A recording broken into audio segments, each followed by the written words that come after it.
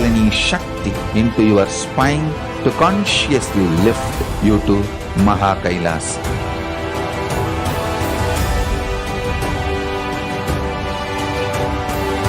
It is irreversible permanent enlightenment, irreversible power manifestation, irreversible permanent empowerment.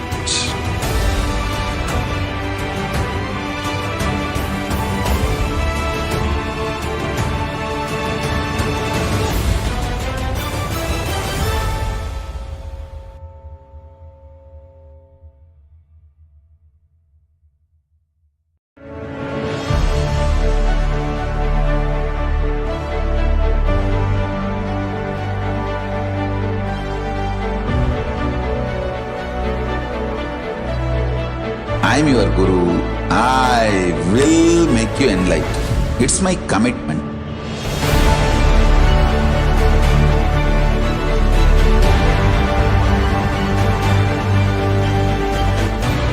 Till you become Paramashiva, I won't rest. Don't worry at all.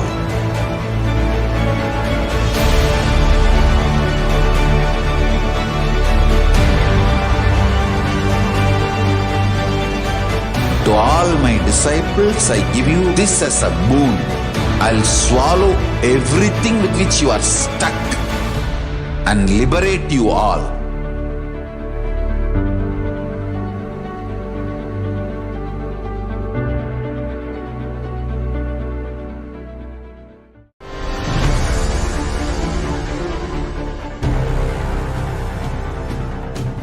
Time itself is nothing but your decision to struggle with the same rut.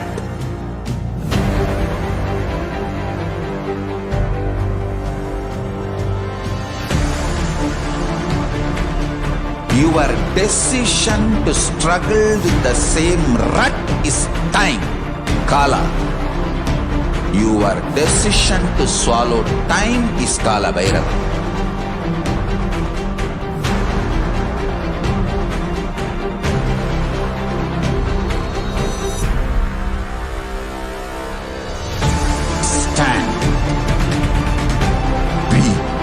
Conscious woman or man, be conscious being.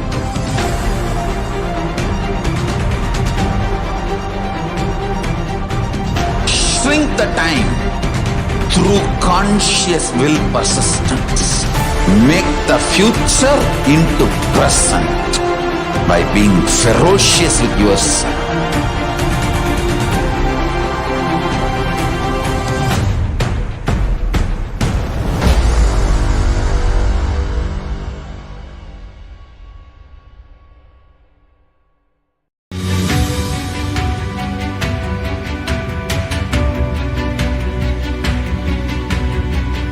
The moment you decide, your consciousness is the supreme identity you have. You will not empower your depression, your frustration,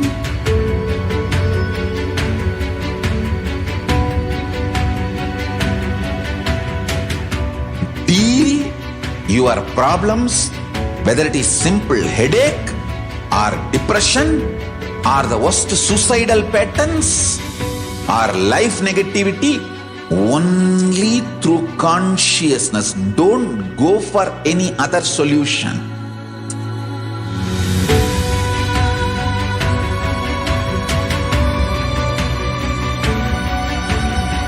Don't keep stupid, toxic, life negative struggles inside.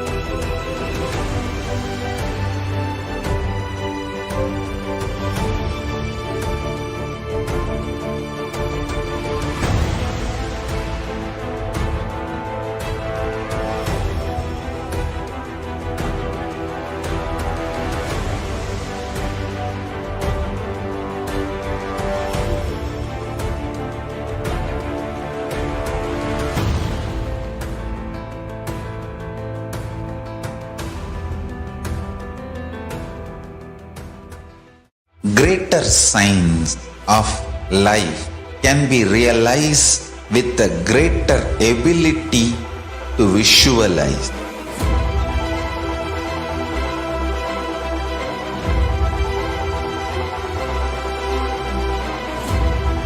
Greater science is the equivalent word for Hinduism.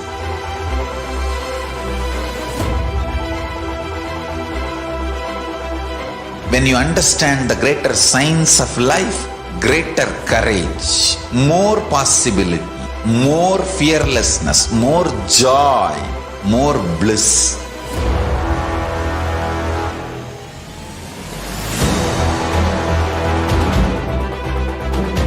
When you visualize Paramashiva with 25 heads, 75 eyes, 50 hands, your consciousness becomes ferocious, and that ability to visualize, you will get involved in everything deeply.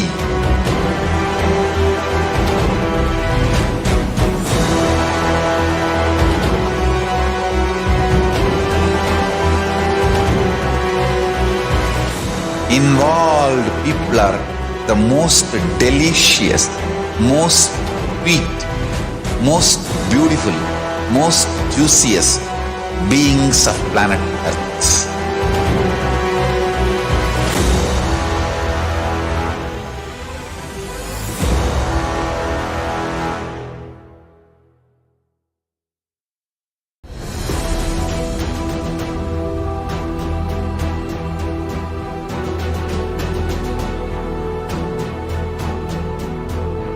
Your consciousness as power at this moment to swallow, digest, clean up all negativity and all toxins.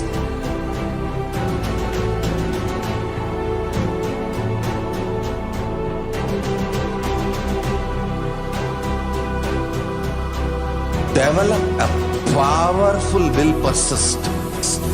That's the most important asset for life.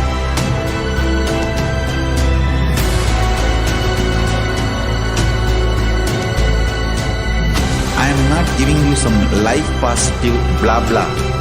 I am giving you the facts of life.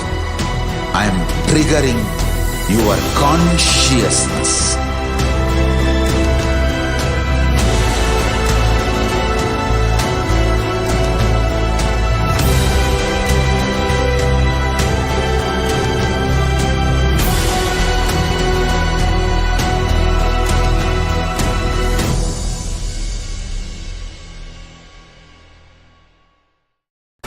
Just be alive for next 3 years. Don't die within next 3 years. I guarantee you, I will reach you wherever you are.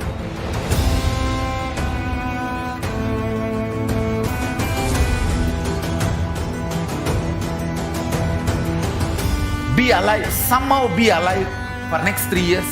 I will reach you wherever you are, whichever corner of the world you may be.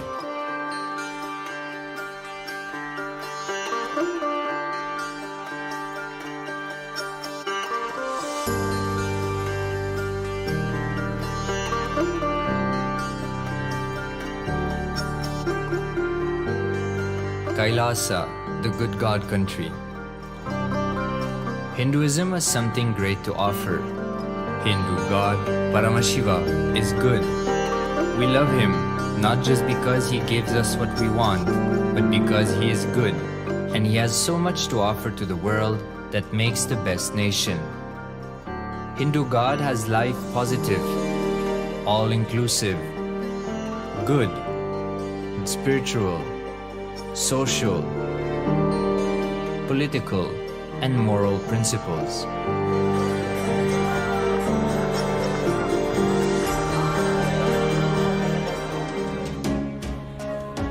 Hindu principles are guaranteed solutions for all the major problems of humanity: resettlement, violence and lawfare, impoverishment, inequality, environmental footprint, pandemic and biowar, disputes, feminist movement, women's rights, child rights, minority rights, linguistic rights, human rights.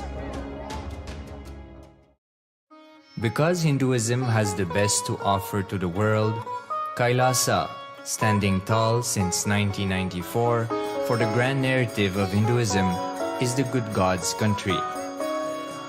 Founder of KAILASA, Paramashiva, and his 1008th incarnation, the Supreme Pontiff of Hinduism, Jagadguru Mahasannidhanam, His Divine Holiness, Bhagwan Nithyananda Paramashivam, is the reviver of KAILASA, the enlightened civilization, the greatest Hindu nation.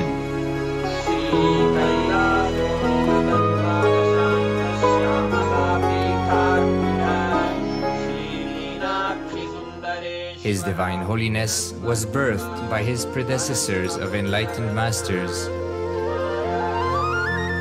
great rishis, munis, siddhas, who predicted and recognized His Divine Holiness, Bhagwan Nithyananda Paramashivam, as an incarnation of Paramashiva as per the science of incarnation described in Hinduism. From his first Chaturmasya at the age of 3 in the year 1980 until the age of 16 in the year 1994, the Supreme Pontiff was trained for the revival of KAILASA. He began reviving KAILASA from the age of 16 after the coronation on the 25th May 1994.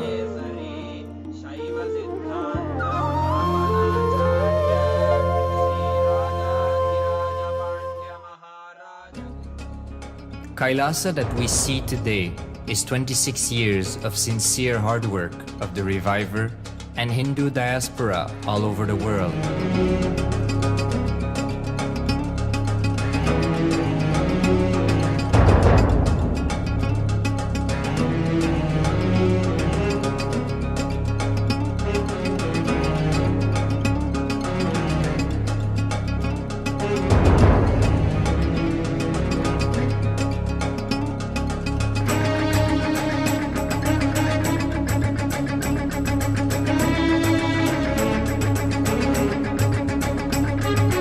KAILASA has a potential population of 2 billion Hindus worldwide, with over 100 million applications to its citizenship already applied.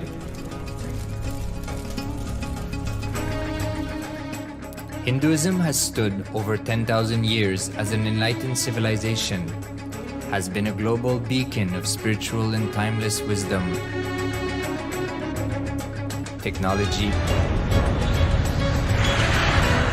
culture.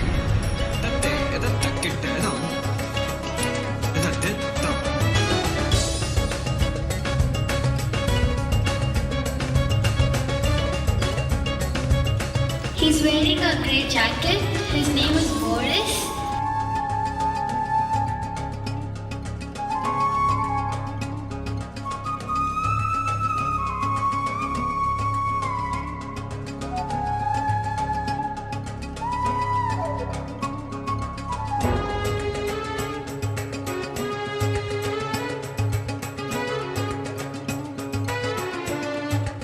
The world's ancient civilization produced more than 40% of the world's GDP.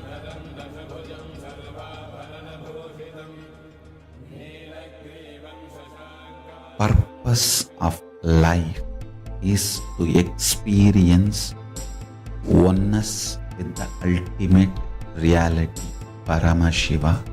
Life exists on the planet Earth for last 40 billion years, and 5 times life faced complete extinction on the planet Earth. But somewhere one DNA, one cell, living organism is thrown out of planet Earth, preserved inside a volcano rock.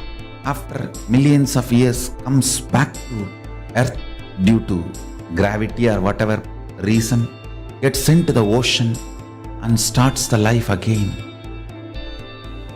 Sanatana Hindu Dharma is the conscious science to give breakthrough to your DNA through natural selection process and to your consciousness through through the conscious decision process.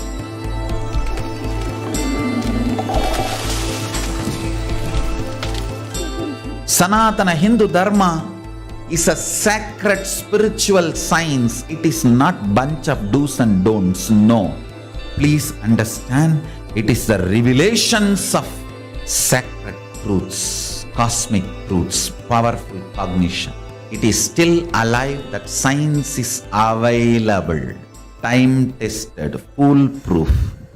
This science of living enlightenment is the complete solution for all the problems individual or society or modern day humanity is facing.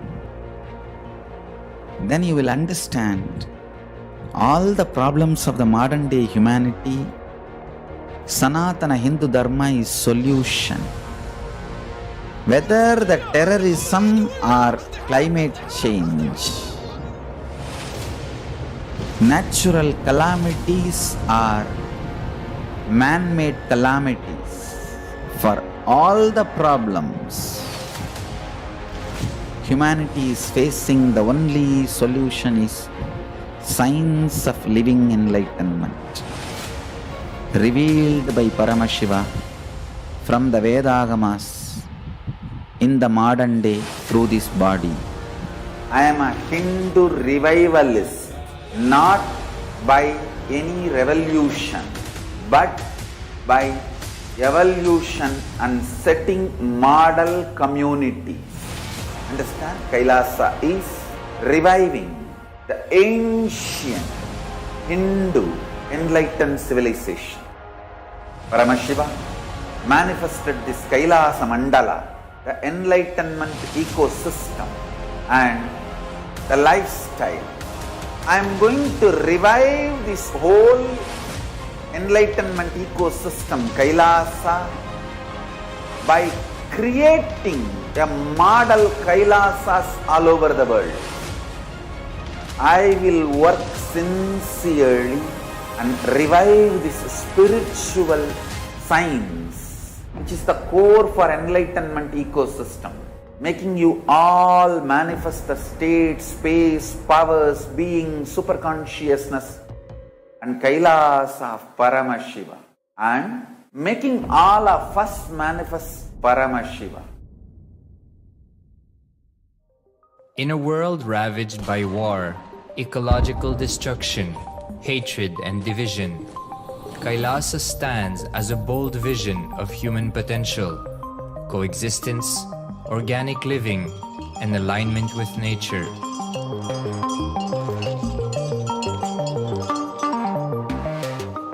Over the past 50 years, the world has seen the creation of dozens of new countries, and so if anything, it would be odd not to see a new country formed in the 21st century.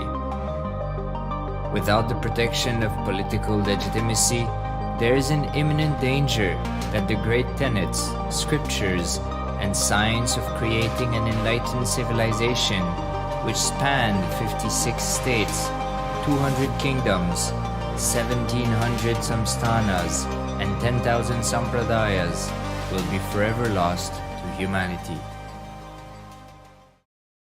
The Hindu diaspora are highly successful around the world. They formed a dispossessed diaspora who has been driven to other countries because they are unable to practice their religion authentically in their own country. They have flourished in countries where they have been allowed to settle with religious freedom. For example, in the United States, Hindus are the most educated and highest earning community, with 77% of them holding a bachelor's degree and 48% having an income of $100,000 or more. Although they are only 1% of the population, Hindus have launched 13.5% of the startups in the USA. They hold leadership, technical and creative positions in companies such as Microsoft, Google, Facebook, etc. This success has been repeated around the world, in the UK, Canada, Australia, etc. James Kirkup, in his 2015 Telegraph article says, British Indians are not just the most successful immigrant group in this country's recent history, but the most successful group of people, full stop. He continues, more extraordinary than the rise in numbers is how it has taken place so harmoniously and profitably for this country and those in it. British Indians, quite simply, are among the most industrious, accomplished, and credible amongst us. The best of British, if you like. The same article says that British Hindus are barely 2% of the population, but 12% of all the doctors. Australia and Canada have understood the ingredients of fast economic growth of the country and are doing everything to attract the educated, rich Hindu community. Hindus are the fastest growing migrant population in Australia. In 2017, 200% more Hindus have received invitation for Canadian Permanent Residency Program. Even now, the Hindu diaspora worldwide are the richest. No divorce, have no cases of drugs and substance abuse, lowest mental disorder, no depression. Hinduism is the only religion which neither converts nor kills. Absolutely non-violent, the elite sect of mankind.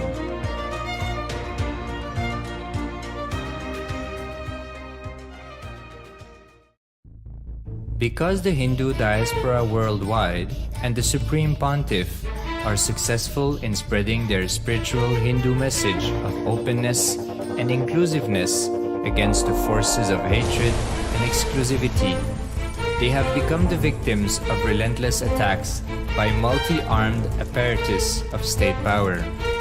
Anti-Hindu forces, extremist caste, supremacist militant organization want a one ideology, Hinduism, under their exclusive domain. What they cannot digest into themselves, they systematically delegitimize and exterminate. Lawfare, assassination attempts, character assassination of the Supreme Pontiff of Hinduism, Jagadguru Mahasannidhanam, His Divine Holiness, Bhagwan Nithyananda Paramashivam.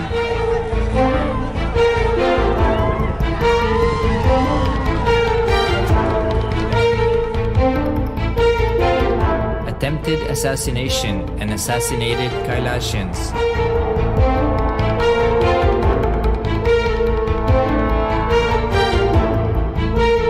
Sexual assaults and rape of female monks of Kailasa. Objectification. Character assassination.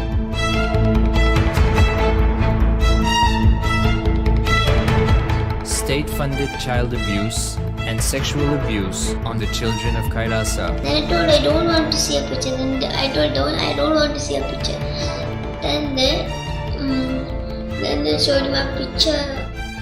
State-operated embezzlement of funds, properties and assets donated by the Hindu diaspora worldwide for the purpose of the revival of Kailasa.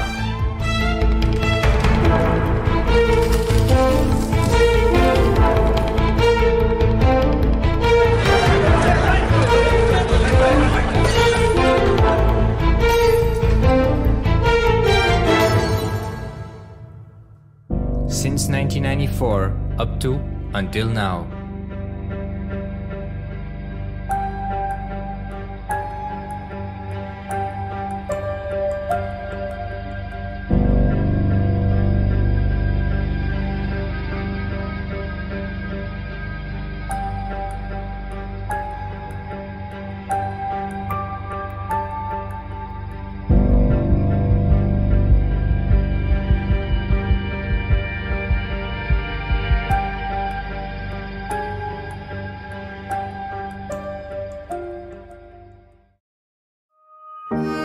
Building a nation is not a project accomplished overnight or by virtue of hope. Kailasa is the manifestation of 26 years of sincere hard work, sacrifices, integrity of the Supreme Pontiff of Hinduism, Jagadguru Mahasannidhanam, His Divine Holiness, Bhagwan Nithyananda Paramashivam, and the Hindu diaspora worldwide for the past 26 years for the enlightenment of humanity.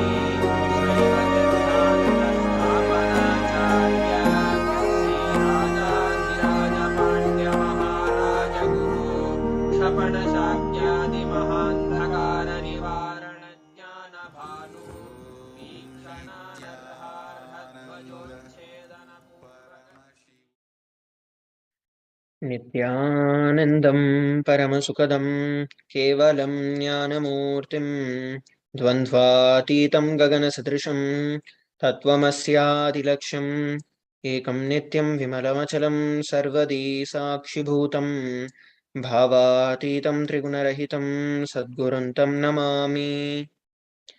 Nithyanam, everybody. We welcome each and every one of you for today's Parashakti Akashic readings, manifesting through the Supreme Pontiff of Hinduism, Jagat Guru Mahasannidhanam, His Divine Holiness Bhagavan Nithyananda Paramashivam. A few security measures from Kailasa's National Security Agency. Photography, video, and audio recording of any kind is strictly prohibited. Please be on mute and be on camera. And if you need to step out due to some unavoidable situation, please inform the digital security officer. A few important cautions.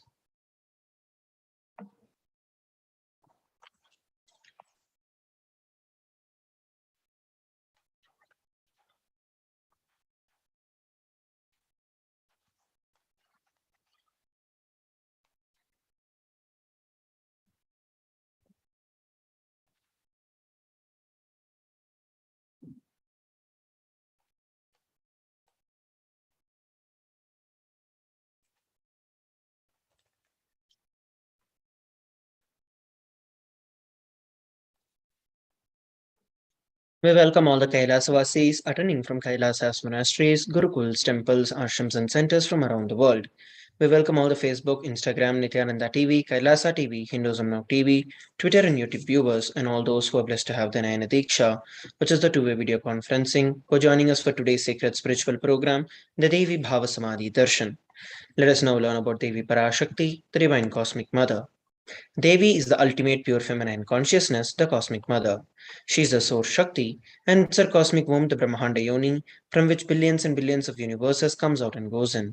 She is the source of the Big Bang and the black holes. Devi Parashakti is the divine consort of Paramashiva, who is the primordial god of Hinduism. The Supreme Pontiff of Hinduism reveals the first and foremost relationship is mother. Ability to learn, even the idea to relate, starts with mother. Mother is an important way to connect with what you think as life. In the Vedic tradition, our rishis were aware your ability to connect with the mother should be directed to the cosmos. It should inspire, it should awaken your higher consciousness. It should inspire your higher consciousness to awaken and to express through you. Connecting with life as mother is the most sweetest, most beautiful, and most easiest form to ever connect with. And today, out of his extreme love and compassion, the Supreme Pontiff of Hinduism is manifesting as Devi Parashakti herself and gracing us, answering all our questions, attending to our prayers, giving boons, healing us, revealing our past, present, and future, and ultimately giving us the experience of Paramashivoham itself. So, what is Bhava Samadhi Darshan?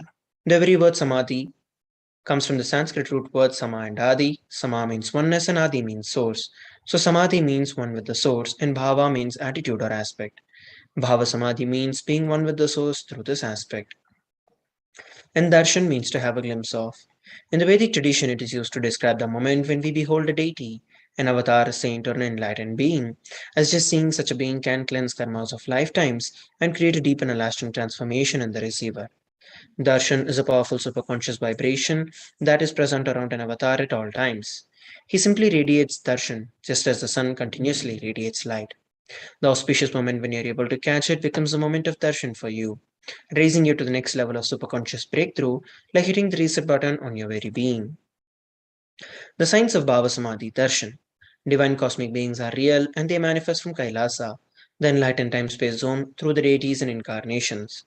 Divine cosmic beings manifest through the Archavatara, which are the deities in the temples, and through the Nijavatars, the Bhava Samadhi Darshans. The Bhava Samadhi Darshan is the science of Nijavatar manifesting Paramashiva, the Supreme Consciousness. Devi Parashakti expresses through the being of Rajarajeshwari and manifests as the Nijavatar, the physical form of Devi Meenakshi. The Archavatar, which is the deity, reflects the consciousness and the manifestation of the superconscious energy. But human beings are not mature enough to receive this higher level experiences from the Archavatar directly. That is the reason the avatar, who is the physical embodied form, comes down to bridge the gap and create an experience of the superconscious energy in all of us. The Bhava Samadhi awakens your Kundalini Shakti, which is the latent potential energy in every human being. During the darshan, the whole brain comes alive, turning into a superconductor of conscious energies that heal, empower, and transform our lives. During the Bhava Samadhi darshan, our neurons mirror that of the incarnation. Mirror neurons activate and process all the observed movements or the information of the avatar just by seeing. Let us now learn about the Akashic readings. Akashic readings are not just some predictions, they are readings from the cosmic archives. Beyond the time dimension, creation and destruction happen simultaneously. In the dimension of time stands the past, present, and future. Because the Akashic records are stored in Akasha, the space dimension, there is no past, present, or future. That is why what are you called as happened, happening, and yet to happen are clearly recorded in our Akashic readings. Let us now move on to the next segment of today's Bhava Samadhi Darshan, where we are going to be learning about the Supreme Pontiff of Hinduism after a short break. Please stay tuned.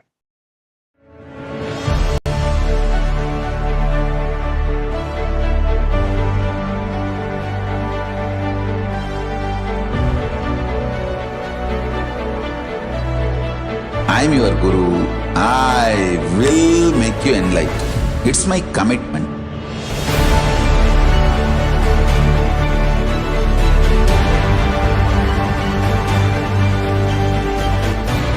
Till you become Paramashiva, I won't rest. Don't worry at all.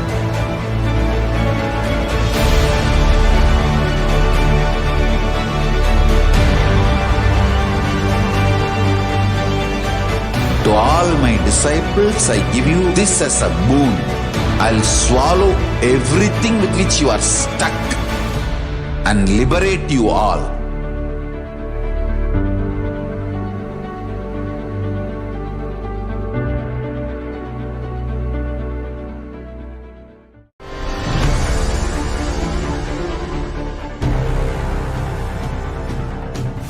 Time itself is nothing but your decision to struggle with the same rut.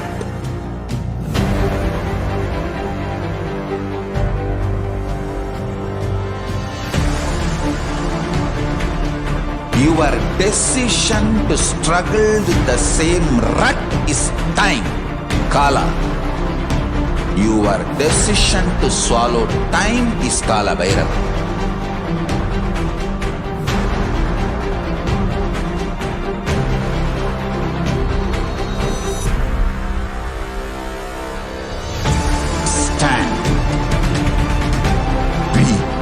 Conscious woman or man, be conscious being.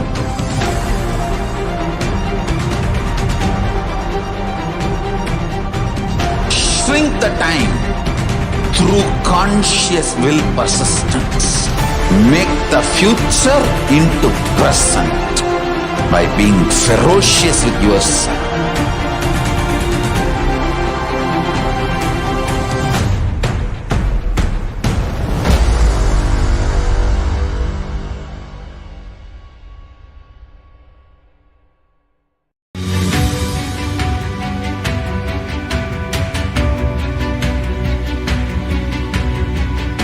The moment you decide, your consciousness is the supreme identity you have. You will not empower your depression, your frustration,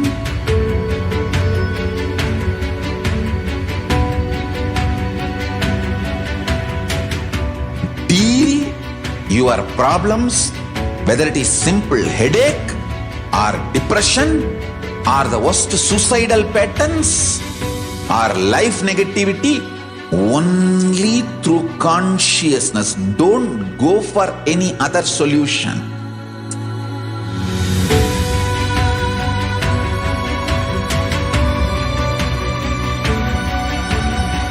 Don't keep stupid, toxic, life negative struggles inside.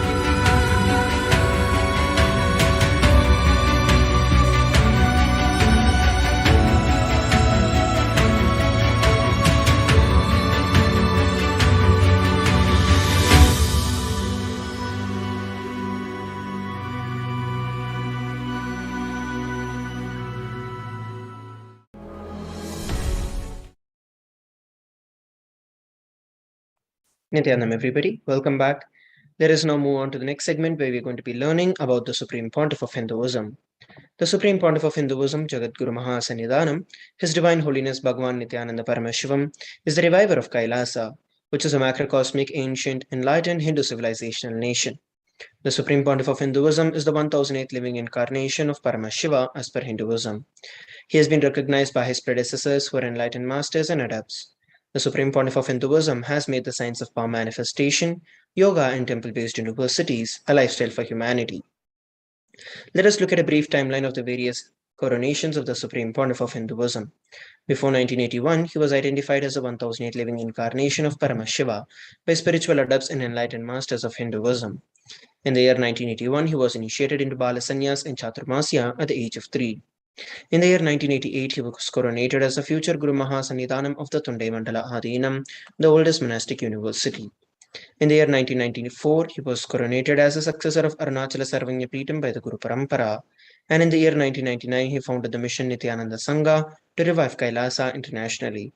In the year 1999, he was also coronated as the successor of Kashi Sarvanyapeetham. These are the photographs of the various gurus who happen in the lineage of the Adi Arunachala Sarvanyapeetham. And here we're looking at the photographs of the Supreme Pontiff of Hinduism when he revived Kailasa, founded the mission Nithyananda Sangha to revive Kailasa internationally at the age of 21. And these are the photographs taken when the Supreme Pontiff of Hinduism was coronated as a successor of Kashi Sarvanyapeetham. In the year 2002, the Supreme Pontiff of Hinduism founded the Adi Kailasa Sarvanyapeetham, following which in the year 2004 he was declared as a successor of the Bhagyanagara, the Sripura Sarvanyapeetham on 1st of Jan. In the year 2004, on 31st of December, he was declared and coronated as the incumbent emperor of the Suryavamsa Surangi Samrajyam of the Suryavamsa lineage. Here we're looking at the photographs taken when the Supreme Pontiff of Hinduism founded the Adi Kailasa Sarvanyapeetham. And these are the photographs when the Supreme Pontiff of Hinduism was coronated as a successor of the Bhagyanagara Sripura Sarvanyapeetham. And here are the photographs of the various emperors of the Suryavamsa Surangi Samrajyam.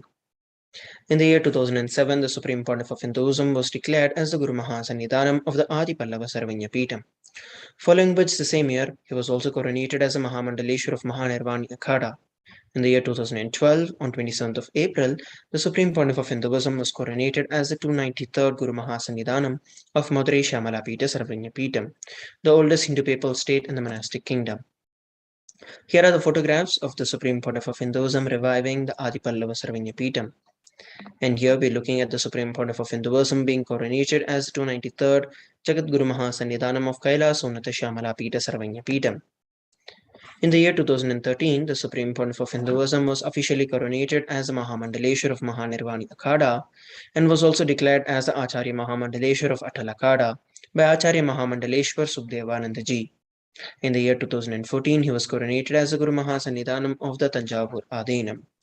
Here we're looking at the photographs of the Supreme Pontiff of Hinduism being coronated as the youngest Mahamandaleshwar of Mahanirvani Akhada. And these are the photographs taken when the Supreme Pontiff of Hinduism was coronated as the Guru Mahasannidhanam of the Tanjavur Adinam. In the year 2014, he was coronated as the Guru Mahasannidhanam of Thiruvarur Adinam, Vedaranyam Adinam, and Panchanadi Kulam. And these are the photographs of the various gurus who happened in the lineage of the Thiruvarur Adinam and the Vedaranyam Adinam. In the year 2015, the Supreme Pontiff of Hinduism was coronated as the Guru Mahasannidhanam of Dharma Mukti Swargapuram Adinam, following which the same year he was also coronated as the Guru Mahasannidhanam of Adipita Kulathamatha and was also elected as the Supreme Pontiff of Hinduism by a congregation of over 1,000 spiritual leaders. Here are the photographs of the various gurus who happened in the lineage of the Dharma Mukti Swargapuram Adinam. And these are the photographs taken when the Supreme Pontiff of Hinduism was coronated as a successor of the Adipita Kulathamatha. And here we're looking at the Supreme Pontiff of Hinduism being elected as Supreme Pontiff of Hinduism by a congregation of over 1,000 spiritual leaders. Let us now move on to the next segment of today's Bhava Samadhi Darshan, where we're going to be learning about the various global initiatives by the Supreme Pontiff of Hinduism after a short break. Please stay tuned.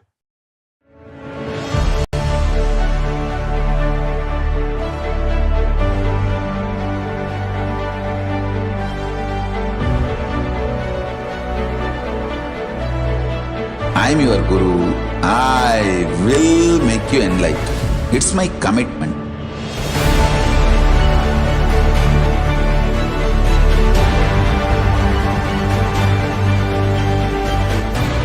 Till you become Paramashiva, I won't rest. Don't worry at all.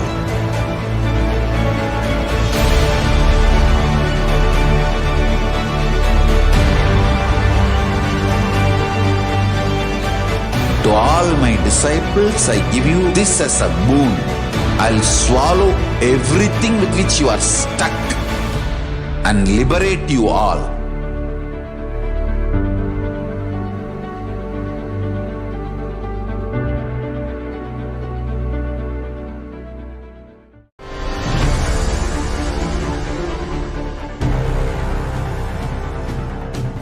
Time itself is nothing but your decision to struggle with the same rut.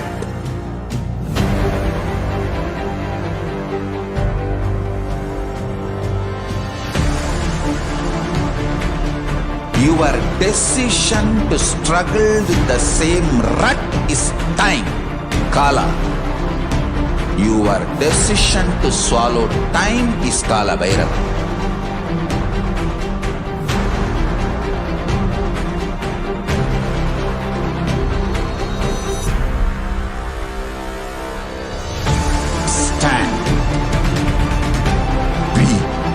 Conscious woman or man, be conscious being.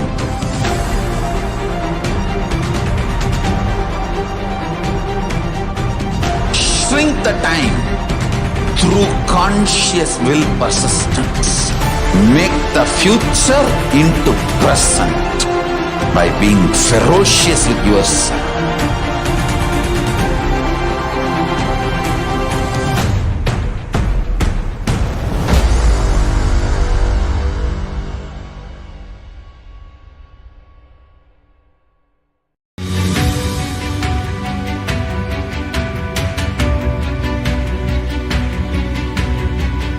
The moment you decide, your consciousness is the supreme identity you have. You will not empower your depression, your frustration,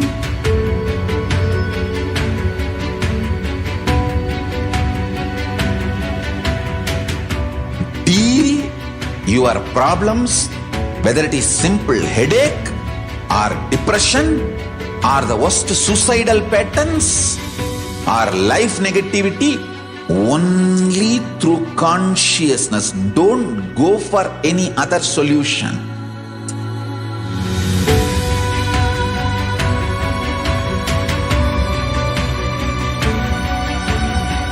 Don't keep stupid, toxic, life negative struggles inside.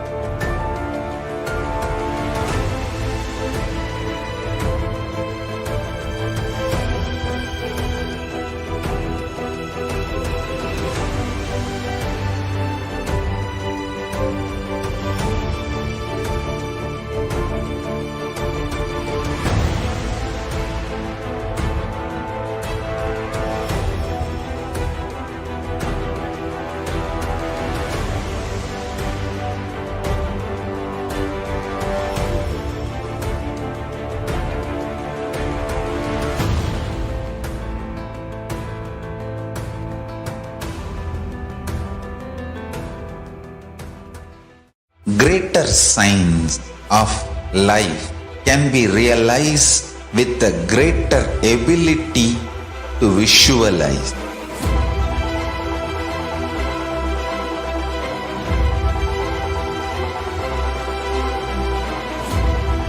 Greater science is the equivalent word for Hinduism.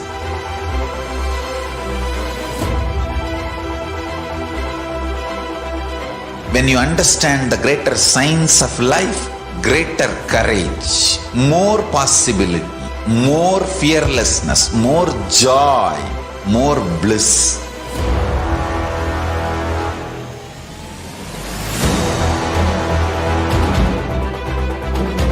When you visualize Paramashiva with 25 heads, 75 eyes, 50 hands, your consciousness becomes ferocious, and that ability to visualize, you will get involved in everything deeply.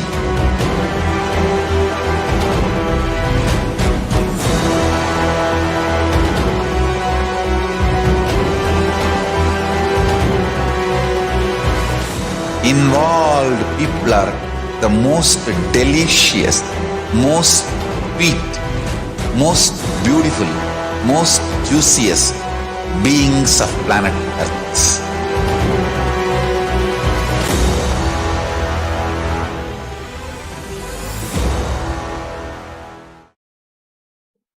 Nithyanam, everybody, welcome back.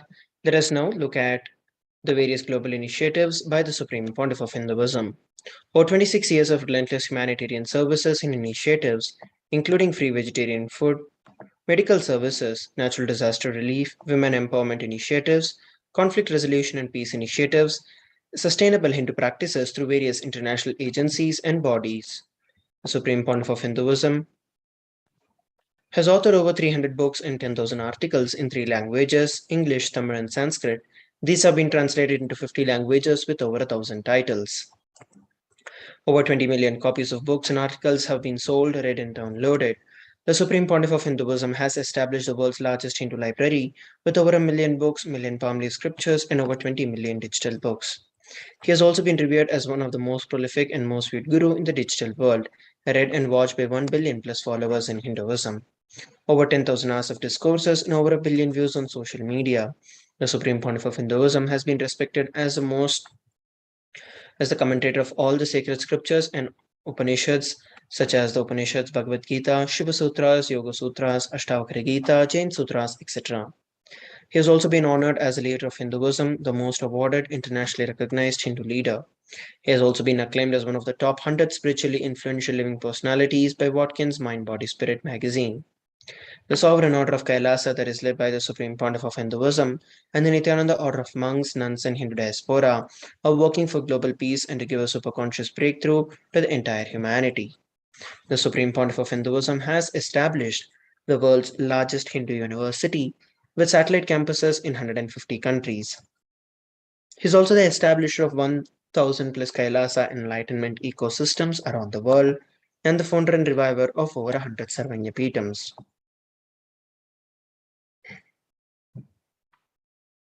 Let us now move on to the next segment of today's Bhava Samadhi Darshan, which is the manifestation of the extraordinary Shaktis.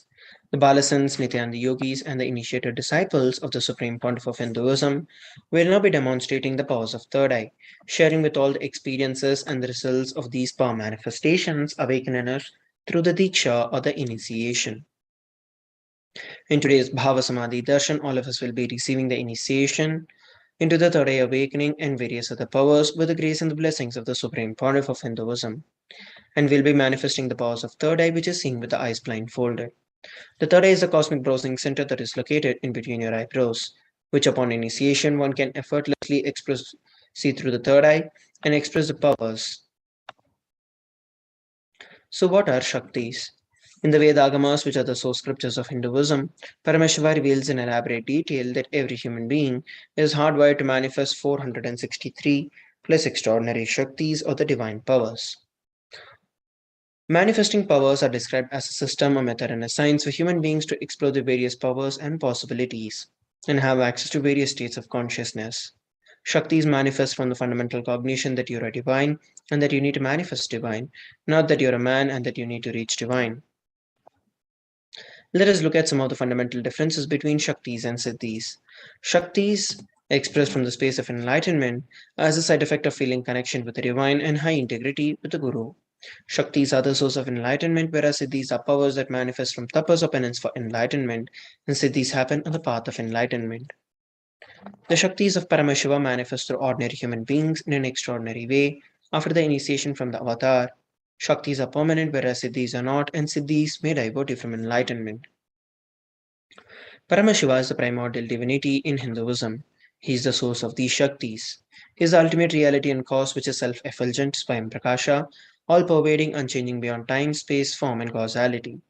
As the fundamental base of Avyakta, the unmanifest, and the Vyakta, the manifest existence, he performs the Panchakritya, or the five cosmic acts of Srishti, Sthiti, Samhara, through Bhava and Anugraha, creation, sustenance, rejuvenation, pulling out of delusion, and liberation. The supreme pontiff of Hinduism is the 1008th living incarnation and the reviver of Kailasa. He is also the reviver of Sri Kailasa, which is the ancient enlightened Hindu civilizational nation. And ever since the beginning of the civilization, the Sanatana Hindu Dharma has been a cradle of enlightened beings and highly advanced sciences. It was where the science of enlightenment was lived and taught as a lifestyle. For the very first time in the modern day, the supreme pontiff of Hinduism is reviving these yogic sciences and transmitting it to the world at a record-breaking pace never accomplished before. The knowledge and the science of manifesting these Shaktis are passed on from one generation to the next through the Diksha or the initiation by the enlightened gurus. The Supreme Pontiff of Hinduism, being recognized as an incarnation at a very young age, was trained and taught these sciences to revive the initiations and the knowledge repositories for billions to manifest the science of power manifestation from the disciplines of Vedanta, Tantra, Sri Vidya, Yoga and Yogic powers, Mantra Shastra, Siddha Vidya, science of Aushadha, Advaita and Bhakti Yoga, Paramashvajnana and Paramashivoham. So, how do we awaken these divine Shaktis in us? Every ultimate truth, which is Jnana, when it is mapped into our consciousness, which is the Prajna, manifests the power and possibility of every being. Let us now look at a beautiful video on the science of initiation.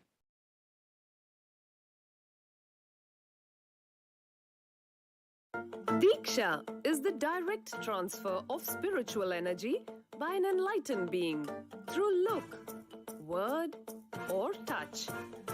The traditional Vedic book Navaratneshwara states, Sarva samapi dikshanam muktihi phalamakhanditam avirodhat bhavantyeva prasangyastu bhuktayah.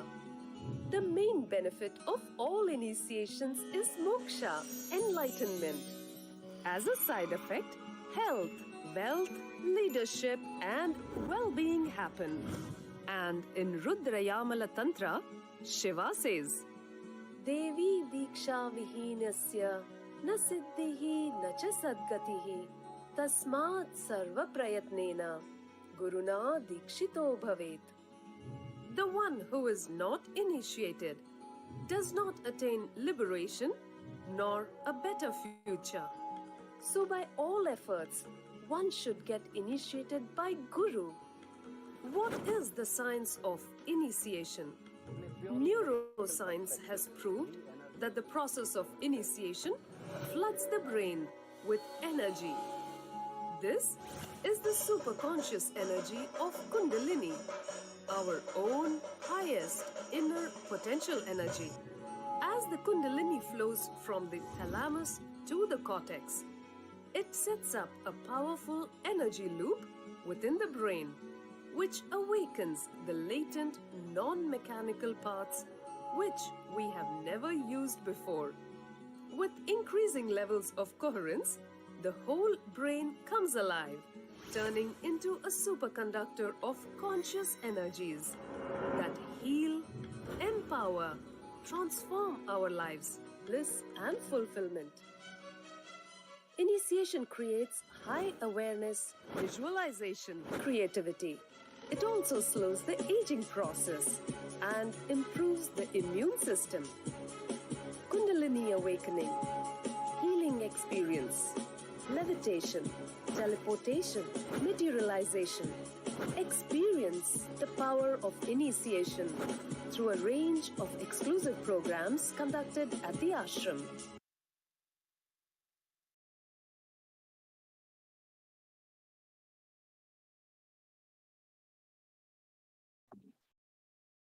We looked at a beautiful video on the science of initiation.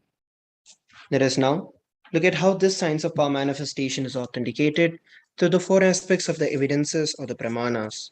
The first is the Shastra Pramana, the eternal and unchangeable truths that are revealed in the source scriptures. The next is the Apta Pramana, the experiences and the results of Aptas or authorities of Hinduism, the Vedic rishis and scientists who have time tested and verified the science. The next is the Atma Pramana, which is the personal experience of the Supreme Pontiff of Hinduism. And the fourth is the Pratyaksha Pramana, which is the empirical evidence from observation and scientific experimentation. The Vedagamas is a living applied science. Vedas are the pure science where the ultimate truths are explained, and Agamas are the scriptures where the applied technology is expanded. The Vedas and Agamas, together called as the Vedagamas, are given the status of Shruti as they are directly revealed by Paramashiva. Any reference that is cited from these Shastras or the source scriptures is called a Shastra Pramana. Let us now get ready to witness a very unique and exciting demonstration of the power of third eye. Today we're going to be manifesting the power of body scanning. Those of you who would like to experience this power of body scanning can drop a message on our social media. In this power of body scanning, one awakens the ability to scan illnesses, diseases, medically diagnosed issues, and provide solutions through the awakened third eye. The Shastra Pramana for this power manifestation is revealed by Paramashiva in the Vijnana Bhairava Tantra, Sutra 54. Swadehe jagato vapi sukshma sukshmataraani cha tattvani yani nilayam dhyatmante vyajyate para. Bhagavan Paramashiva says, cognize deeply that from the subtle to the subtlest constitutive principles of your whole body or of the whole universe simultaneously consist of the essential reality. They are being absorbed in their source cause, Paramashiva. By the experience of such restful awareness, one becomes complete from all thoughts, and the ultimate universal divine power, Paradevi, Adishakti is revealed, and the supreme power manifestation happens. And here we're looking at the Apta Pramana. Thereyer was a Siddha and one of the prominent disciples of Agatya. One day, a man suffering from severe headache comes to Agatya for healing. Agatya uses the power of body scanning and identifies the root cause of the headache. He reveals that there is a tere, which is a small type of frog sitting in the person's brain. Agatya immediately instructs Thereyer, his disciple, to perform an open head surgery and to remove the frog. After the surgery is completed successfully, the person is healed and cured of the headache, thus he gained the name Thereyer. And here we're looking at the Atma Pramana. 22nd of December 2019, the Supreme Pontiff of Hinduism revealed an instance of how he uses the power of body scanning. Paraphrasing his words, only when I had the multiple compound hand fracture, I was forced to go for surgery, and therefore for medical checkups related to that. At that time, they detected heavy metal quantity in my different organs. It was revealed that I had been poisoned without my knowledge. I immediately used diagnostic methods instead of medical facilities to study the body condition due to the poisoning. Through the body condition, I found what the problems and imbalances had happened and where the balance had to be done. I used allopathy as a second opinion to verify my findings. And here we're looking at the Sakshi Pramana, the experiences and the results of these power manifestations, manifesting through the initiated disciples of the Supreme Pontiff of Hinduism. Let us now enter into the power manifestation. We have Vikram who has requested for the power of body scanning. So I'll now be chanting the Mahavakya, Om Nithyananda Paramashivoham, and revealing to every one of you whatever Swamiji is showing me.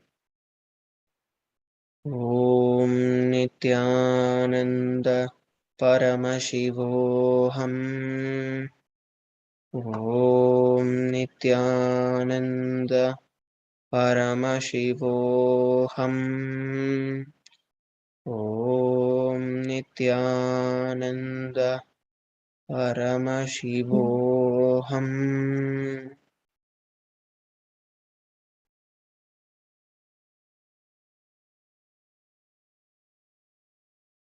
What Swamiji revealed is that with respect to your health, you've been facing a lot of anxiety and you have a lot of panic attacks that you take place continuously in your life. Swamiji revealed that this is because you have a very weak nervous system, and the reason being you not taking care of your health right from the very young age and you neglecting your health. Swamiji revealed for you to start doing the Nityananda Yoga, which will help you strengthen your nervous system, thereby making sure you do not have anxiety or you do not have the panic attacks. And these are the main two things that Swamiji revealed, based on which you have been suffering for a very long time. Do this and you'll be healed from the problem that you're currently facing. You can also attend the Paramashivoham Level 3 program that is set to commence on July 13th, which is the Guru Purnima, that where you can receive the direct blessings of the Supreme Pontiff of Hinduism and get healed from this problem once and for all. So let us now move on to the next segment of today's Bhava Samadhi Darshan after a short break. Please stay tuned.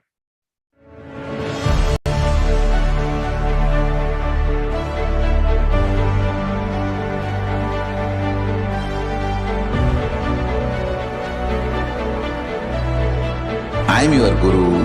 I will make you enlightened. It's my commitment.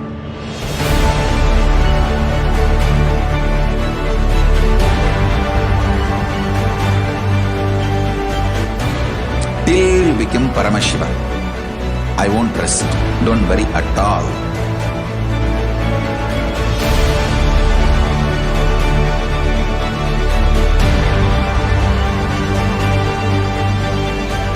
To all my disciples, I give you this as a boon. I'll swallow everything with which you are stuck and liberate you all.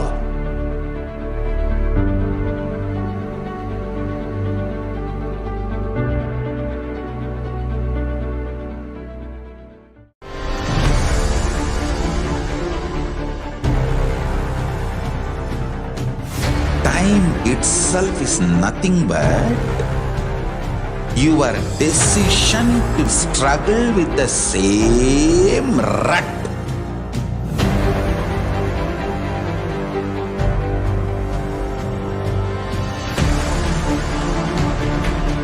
Your decision to struggle with the same rut is time, Kala. Your decision to swallow time is Kala Bhairava.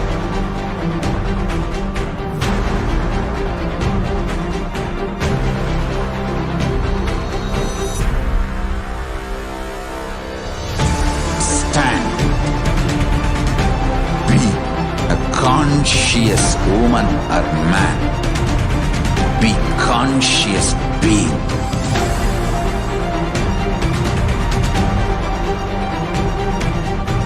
Shrink the time through conscious will persistence. Make the future into present by being ferocious with yourself.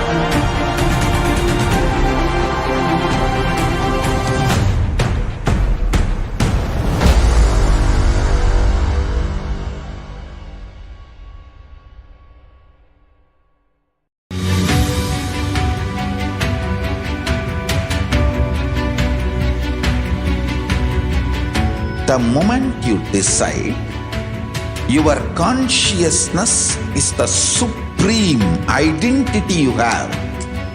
You will not empower your depression, your frustration,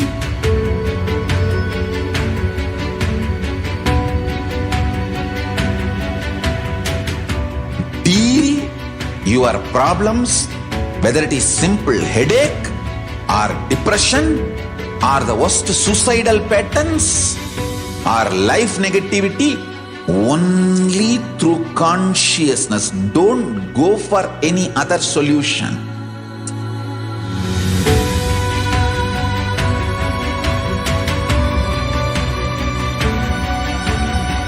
Don't keep stupid, toxic, life negative struggles inside.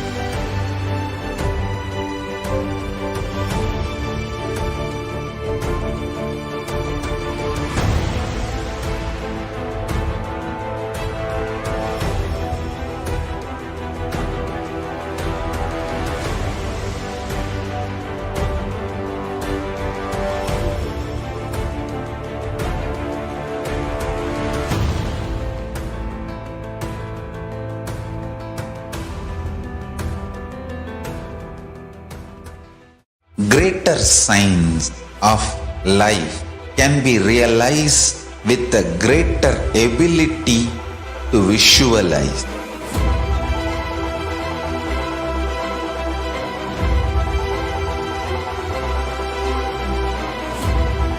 Greater science is the equivalent word for Hinduism.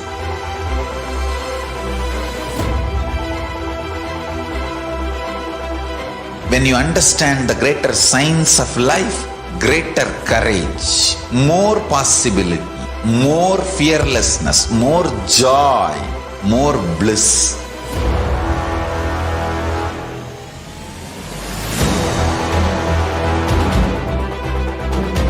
When you visualize Paramashiva with 25 heads, 75 eyes, 50 hands, your consciousness becomes ferocious, and that ability to visualize, you will get involved in everything deeply.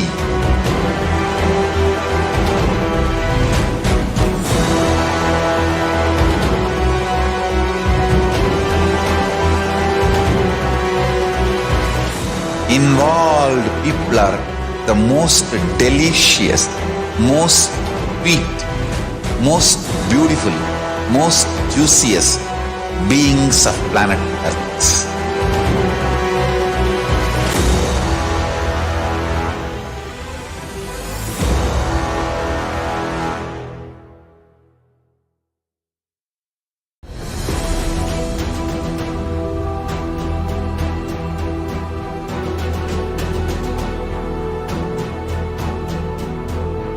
Your consciousness as power at this moment to swallow, digest, clean up all negativity and all toxins.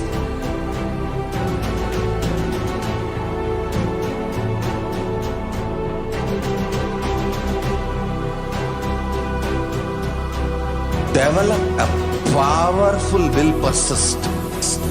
That's the most important asset for life.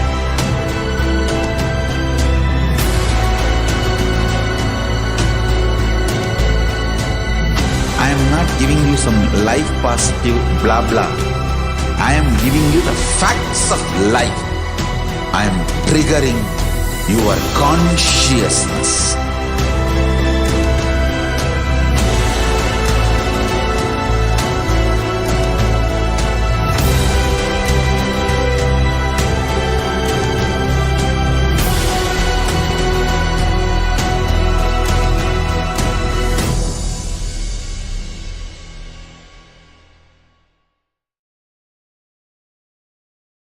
Nithyanam, everybody, welcome back.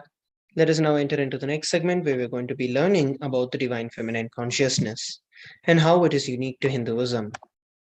The unique contribution to the spiritual consciousness from the Vedic tradition is a sacred feminine worship. Even if everything from what the Vedic tradition gave is lost and just the sacred feminine tradition is there, the whole thing can be revived because this is the seed. Hinduism has at least 10,000 sampradayas. If for some reason all the sampradayas are lost in only one sampradaya, the Devi worship remains, the whole thing can be brought back because the whole thing is centered on one, the mother worship. Mother worship carries the blueprint of the entire Vedic tradition. The Supreme Pontiff of Hinduism reveals that the sacred feminine worship is a hologram of the Vedic tradition. There is no enlightened being on the planet Earth without worshipping the sacred feminine, including me. I am basically a Shakta. I myself followed Devi worship. From the beginning, if you see my biographies, and all the deities I carved, all the darshans I had, all are mother-based, Devi-based.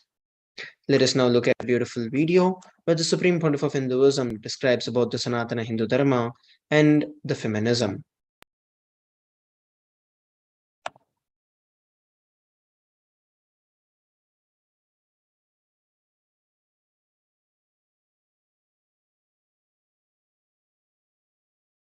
Hinduism is the most feministic religion, I tell you. In Hinduism, not just religion, even the Hindu economy, Hindu social system, everything is feminist. The women-centered, everything is feminist. When time comes, I'll try to reveal more details about it. how the woman is the foundation of Hindu civilization. They formed the basis of Hindu civilization. Someone asked Ramakrishna when he was in deathbed. Literally, everyone knows that he is going to leave the body soon. I should not use the word deathbed for the great incarnations like him. They never die, but the time to leave their body. Everyone knows that he is going to leave the body.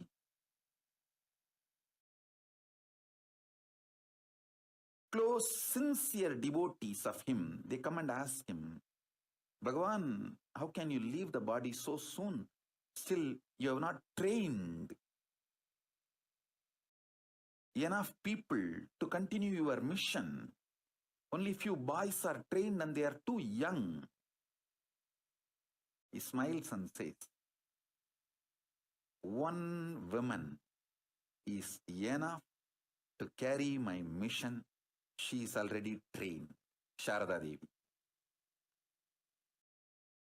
She is trained enough. She will be the foundation from which this Ramakrishna Sampradaya, this whole civilization, revival will start. And that's true. It is she, Parashakti, Jagat Janani, Sharada Devi. She formed the foundation for this whole Ramakrishna Sampradaya to flower. I tell you, in Hindu civilization, spirituality, religion, Hindu economy, everything is centered on mother, on women. You saw a beautiful video where the Supreme Pontiff of Hinduism described about the Hinduism and the sacred feminine worship. Let us now look at what Sri Ramakrishna Paramahamsa revealed about the sacred feminine worship. Sri Ramakrishna Paramahamsa says, Shiva is Brahman, but Devi has the key to reach the Brahman. Unless she opens, nobody can reach. He beautifully describes a house scene. Even though the husband is the owner of the house, the key to the house will be on the hip of the mother. Either you have to fall at the feet of the mother, or the small sons of the mother, only they can touch the place and remove the key. Nobody else can touch. So either surrender to the mother or to the people who have a closer reach to the mother. Let us now look at a beautiful reference of Devi Parashakti. So here we're looking at the references of Devi Parashakti from the Devi Upanishad. It describes, Devi replies, I am essentially Brahman. From me has proceeded the world comprising Prakriti and Purusha, the void and numb. I am all forms of bliss and non-bliss. Knowledge and ignorance are myself. Brahman and non-Brahman to be known, says the scriptures of the Atharvan. Another verse says, I am the five elements, also what is different from them. I am the entire world, I am the Veda as well as different from it. I am the unborn and I am the born, I am the below and I am the above. Devi is the ultimate pure feminine consciousness. Parashakti is the cosmic mother, and it's her cosmic womb from which billions and billions of universes comes out and goes in. She is the source where the Big Bang and the black holes go on. Devi Parashakti is the divine consort of Paramashiva. Devi Parashakti is the source Shakti, the source energy, the source power from which all of us came, in which all of us are even now, and in which all of us are going to merge. And out of her extreme love and compassion, Devi Parashakti is manifesting through the embodied form as the Nijavatara of the Supreme Pontiff of Hinduism, answering all our questions, attending to our prayers, giving boons, healing us, revealing our past, present, and future, and delivering profound spiritual truths, ultimately giving us the experience of Paramashivoham itself. Let us now listen from Devi Parashakti about herself in her own words.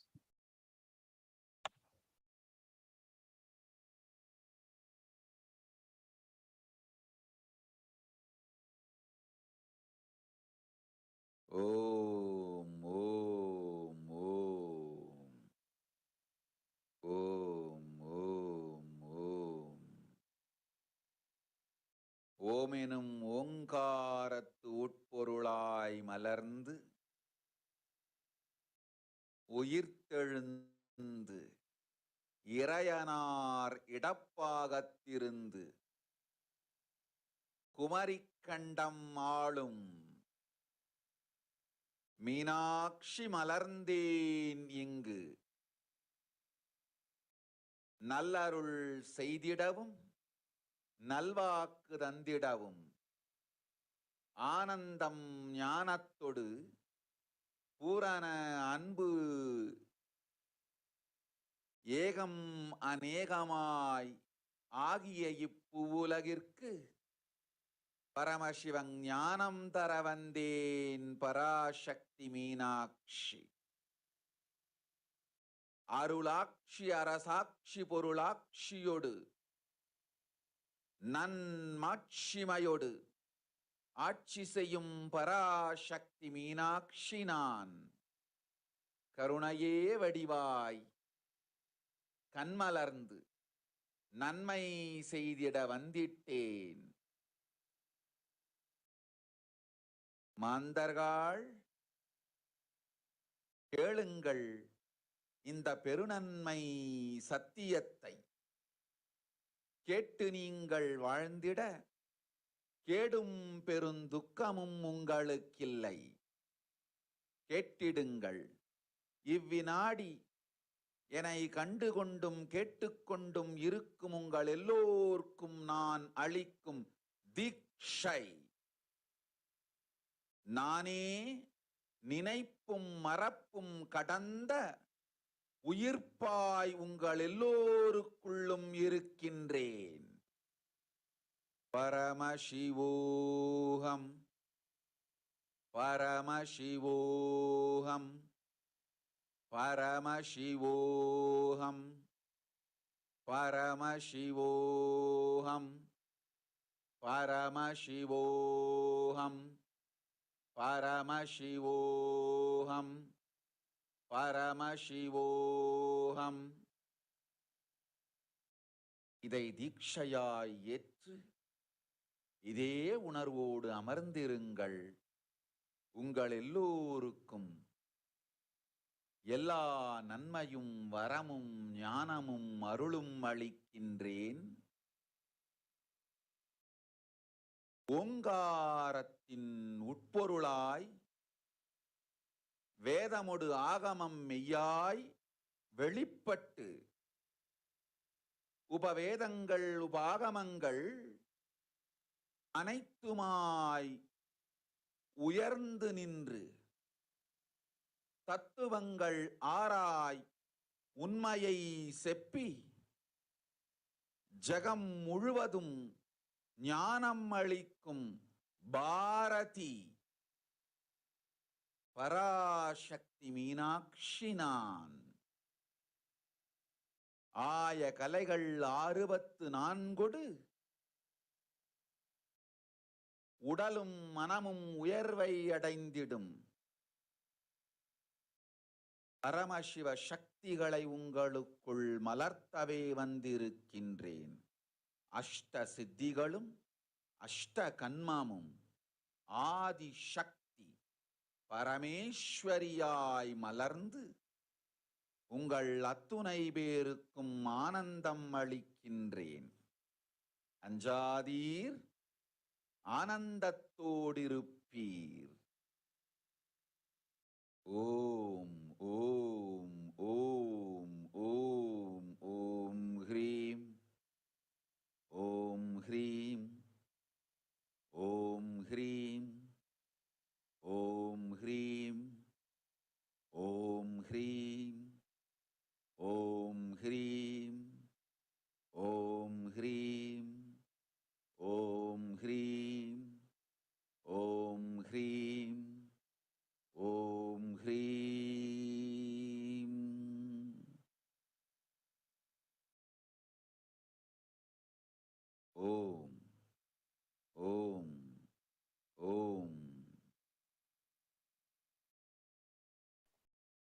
Devi Parashakti revealed, raising his Omkara, expressing his Vedas and Agamas, blossomed as Rimkara, filled as Parashodasi, living in 40 triangles, the Kailasa Swamini, who is in Kailasa Shripur Chintamani, Parameshwari, who rules the world, as part of Paramashiva, Paramashakti Manonmani Meenakshi, as Nithyananda, I took the Nija Avatara here, to give good boon to everyone and to bestow all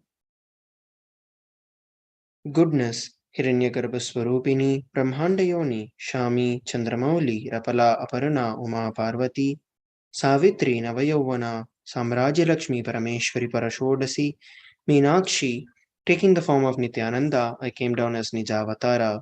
With great compassion and blessing, listen. To do good to all of you, I took the form of Nityananda and came down as a Nijavatara. So these are the direct revelations of Devi Parashakti. Let us now move on to the next segment where we are going to be learning how we can receive the grace and the blessings of Devi Parashakti. After a short break, please stay tuned.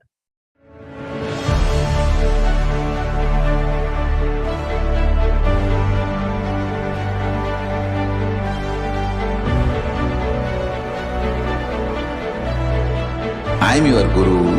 I will make you enlightened. It's my commitment.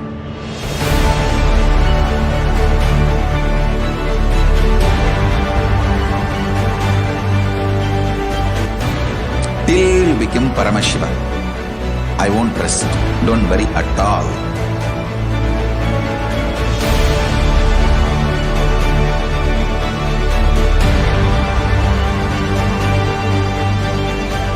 To all my disciples, I give you this as a boon. I'll swallow everything with which you are stuck and liberate you all.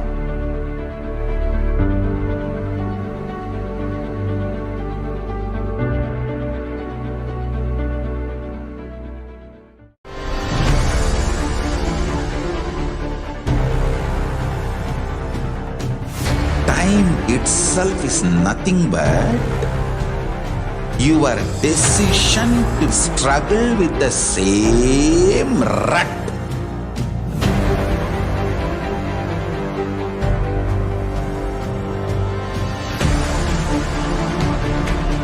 Your decision to struggle with the same rut is time, Kala. Your decision to swallow time is Kala Bhairava.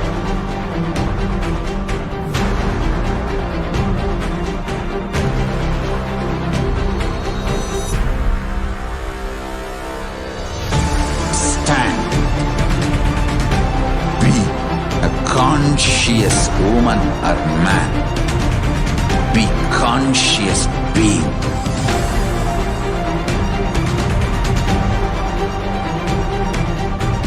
Shrink the time through conscious will persistence. Make the future into present by being ferocious with yourself.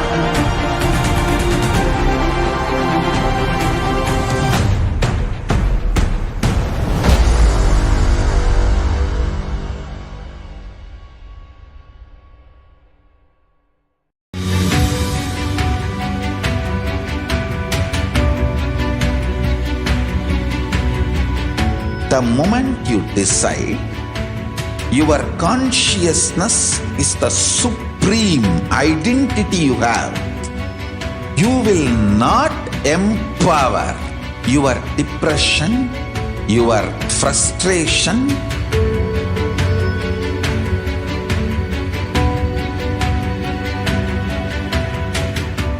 deal your problems, whether it is simple headache or depression or the worst suicidal patterns or life negativity, only through consciousness. Don't go for any other solution.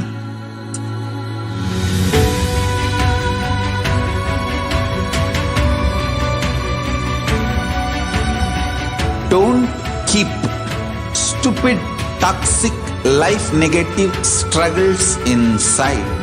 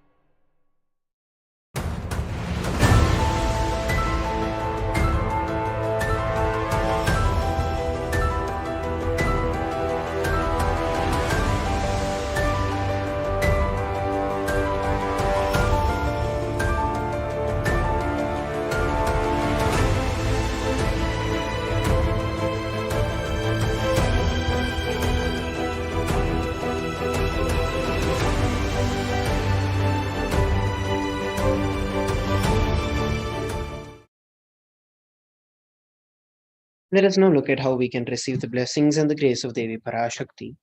Literally, you're seeing Paramashiva and Paramashakti at that moment.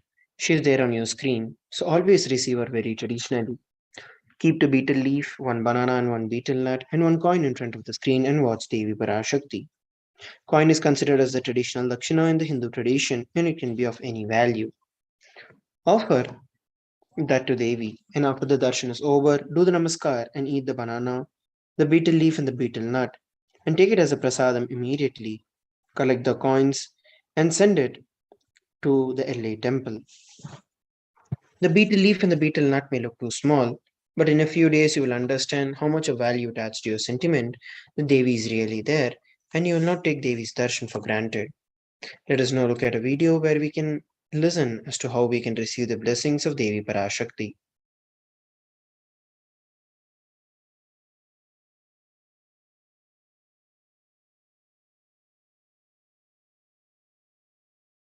I wanted to give you one sacred secret to all of you. Do this Panchabhuta Yoga. See, whenever you want to ask any question to Devi and receive the answer, on that day, do this Panchabhuta Yoga. Means apply only mud on the body and take bath. Don't apply any chemical on the body to take bath. Just that Puttuman means that ant hill mud. Only that apply on the body and take bath. Don't apply anything else. That is mud, earth part, earth component. Second, water. Drink only water that day. Don't eat, drink, don't do anything other than drinking water. When you come for the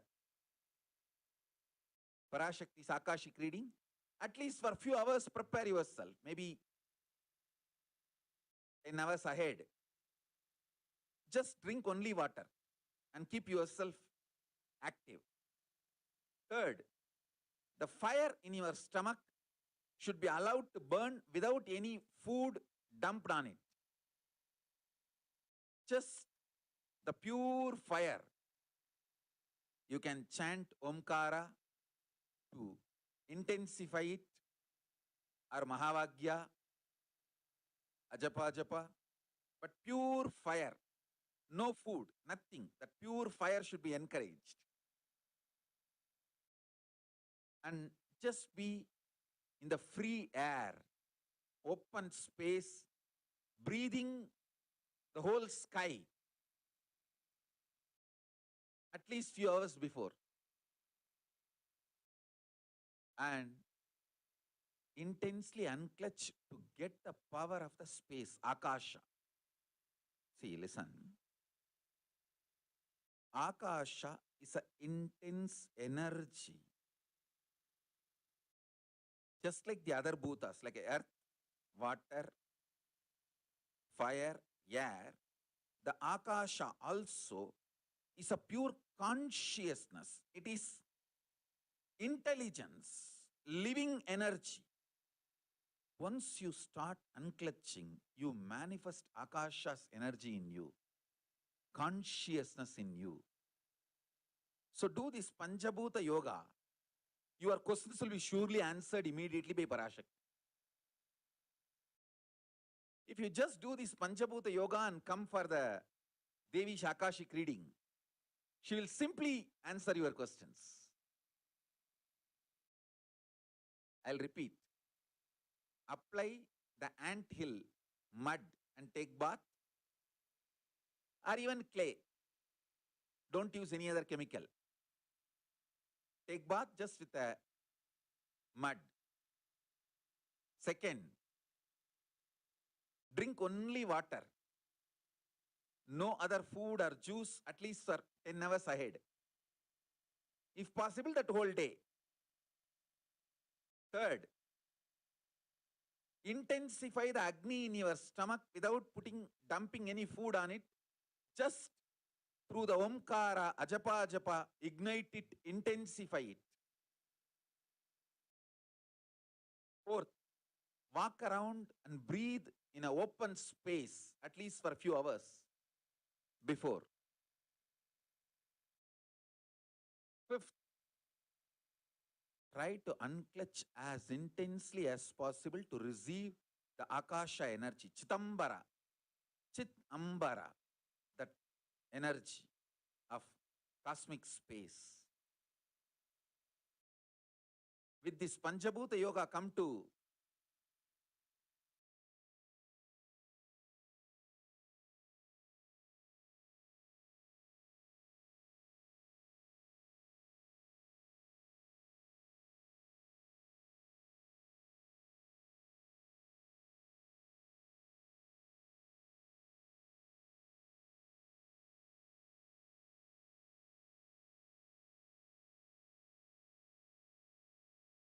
Parashakti's Akashic reading.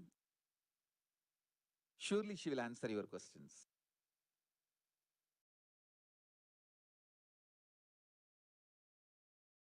Let us now listen to some of the revelations by Devi Parashakti.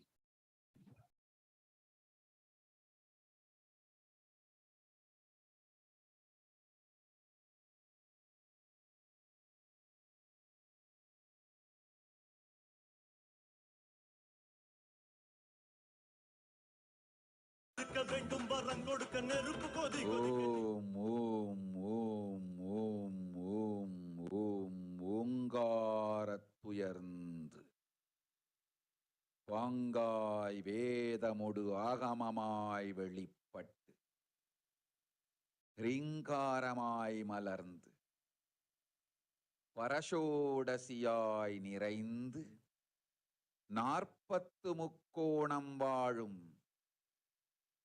கையிலை ஸ்ரீபுரச் சிந்தாமணி கிருகத்தில் இருக்கும் கைலாச சுவாமினி பரஷோடசி பரமசிவன் பாகம் அமர்ந்து பாராளும் பரமேஸ்வரி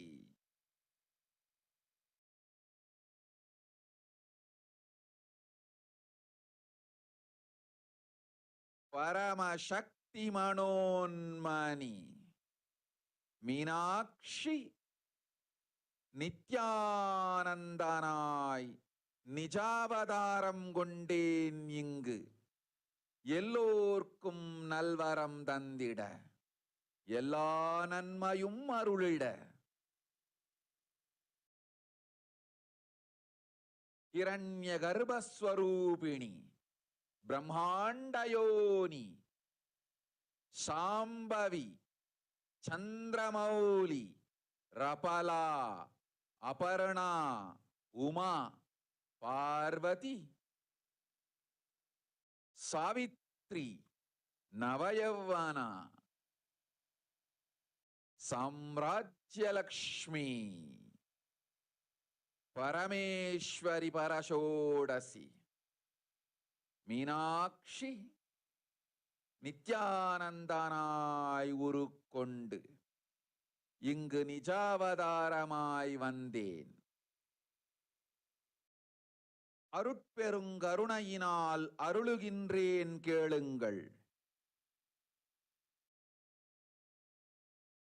மக்களே, உங்கள் எல்லோருக்கும் நன்மை செய்யவே நாம் இங்கு நித்யானந்தன் வடிவு கொண்டு நிஜாவதாரமாய் இறங்கி வந்தோம். இந்திய நாட்டு மக்களே, கேட்டுக்கொள்ளுங்கள், நன்றாய் கேளுங்கள். காலம் காலமாய் அவதார புருஷர்கள் வந்து மலர்ந்து உலகிற்கு நன்மை செய்யும் மிக பெரும் ஞான பூமி பாரதம். இருக்கின்ற ஒரு பாரதத்தை இழக்க இயலாது மக்களே. ஞான கர்ப்பத்தை மலடாக்க இயலாது. வாழையடி வாழையென ஞானிகளும் அவதார புருஷர்களும் வந்தே தீர வேண்டும், வாழ்ந்தே தீர வேண்டும், மலர்ந்தே தீர வேண்டும். உலகிற்கு அதுவே உத்தம நன்மை. ஒரு சில கயவர்கள் மாயையில் சிக்கி செய்திட்ட சதிகளால் உலகை பலி கொடுக்க ஆகாது, சிருஷ்டி நஷ்டமடையக் கூடாது, பிரபஞ்சம் அழிந்துவிடக் கூடாது. பிரளயத்து இருந்து இந்த பிரபஞ்சத்தை காக்கவே பெரும் கப்பல் நானொன்று செய்தேன், அதன் பெயரே ஆதி கைலாசம். ஆதி கைலாசம் இந்த பிரபஞ்சத்தில் இருக்கும் ஞான சக்திகளை ஒன்றாய் திரட்டி பிரளயத்திலிருந்து மக்களை காத்திடவே நாம் செய்த கப்பல். துரோகிகள் சூழ்ச்சியாலும் விரோதிகள் ஆட்சியாலும் வழியின்றி கப்பலை விட்டு மாலுமியே ஒதுங்க வேண்டிய காலம் வந்ததையா. அதனால்தான் ககனம் கொந்தளித்து பேரழிவை நோக்கி சென்று கொண்டிருக்கின்றது. மக்களே, அறியாத தனத்தினால் மாயையில் சிக்கி குழந்தைகள் தவறு செய்தாலும் பிரபஞ்சம் அழியாது காக்க வேண்டியது பராசக்தி. பரமசக்தி பரஷோடசி மனோன்மணியன் பொறுப்பென்பதால் சத்தியங்கள் சிலவற்றை சொல்லுகின்றேன், நன்றாய் கேட்டுக்கொள்ளுங்கள். அடுத்த சில மாதங்களில் 1000 அல்ல, லட்சம் அல்ல, கோடியில் உயிர்கள் பலியாகும். இந்திய நாட்டினில் கோடியில் உயிர்கள் பலியாகும். உண்மையை சொல்லுகின்றேன், நன்மையை சொல்லுகின்றேன், தேடிக்கொள்ளுங்கள் உங்கள் வாழ்க்கைக்கு பாதுகாப்பை. ஆதி கைலாசத்தை நிர்வகிக்கும் அன்பர்களே, நன்றாய் கேளுங்கள். 12 ஆண்டுகளுக்கு முன்பாக வரப்போகும் இந்த மாபெரும் பிரளயத்தை தெரிந்து கொண்டு உலகில் இருக்கும் எல்லா ஔஷத சக்திகளையும் ஒன்றாய் திரட்டி நவபாஷாணத்து நிறுத்தி ஆனந்த லிங்கமாய் வைத்திய சரோவரத்தில் ஸ்தாபித்து வைத்தேன். வருகின்ற குரு பூர்ணிமையோடு 12 ஆண்டுகள் அந்த ஞான ரசவாதம் பழுத்து முதிர்ந்து முழுமையான நவபாஷாண லிங்கமாய் மலர்ந்து விடுகின்றது. வருகின்ற குரு பௌர்ணமியில் இருந்து வருகின்ற எல்லோரும் அங்கு வந்து நவபாஷாண தீர்த்தத்தில் தீர்த்தமாடி செல்ல அனுமதியுங்கள். அதற்கு வகை செய்யும் விதத்திலே நல்ல முறையிலே எல்லா நன்மையும் செய்து வையுங்கள். இந்த தீர்த்தத்தில் தீர்த்தமாடியோர்க்கும் அந்த தீர்த்தத்தை அருந்தியோர்க்கும் கொரோனா கொடுந்தொற்று வராது, மரணம் இல்லை, துக்கம் இல்லை. இது அறிவியல் பூர்வமாய் அனுபவபூர்வமாய் நிரூபிக்கப்படும். அதனால் கோடிக்கணக்கில் மக்கள் வரிசையில் நின்று தினந்தோறும் வந்து நவபாஷாணத்தாலான ஆனந்த லிங்கத்தில், நித்யானந்த லிங்கத்தில் நீராடி வணங்கி நன்மை பெற்று செல்வார்கள். நன்றாய் கேளுங்கள் மக்களே. ஆதி கைலாசத்து நிர்வாகிகளே, இந்த ஒரு சேவையை உலகத்திற்கு செய்யுங்கள். நீங்கள் செய்த எல்லா கர்மங்களுக்கும் பிராயஷ்சித்தமாகும். நல் அமைதியும் ஞானமும் யோகமும் உங்களுக்கும் கிட்டும், உலகத்திற்கும் கிட்டும். 12 ஆண்டுகள் முன்பாக பராசக்தி நான் செய்து வைத்த நவபாஷாணம் சித்தித்து புளித்து பழுத்து முதிர்ந்து ரசவாத யோகத்தில் சித்தியாகி இன்று நிறைந்த நவபாஷாண நித்யானந்த லிங்கமாய் வைத்திய சரோவரத்தில் மலர்ந்திருக்கின்றது.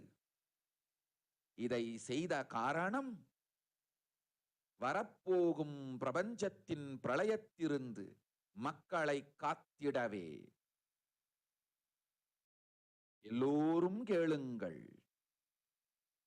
ஆதி கைலாசத்து நேரடியாய் மறைமுகமாய் உதவி செய்து உடன் இருந்த எல்லோரும் கேளுங்கள். உங்கள் எல்லோரையும் நம்பியே இந்த படகை நாம் உருவாக்கினோம். இந்த பெரும் சேவையில் எல்லோரும் வந்து பாகமாயிருந்து கொரோனா வராதவர், வந்தவர், வந்து நீங்கியோர் இவர்கள் எல்லோருக்கும் மாபெரும் மருந்து நவபாஷாண நித்யானந்த லிங்கத்து தீர்த்த விருந்து. எல்லோரும் வந்து நல் நீராடி தற்காப்பும் பெற்று நோய் கண்டவர் நோயும் தீர்ந்து நன்மையெல்லாம் அடைந்திட இந்திய நாட்டு மக்களே, உங்களால் இயன்றதை செய்திடுங்கள். உங்கள் எல்லோர்க்கும் நல் பாதுகாப்பும் உண்டு, நல்லதும் உண்டு. என்னை இழந்தாலும் என்னை நீங்கள் மறுத்தாலும் உங்களை நான் காப்பேன். அஞ்சாதீர்கள்.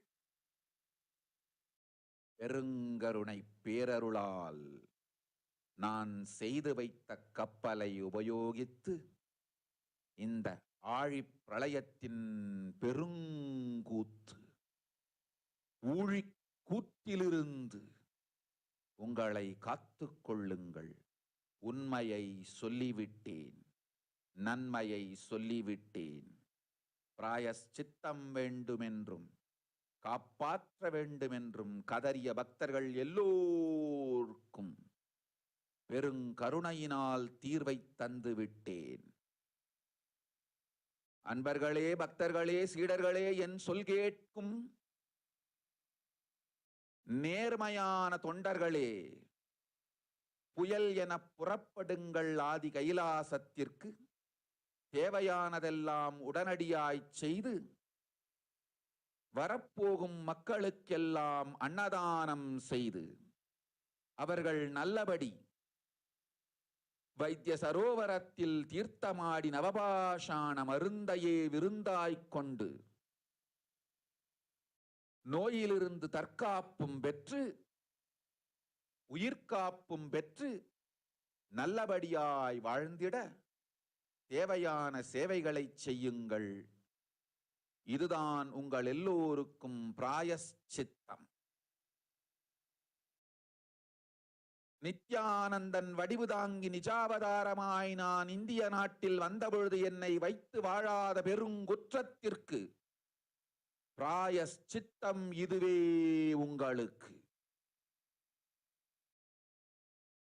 இதை யாவது செய்து, இது ஒன்றையாவது செய்து உங்களையும் காத்துக் கொள்ளுங்கள், நாட்டையும் காத்திடுங்கள். கோடிகளில் உயிர்கள் போகப் போகின்றது என்பதை நேரில் காண்பீர்கள். கண்ட பிறகுதான் நான் சொல்லும் வார்த்தையின் சத்தியமும் உண்மையும் உங்களுக்கு புரியப் போகின்றது. அழிவதற்கு முன் வந்து நவபாஷாண மருந்தை விருந்தாய்ப் பெற்று மரணத்திலிருந்து உங்களை காத்துக் கொள்ளுங்கள். மக்களே, இது ஒன்றே வழி. ஓம் ஓம் ஓம். பெருங்கருணை பேரருளால் அன்னை பராசக்தி அருளினேன் சத்தியத்தை. இந்த ஒரு சத்தியத்தை உடனடியாய் புரிந்து கொண்டு உங்களுக்கும் உலகத்துக்கும் நன்மை செய்து கொள்ளுங்கள். ஆதி கைலாசத்து நித்யானந்த லிங்கத்தின் எல்லைக்குள் ஆருக்கும் கொரோனா கொடுந்தொற்று தீண்டாது. இந்த சத்தியத்தை அனுபவபூர்வமாகவும் அறிவியற்பூர்வமாகவும் முழுமையாக நீங்கள் புரிந்து கொள்வீர்கள். இது நிரூபணமாகும்.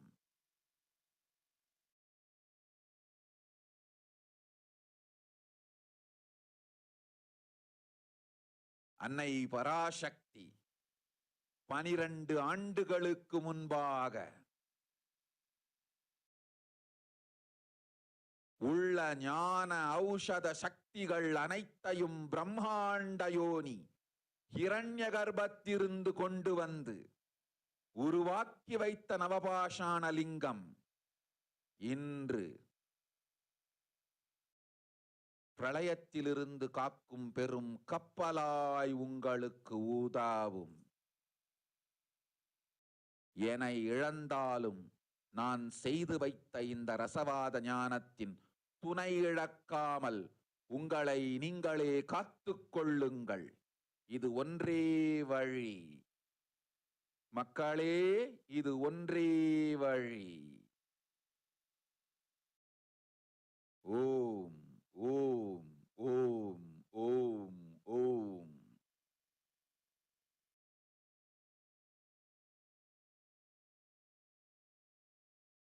Let us now look at the revelations of what Devi Parashakti revealed. World cannot be sacrificed for the sake of conspiracies done by some ignorant thieves who got stuck in Maya.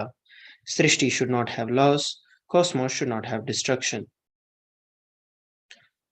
To save the cosmos from Pralaya, I made a huge ship. Its name is Adi KAILASA. Adi KAILASA is the ship that will gather all the enlightened beings, enlightened powers of this cosmos, and save the people from the Pralaya. Through the tricks of the traitors and rule of the enemies, without any other way out, time has come for the sailor itself to leave. That is why the sky is boiling and moving towards huge destruction. People, even if children do the mistakes in ignorance and getting stuck in Maya, it's Parashakti, Paramashakti, Parashodasi, Manonmani, my responsibility to save the world. I am telling some of the truths, listen properly. Within the next few months, not in thousands or lakhs, lives will be lost in crores. Crores of lives will be lost. I am telling you the truth, I am telling you the good. Search for your protection.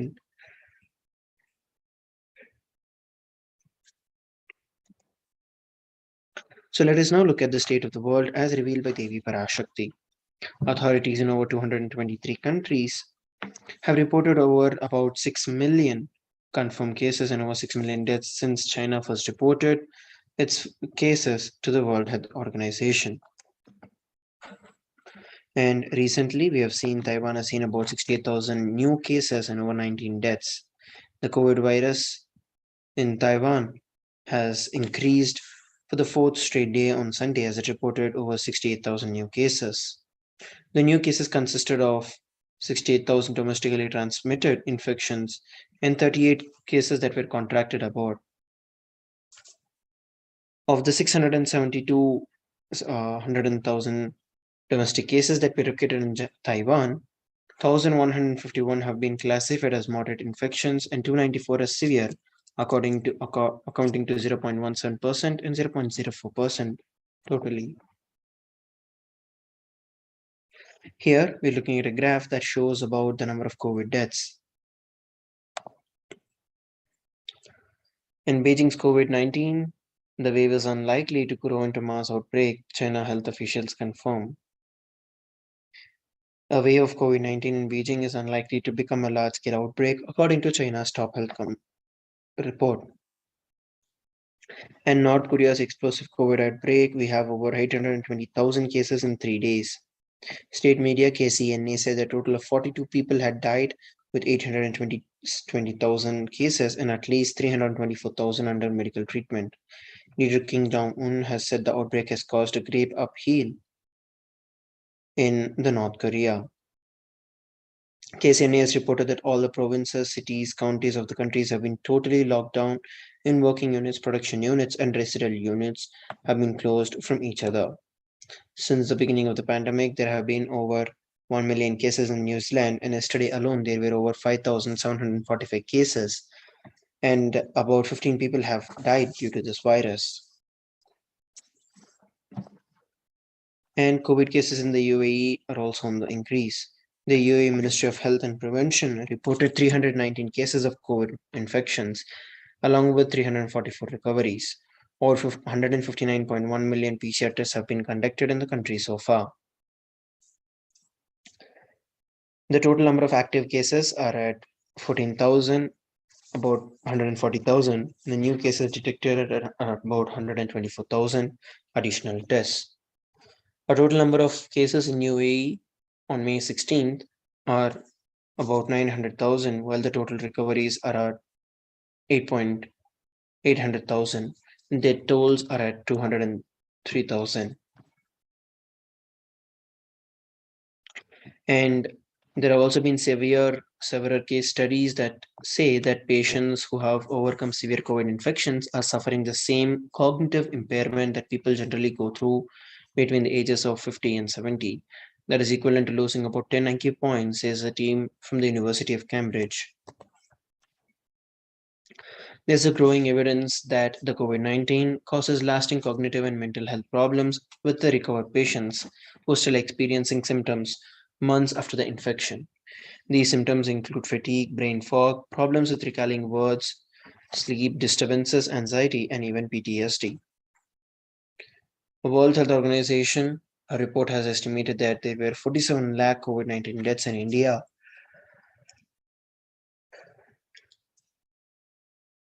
from January 2020 till December 2021, which is nearly 10 times higher than the official figures.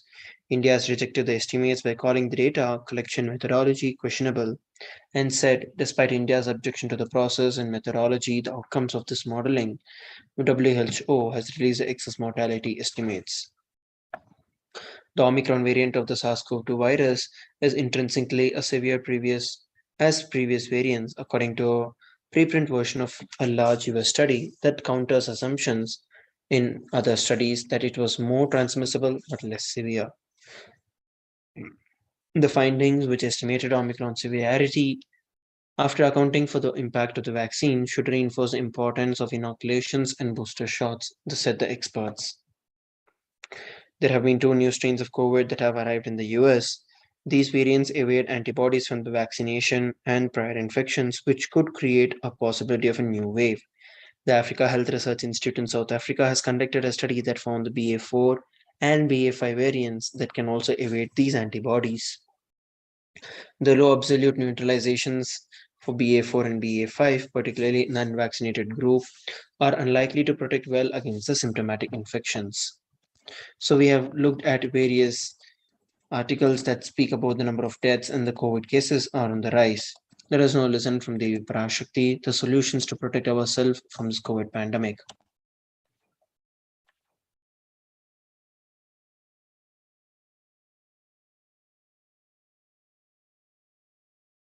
Parashodasi Meenakshi, Parameshwari Meenakshi, Parashakti Meenakshi, இங்கு எழுந்து அருளினோம் எல்லோர்க்கும் ஞானமும் தன்மையும் தந்திட நன்மையெல்லாம் அளித்திட நாமே வந்தோம் இங்கு கைலாசத்தின் சுவாமினியாய் பரமசிவன் கிரகத்திருந்து நம் அனுக்கிரகத்தினால் நித்யானந்தன் விக்கிரகமாய் மலர்ந்தோம். உங்கள் எல்லோருக்கும் நல்லதை செய்திட, நன்மையை சொல்லிட, தர்மார்த்த காம மோக்ஷம் எனும் புருஷார்த்தங்கள் நாளும் பொங்கி மலர்ந்திட வந்தேன் இங்கு. மாந்தர்கள் கொடுந்தொற்று கொரோனா கண்டு அஞ்ச வேண்டாம். 8 வழியின் மூலமாகவும் எண்ணத்தில் தியானித்து என்னை பிரார்த்தித்தல் 1, சமூக வலைதளங்கள் மூலமாய் என்னை சரணடைதல் 2, எங்கெல்லாம் என் மகமாரி வடிவத்தில் நான் குடிகொண்டிருக்கின்றேனோ அங்கெல்லாம் பூமிதித்து என்னை வழிபடுவது 3, நெஞ்சில் மஞ்சள் தடவி வேப்ப அப்பம் சாரருந்தி தினந்தோறும் என்னை தியானிப்பது 4 நிர்விகல்ப நிலையிருந்து நித்யானந்தத்தை நிறைத்து உயிர்வது 5 சிவ சிவ சிவ எனும் பிரபஞ்ச பெரும் நாதத்தை அஜபா ஜபமாய் நிகழ்த்தல் 6 நிறைவான பூரண மனத்தோடு வாழைப்பழத்தோலும் வெங்காயமும் குதிகாலில் வைத்து பத்திட்டு நித்திரையில் அடங்குவது 7 பூரணமாய் பரிபூரணமாய் அருணாச்சல ஸ்மரணையில் நினைப்பும் மறப்பும் அருந்த உணர்வு ஸ்மரணையில் அகம் அகம் என ஸ்புரிக்கும் அருணாச்சல ஸ்மரணையில் ஆனந்த ஸ்புரணத்தில் இருப்பது 8 எனும் 8 முறையிலும் என எண்ணியோர் அத்துணை பேருக்கும் இல்லை கொரோனா கொடுந்தொற்றின் தாக்கமும் கொரோனா கொடுந்தொற்றின் பயமும் கொரோனா கொடுந்தொற்றின் மயக்கமும் வாழ்வீர்கள் வளத்தொடு நல் ஞானம் யோகத்தொடு நாமே நிம்மோடு நானே நீயாய் நீயே நானாய் நல்வாழ்வு வாழ்வீர்கள் 8 1 செய்தாலும் கொரோனா உங்களை எட்டவிடாது காப்பு.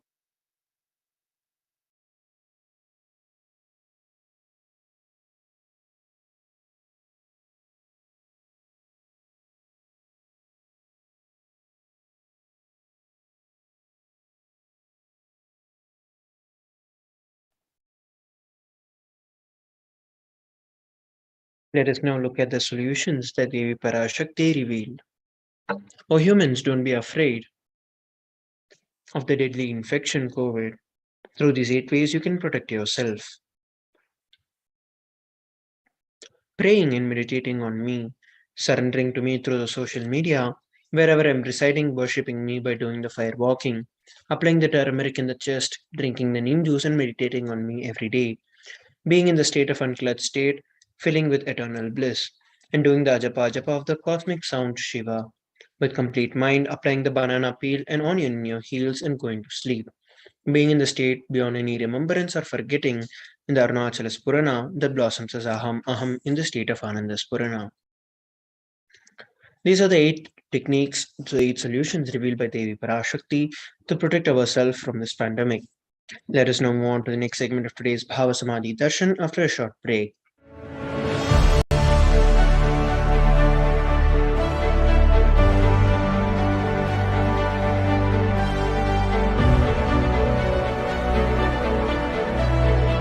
I am your Guru. I will make you enlightened. It's my commitment.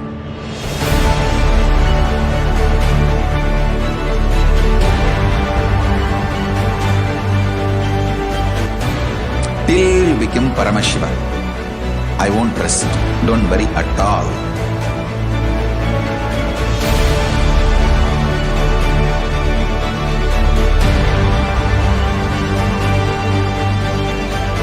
To all my disciples, I give you this as a boon. I'll swallow everything with which you are stuck and liberate you all.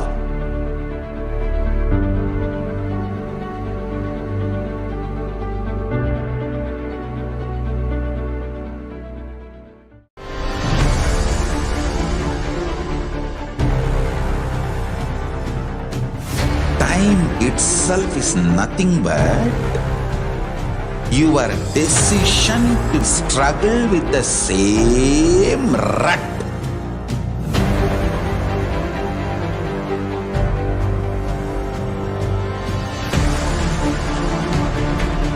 Your decision to struggle with the same rut is time, Kala. Your decision to swallow time is Kala Bhairava.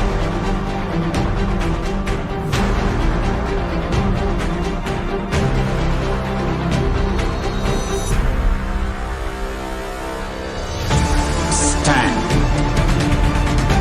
Be a conscious woman or man. Be conscious being.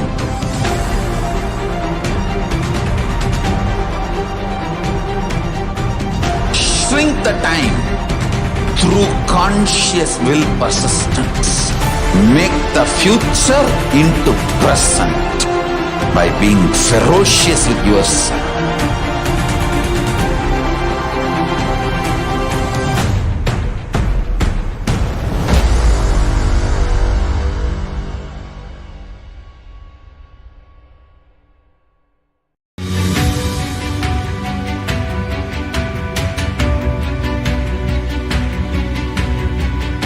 The moment you decide, your consciousness is the supreme identity you have. You will not empower your depression, your frustration,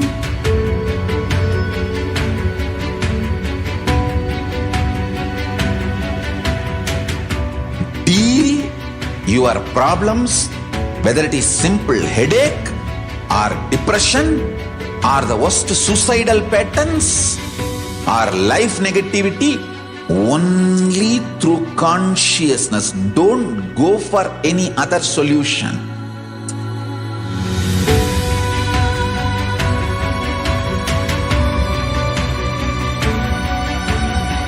Don't keep stupid, toxic, life negative struggles inside.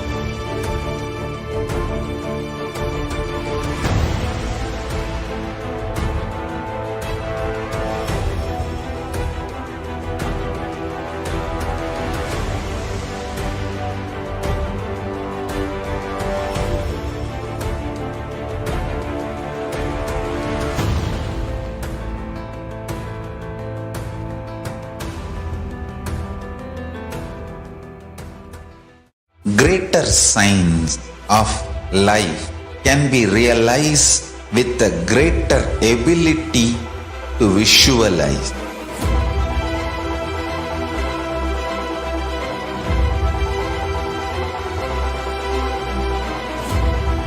Greater science is the equivalent word for Hinduism.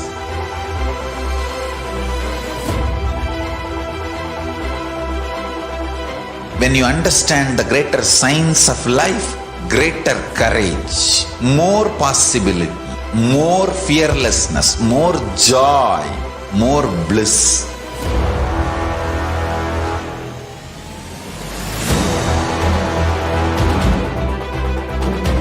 When you visualize Paramashiva with 25 heads, 75 eyes, 50 hands, your consciousness becomes ferocious, and that ability to visualize, you will get involved in everything deeply.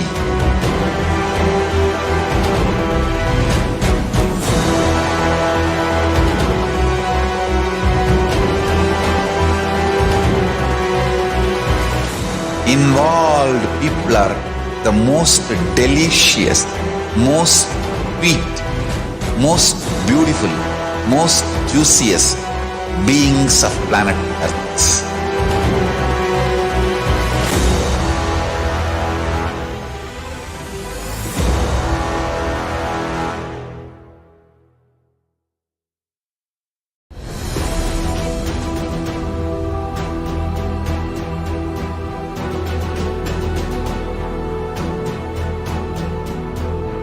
Your consciousness as power at this moment to swallow, digest, clean up all negativity and all toxins.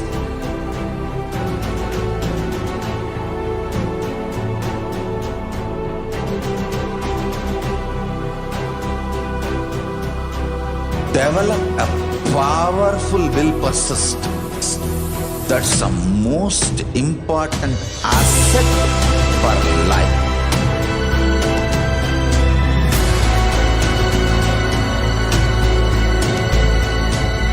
I am not giving you some life positive blah blah. I am giving you the facts of life. I am triggering your consciousness.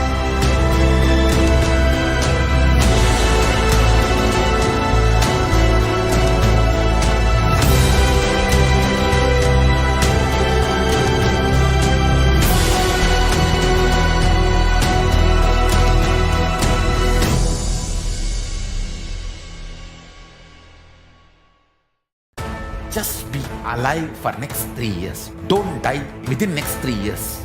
I guarantee you, I will reach you wherever you are.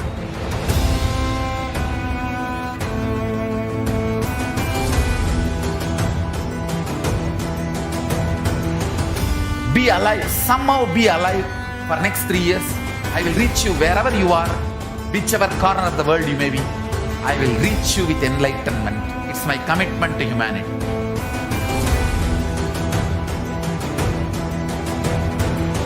I'm going to empower, enlighten each and every one of you with the fuel and energy of the parallel universe.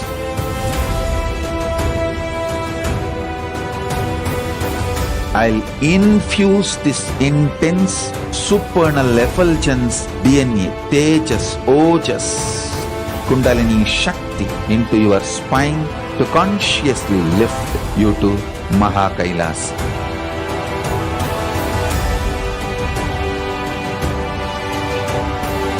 It is irreversible permanent enlightenment, irreversible power manifestation, irreversible permanent empowerment.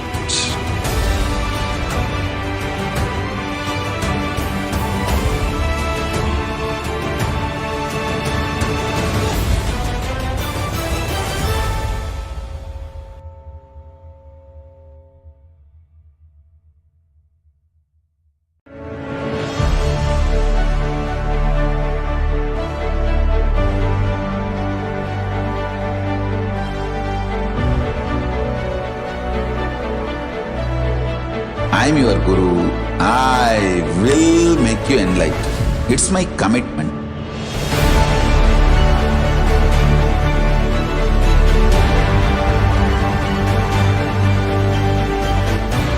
Till you become Paramashiva, I won't rest.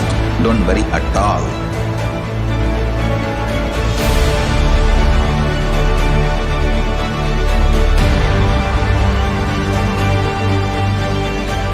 To all my disciples, I give you this as a boon. I'll swallow everything with which you are stuck and liberate you all.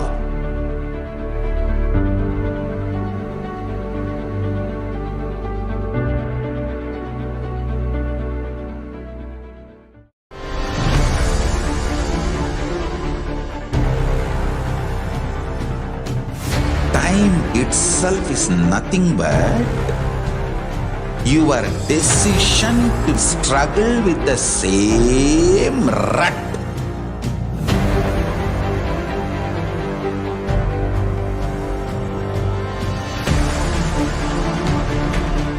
Your decision to struggle with the same rut is time, Kala. Your decision to swallow time is Kala Bhairava.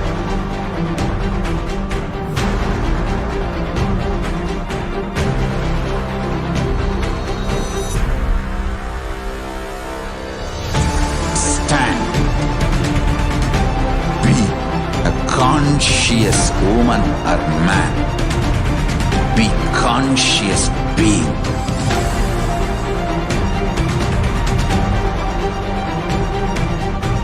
Shrink the time through conscious will persistence. Make the future into present by being ferocious with yourself.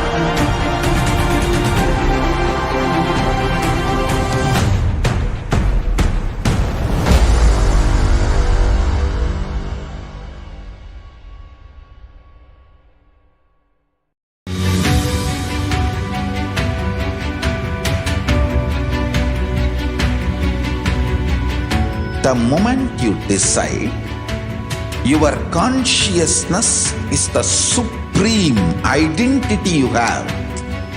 You will not empower your depression, your frustration,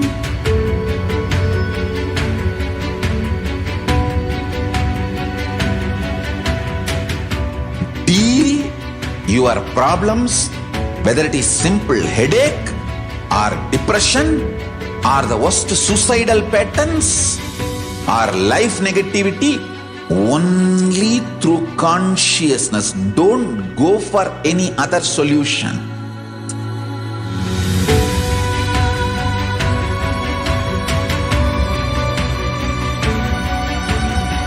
Don't keep stupid, toxic, life negative struggles inside.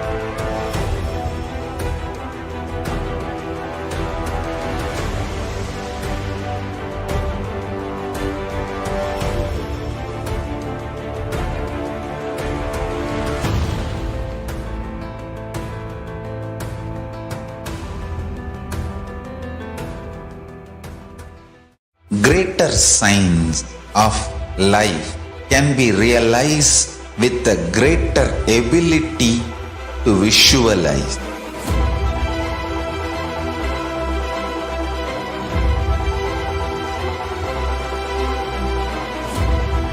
Greater science is the equivalent word for Hinduism.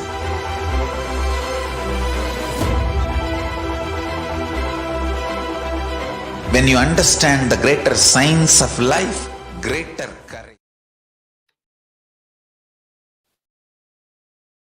Nithyananda, welcome back. In this segment, we'll now be looking at how we can reach out to Devi Parashakti and the Supreme Pontiff of Hinduism through the social media. So we can go to the first YouTube platform where we can go to the official channel of the Supreme Pontiff of Hinduism, which is KAILASA's HDH Nithyananda. You can begin by becoming a member of the channel by clicking on the join icon. And once you're a member of the channel, in the YouTube chat, you can then ask your questions to the Supreme Pontiff of Hinduism and Devi Parashakti. The next is the Facebook platform, where you can go to the official page of the Supreme Pontiff of Hinduism, which is KAILASA's SPH JGM Nithyananda Paramashivam with a blue tick. You can begin by liking and following the Supreme Pontiff of Hinduism's Facebook page, and you can ask your questions in the comments section of the live Akashic reading Facebook video. The next is the Twitter platform, where you can begin by following at Sri Nithyananda on Twitter, which is the official account, and you can ask your questions in the reply section of the tweet with the hashtag AskTheAvatar. And on the Instagram platform, you can go to Sri Nithyananda, which is the official account of the Supreme Pontiff of Hinduism on Instagram, and you can begin by following the Supreme Pontiff of Hinduism on Instagram and ask your questions in the comment section.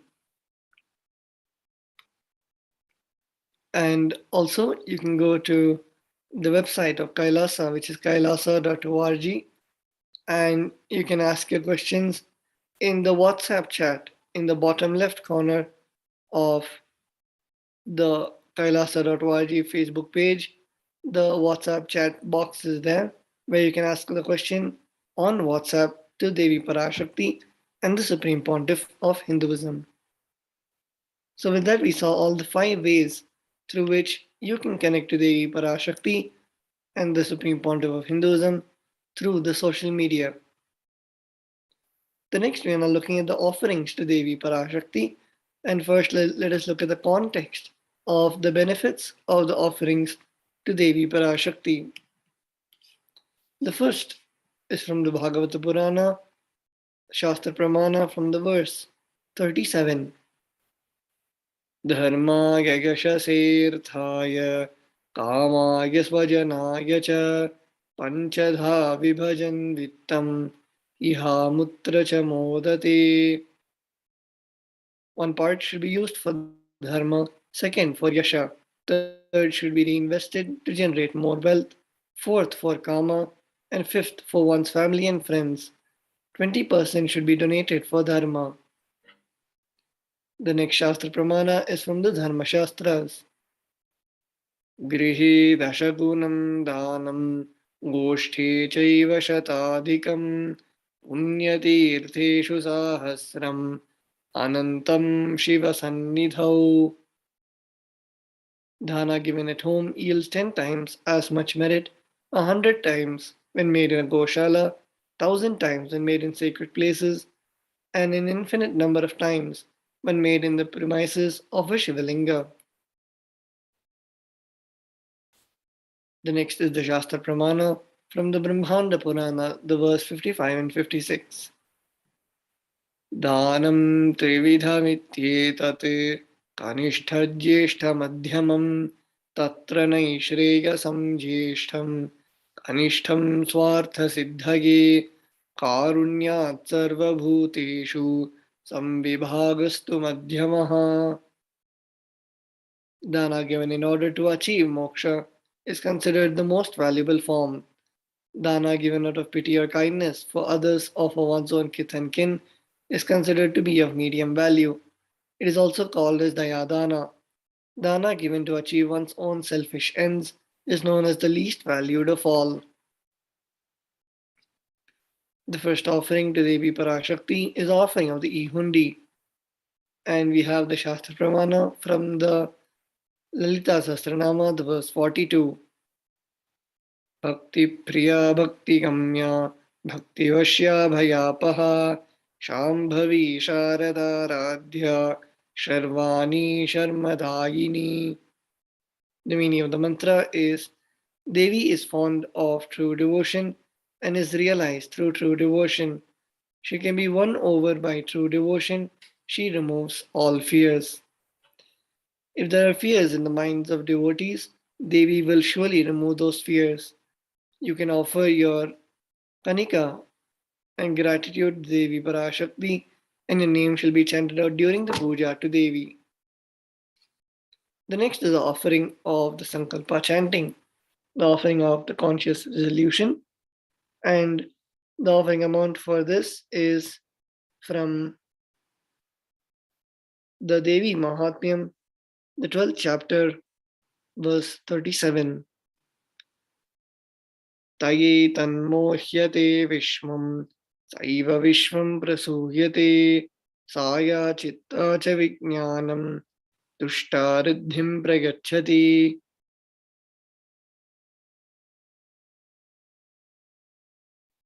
The goddess enchants this universe, and she herself gives birth to this universe.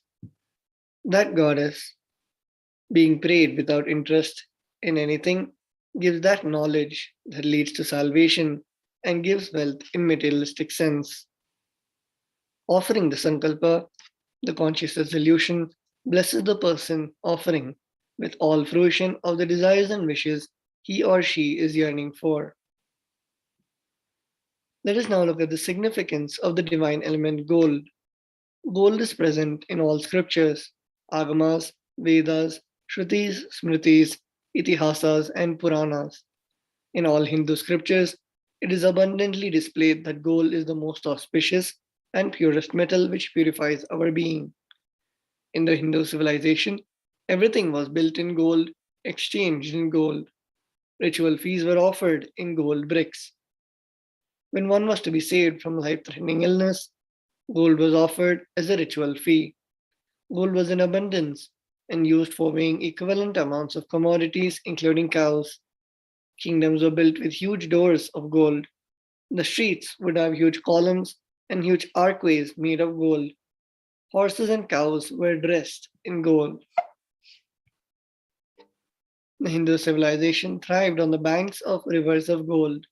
Indus River was called Hirnamaya in Rig Veda. The river Saraswati was called Hiranyavartini in Atharva Veda. Gold is the supreme element for offering gifts to the ones you love and revere. Temples are constructed and paved in gold. Deities are made in gold and decked and adorned in gold because it preserves the enlightenment energy for thousands of years. It lasts forever. The first gold offering to Devi Parashakti is the Sahasranama Swarnakasa. The offering amounts are 75, 151, and 251 US dollars. The Shastra Pramana for this offering is from the Lalita Sahasranama, the verse 731. Nama Parayana Prita, she who likes repetition of her various names.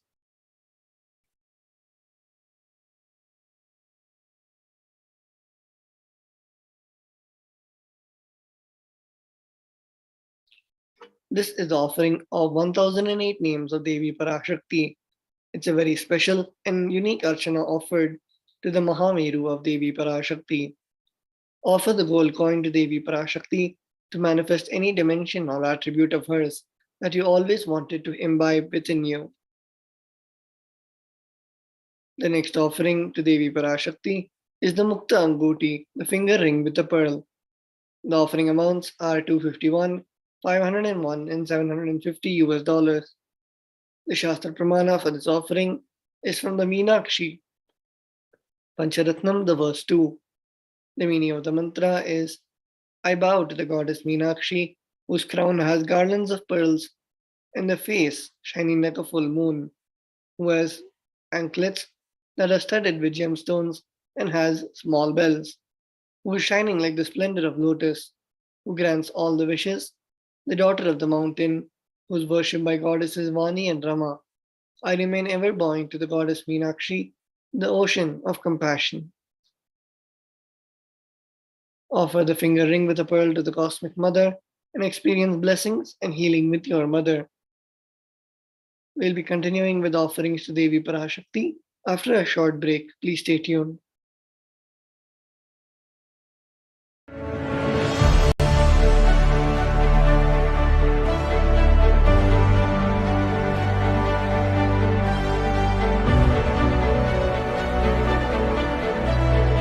I'm your Guru. I will make you enlightened. It's my commitment.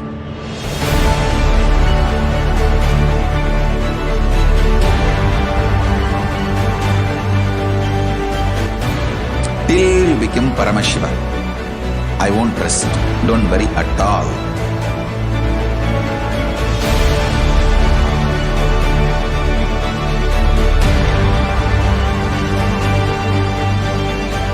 To all my disciples, I give you this as a boon. I'll swallow everything with which you are stuck and liberate you all.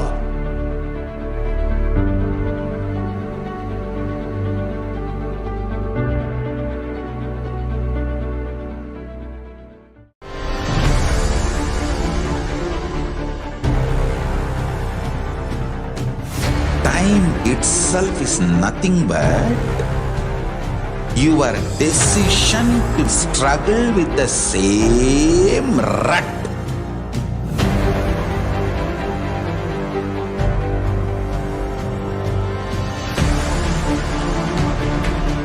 Your decision to struggle with the same rut is time, Kala. Your decision to swallow time is Kala Bhairava.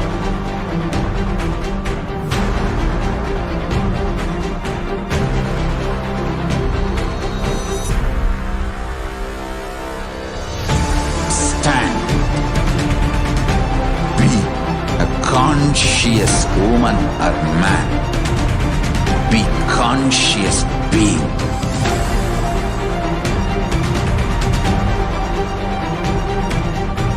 Shrink the time through conscious will persistence. Make the future into present by being ferocious with yourself.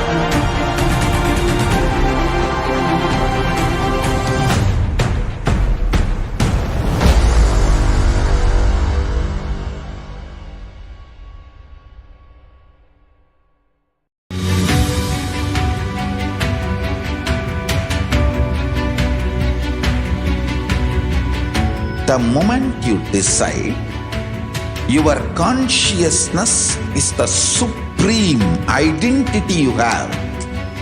You will not empower your depression, your frustration,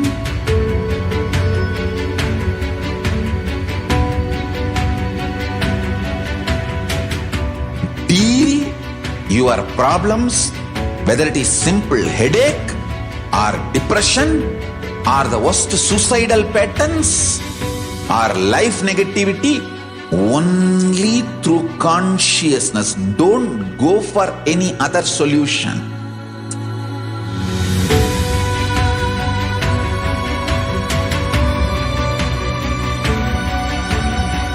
Don't keep stupid, toxic, life negative struggles inside.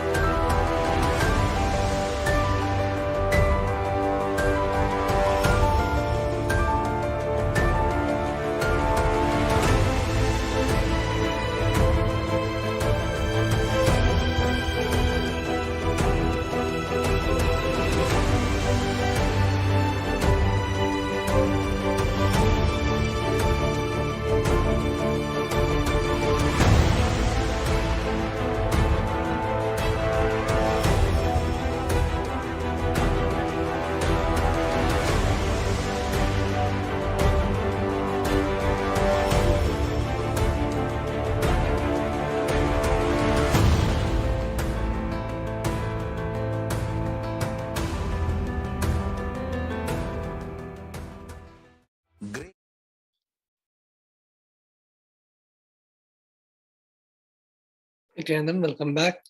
We're now moving on to the next offering to Devi Parashakti, which is the Swarna Padma Pushpa, the golden lotus. The offering amount is 600 US dollars, and the Shastra Pramana for this offering is from the Kamikagama. Ashtavidyeshwaropeta Kumbhavarna Samyutam Sarve Sasutra Hema Pankaja Bhushita Sapidhanasya Purchascha Pakva Bilva Phala Prabha Snapanadhyaya Samsiddha Pramanena Samanvita. The meaning of the mantra is all the kalasas should be wound around with suitable thread and covered with a new cloth. They should be adorned with a lotus flower made of gold. Offer the golden lotus in any size you wish to and express gratitude to the tyaga and sacrifice of your mother. The next is the offering of the Swarnameti, the gold touring.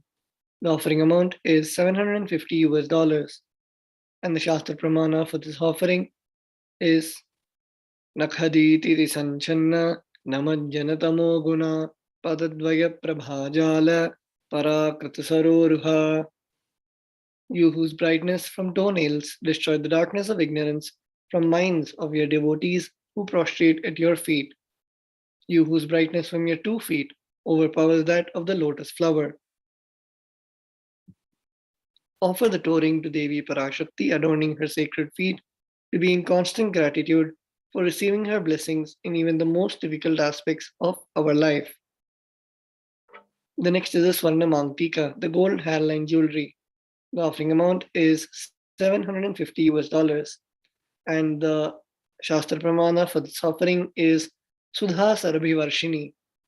She who makes nectar flow in all our nerves from Sahasrara. She who gives the very pleasant experience of the ultimate. The Mangtika represents the nectar flowing from the Sahasrara chakra, which is fully opened and blossomed. Offer the Mangtika to Devi Parashakti and receive blessings of achieving the blissful state of overflowing from gratitude in the space of complete completion.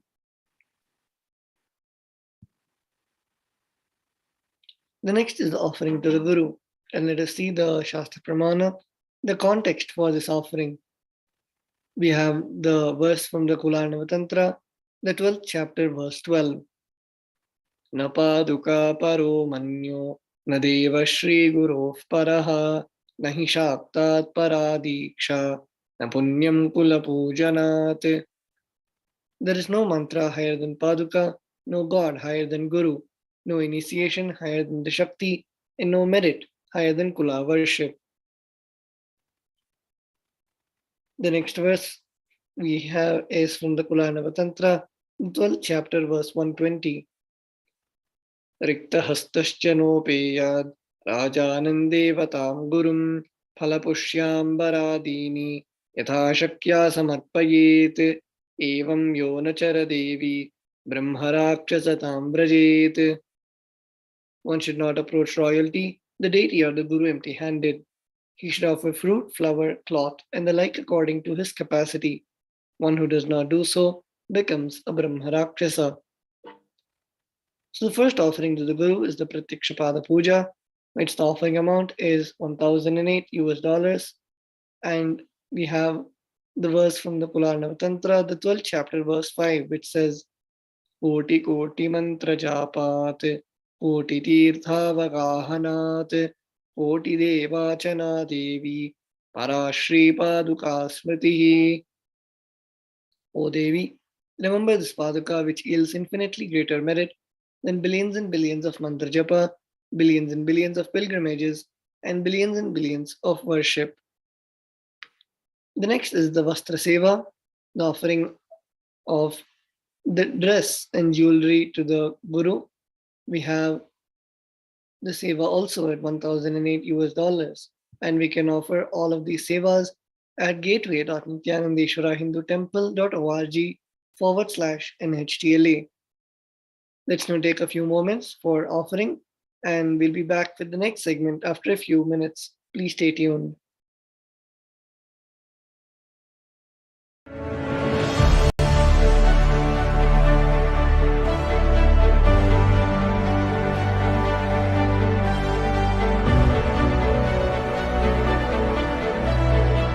I'm your guru. I will make you enlightened. It's my commitment.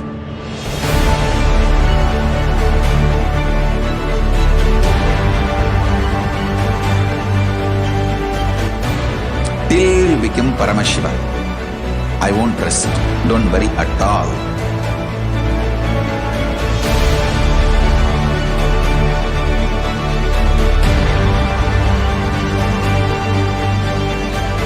To all my disciples, I give you this as a boon. I'll swallow everything with which you are stuck and liberate you all.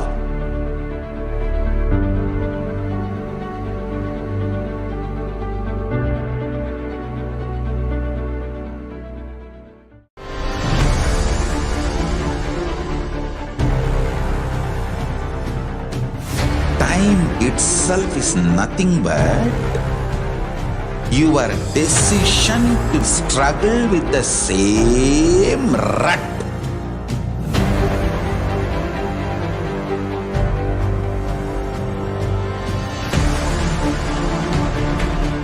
Your decision to struggle with the same rut is time, Kala.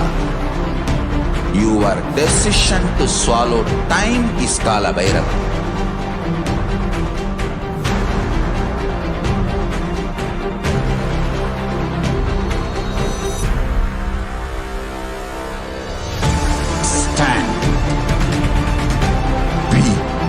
Conscious woman or man. Be conscious being.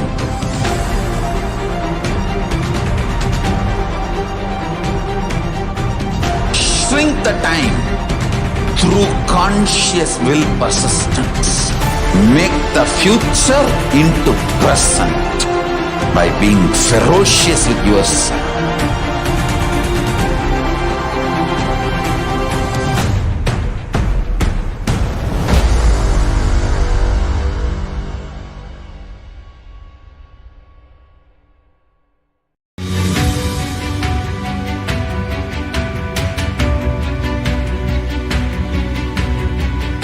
The moment you decide, your consciousness is the supreme identity you have. You will not empower your depression, your frustration,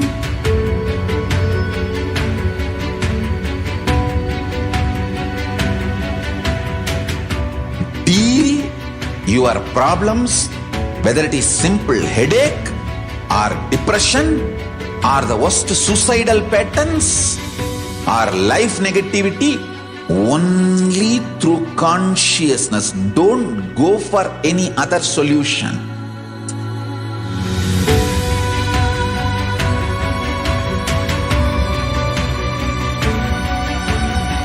Don't keep stupid, toxic, life negative struggles inside.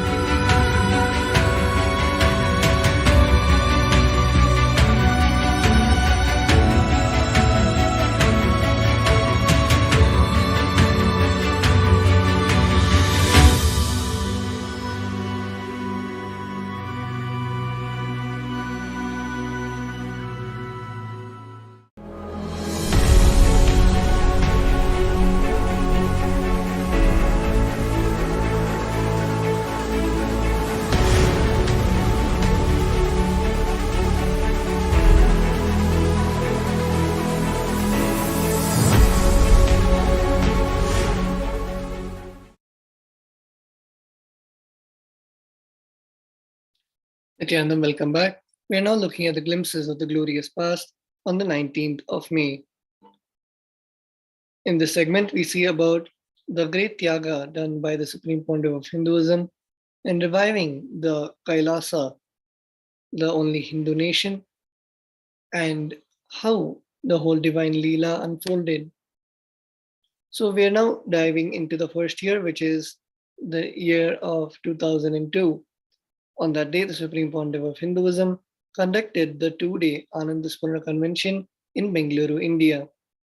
The Supreme Pontiff of Hinduism has previously explained that every time he does the Anandaspurna program, it is almost like burning the sufferings of 10,000 people. There may be only 100 people attending the program, but each one of them are connected to at least 100 people in their lives.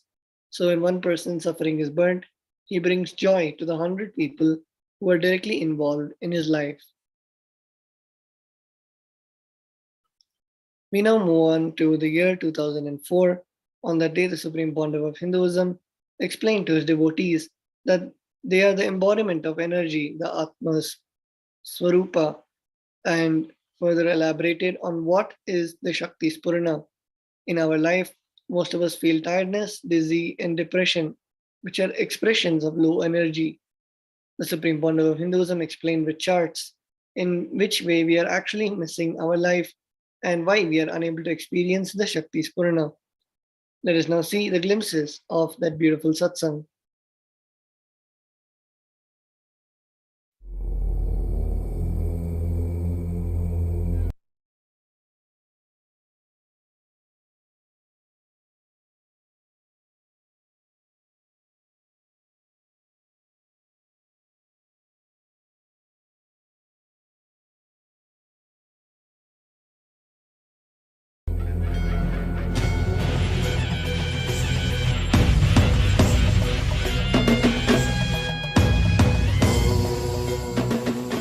Two masters, two rishis says the same thing.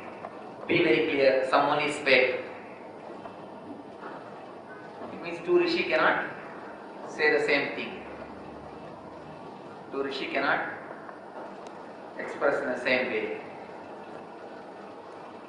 So many masters, so many methods, so many paths, so many philosophy, so many different kind of things. But all of them agree in one point. They disagree in many points. Of course, each one has got their own idea about everything. About marriage, somebody has got idea that they should marry, people should marry. Somebody has got idea people should not marry. About food, somebody says vegetarian food is the real thing or non-veg. There are so many kinds of expression. About spiritual practice, some say the meditation, the spiritual practice is the basic thing, it is necessary. Some say nothing is necessary, there is no need for practice. Each and every one, every master has got his own method, his own technique, his own understanding.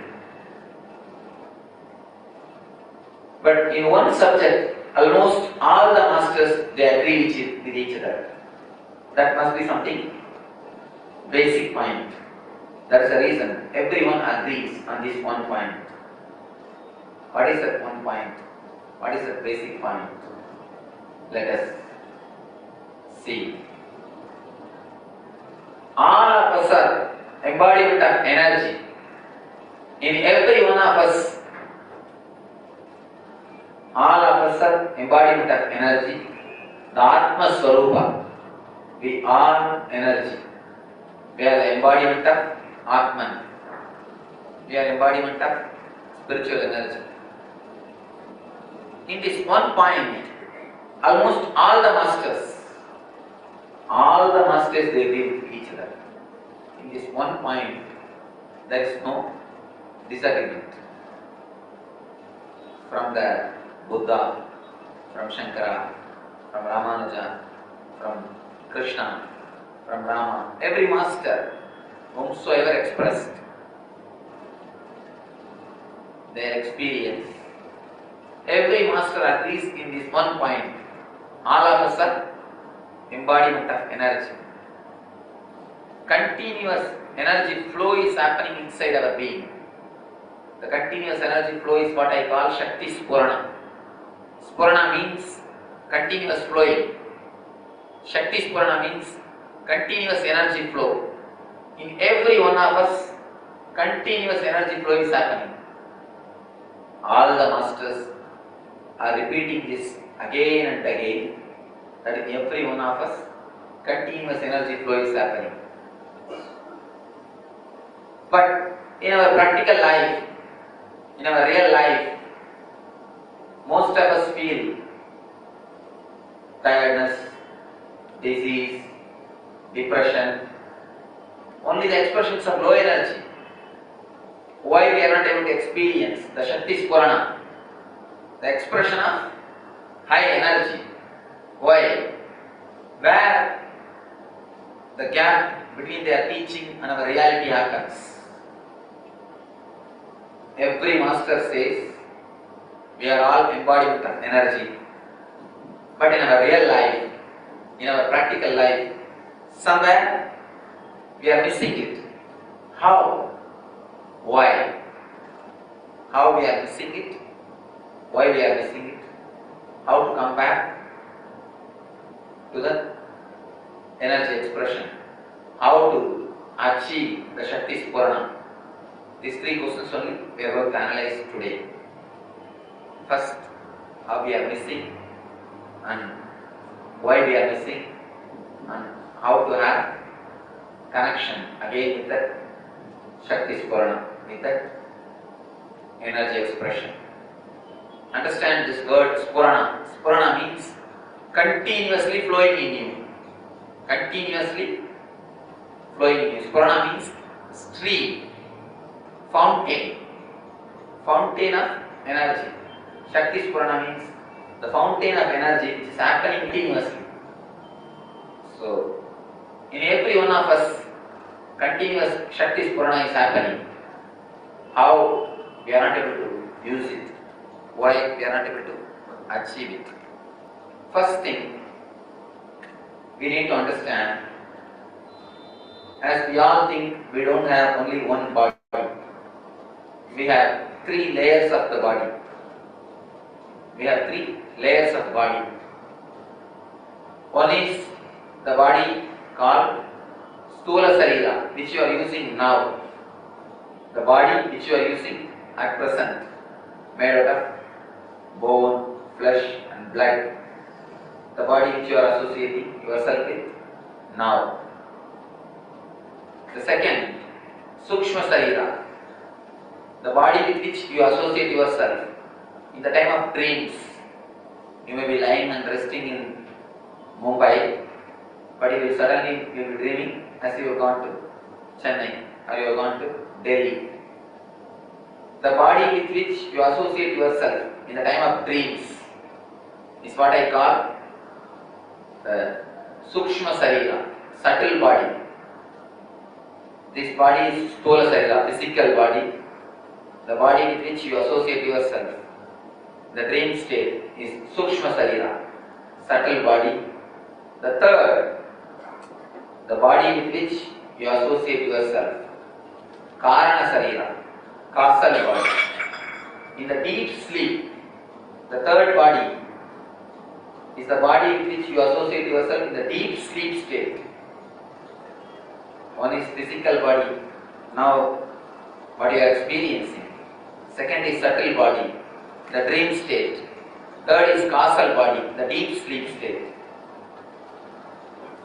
But this one body, which I call physical body, is under your control. The other two bodies are not under your control. For example, if I tell you, please lift your right hand, all of you will be able to lift. It's under your control. You can just lift this right hand. And this body you can control, you can handle. But if I tell you all, concentrate your mind on the Anya Chakra, you are not able to do. Why? Because the subtle body is not under your control. The body filled with thoughts is not under your control. Physical body is under your control, but the subtle body is not under your control. The same way, the causal body, sleep is not under your control. Many people are suffering insomnia. Many people are suffering continuous lethargic feeling. Except this physical body, other two bodies are not under your control. Understand this one example. God has given you 99 acres of land, but only 33 acres are under your control. You are using it. Other 66 are just lying waste. You are not able to use them. They are filled with some unnecessary things and unwanted things. When you are not able to use 66 acre, not only you are not getting the benefit of it, and all the dirt, bad smell from another 66 acre comes to the land which you are using. Now, in our life also the same thing happens. Not only the subtle and causal body are not useful for you, the bad effect of the subtle and causal body is coming to your physical body.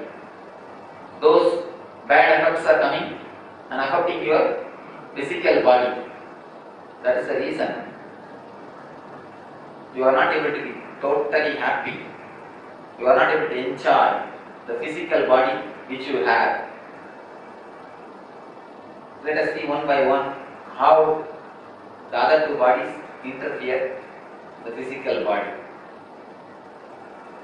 First thing, the subtle body, the dream body. Dream body is filled with thoughts which is not under your control.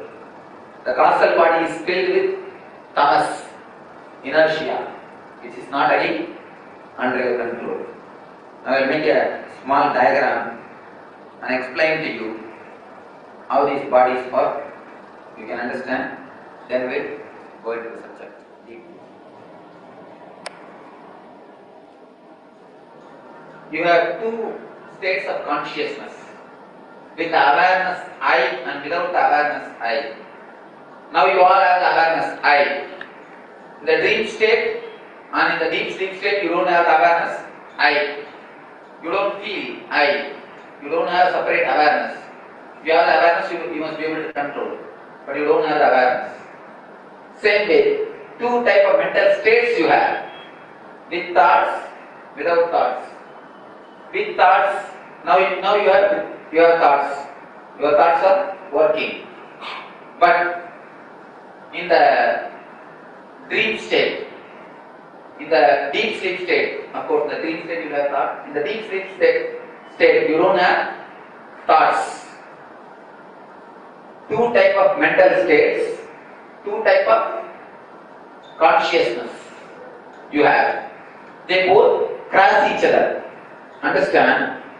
With thoughts, with the awareness I, the state is called physical state. Now you have thought also and the I awareness also, both.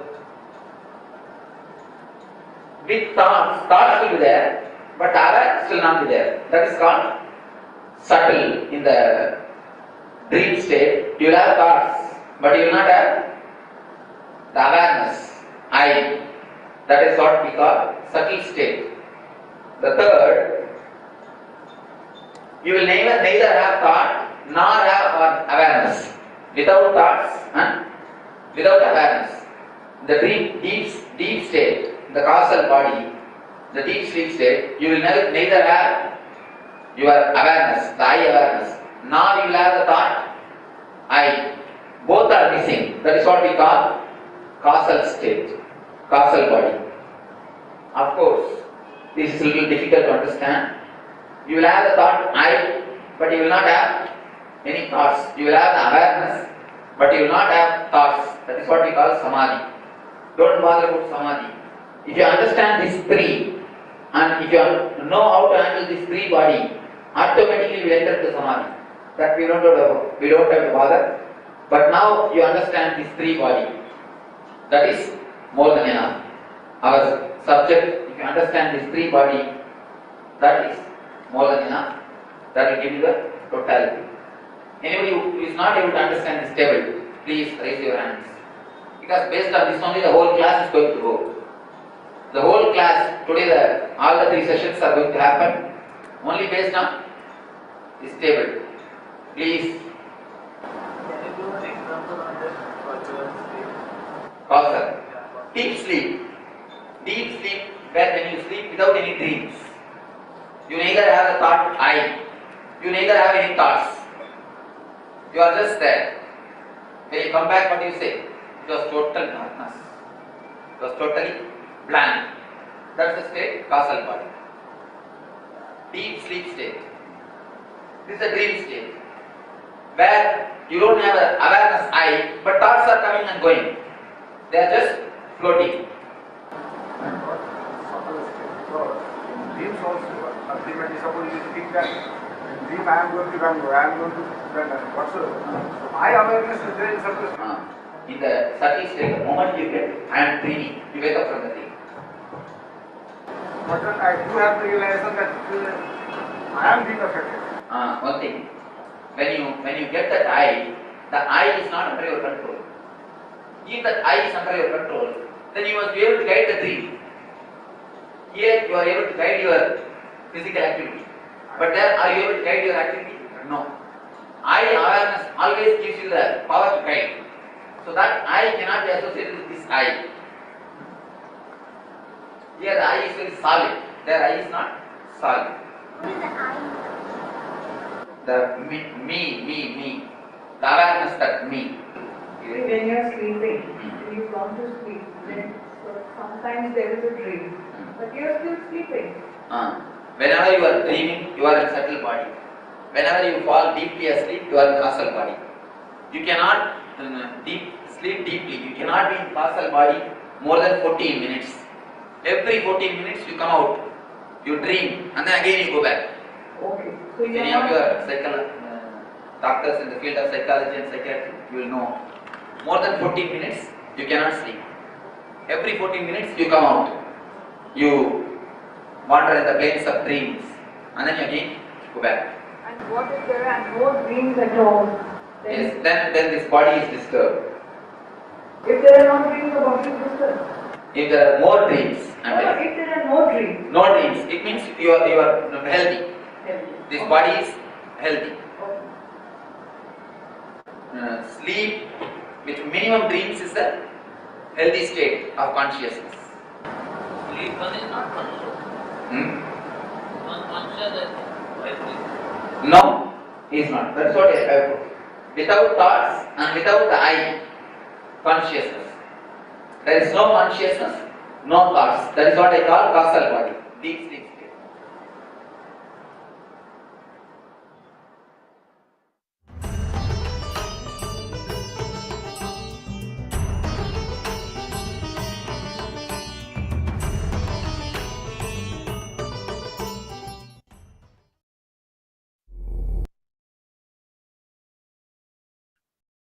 We are now moving on to the 19th of May 2006. On that day, the Supreme Pontiff of Hinduism made a historic visit to Varanasi. He laid the foundation for the KAILASA,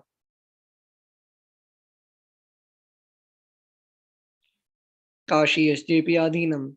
He declared that the Adhinam was going to be the Dhyanapitam center for meditation and tapasya. The Adhinam land in Varanasi is located on the banks of the sacred river Ganges. En route to Varanasi, the Supreme Pontiff of Hinduism halted in Vrindavan, the place where Lord Krishna lived. Here, the Supreme Pontiff of Hinduism took a boat ride on the sacred Yamuna in Vrindavan. Following are some pictures taken during the visit. You can also see the Supreme Pontiff of Hinduism at the Samadhi of His Divine Grace, Bhaktivedanta Swami Prabhupada, the founder of the Hare Krishna movement. And on the 19th of May 2008, the Supreme Pontiff of Hinduism presided over the Nithyananda Purnima Day at Adi Kailasa, Bengaluru Adhinam. Parallel on that day, he initiated the devotees and Kailasavasis of the Supreme Pontiff of Hinduism conducted the Nithyananda Purnima celebrations in Kailasa, Tiruvannamalai, Arunachala Sarvanya Peetham.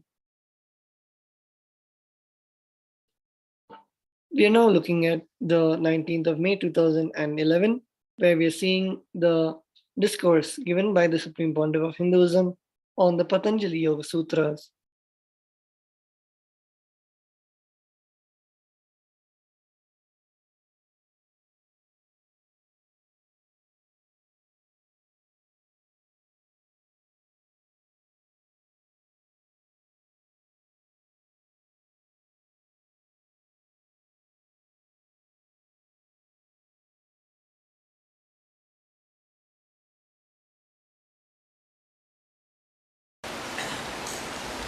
सदाशिवसमारम्भाम्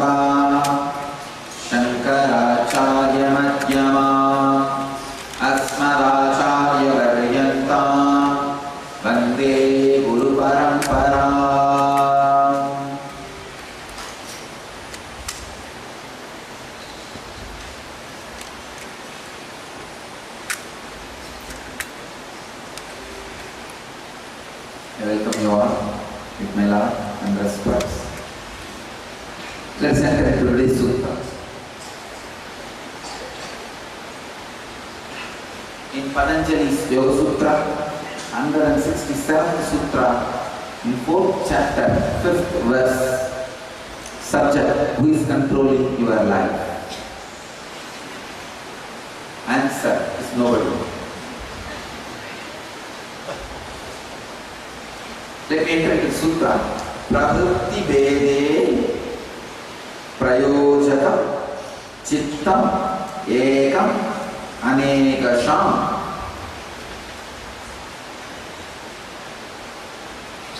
Swami Vivekananda says, though the activities of the different created minds are various, the one original mind is the controller of them all.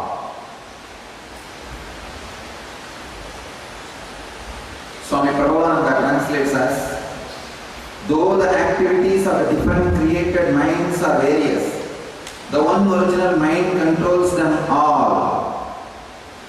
Swami Sachidananda translates us, although the functions in the many created minds may differ, the original mind stuff of the yogi is the director of them all. Bhagavan Osho translates us, though the activities of the many artificial minds vary, the one original mind controls them all. Wow. Amazingly, all the master's translations are same. There's no much difference.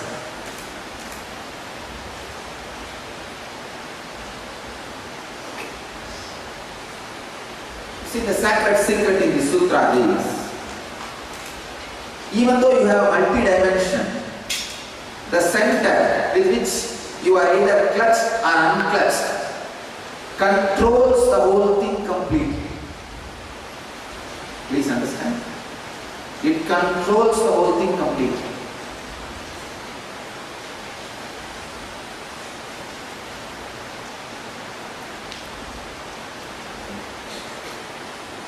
Either you are schizophrenic, having bipolar disorder or multiple personality, or you are enlightened, multidimensional, creative and intensely active.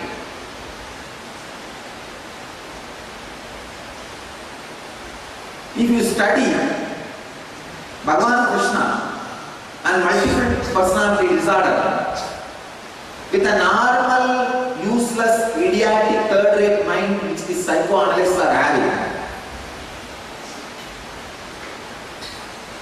both of them will look same.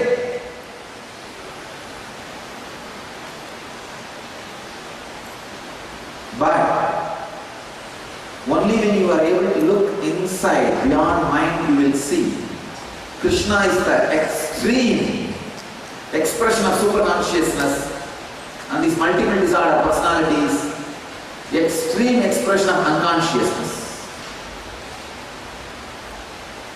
Krishna is the peak, multiple disorder personality is the valley. Let me give you some more deeper understanding. A normal man cannot conceive Radha Krishna and Gita Krishna. Krishna who can sit and flirt with all these milkmaids whole day, running around, flirting, jumping, singing, dancing, playing, giving a cute feeling to onlookers, and the other side, giving a reverential feeling to the onlookers. The Gita Krishna is very majestic, gives the reverential feeling to the onlooker. But his Radha Krishna gives the cute feeling to the onlooker. A normal man can't conceive both feelings. Can be expressed two different dimensions of the same person. You can't call Krishna as His Holiness or His Highness or His Majesty. He is all put together. He is His Holiness. as Gita Krishna. He is His Highness as the Dwaraka Krishna, King of Dwaraka. Then we call as His Majesty. When He sits as the center of the whole Ashwamedha Yajna conducted by Yudhishthira, receiving the first respect. So multiple dimensions.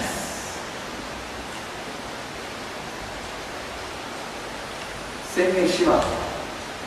You can neither call him a Grihastha, nor call him an householder.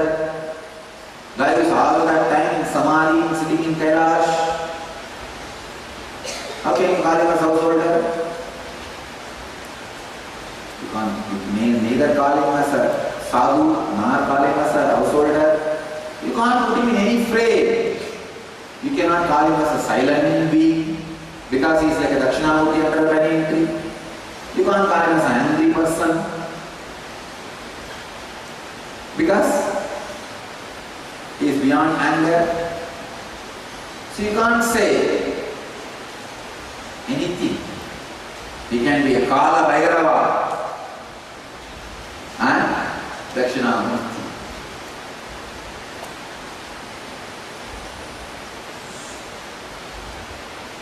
I can say the ability to handle multiple personalities without conflict amidst them, among them, is enlightenment. The ability to play. See, the problem is your own personality, even your own self does not believe that you can have multi-dimension. You feel, if I am in this, if I am successful in this, I can't be successful in this. Mind game. Just yesterday I was reading an article. The power of mind game, how it can work on the very body. See, the arthritis patients, their hands are meant to put on a camera. In the screen, their hands are projected. They are seeing their own hands in the large size of the screen. Suddenly in the screen, the scenes are shown as if somebody is pulling their fingers, bending it up, down, length, as if their hands are going through a physiotherapy exercise. You will be shocked. After 10 minutes, people have lost pain. They are able to move their hands freely. Can you imagine? These guys are not done anything. They just put their hands in a camera, on a camera. In the screen, it is projected as if their hands are going through a physiotherapy exercise. These guys just see their hands going through the physiotherapy exercise. Nothing else, just seeing. After 10 minutes, they don't have pain. They can move their hands as it is presented in the screen. Can you imagine the power of mind? You yourself don't believe you can have multi-dimensions. You yourself are stuck. You are stuck. You yourself are stuck with the idea. If you grow in one dimension, you can't grow in another dimension. The idea you are carrying, if you grow in one dimension, you can't do another, is what I call psychological arthritis. Shrinking, shrinking, shrinking.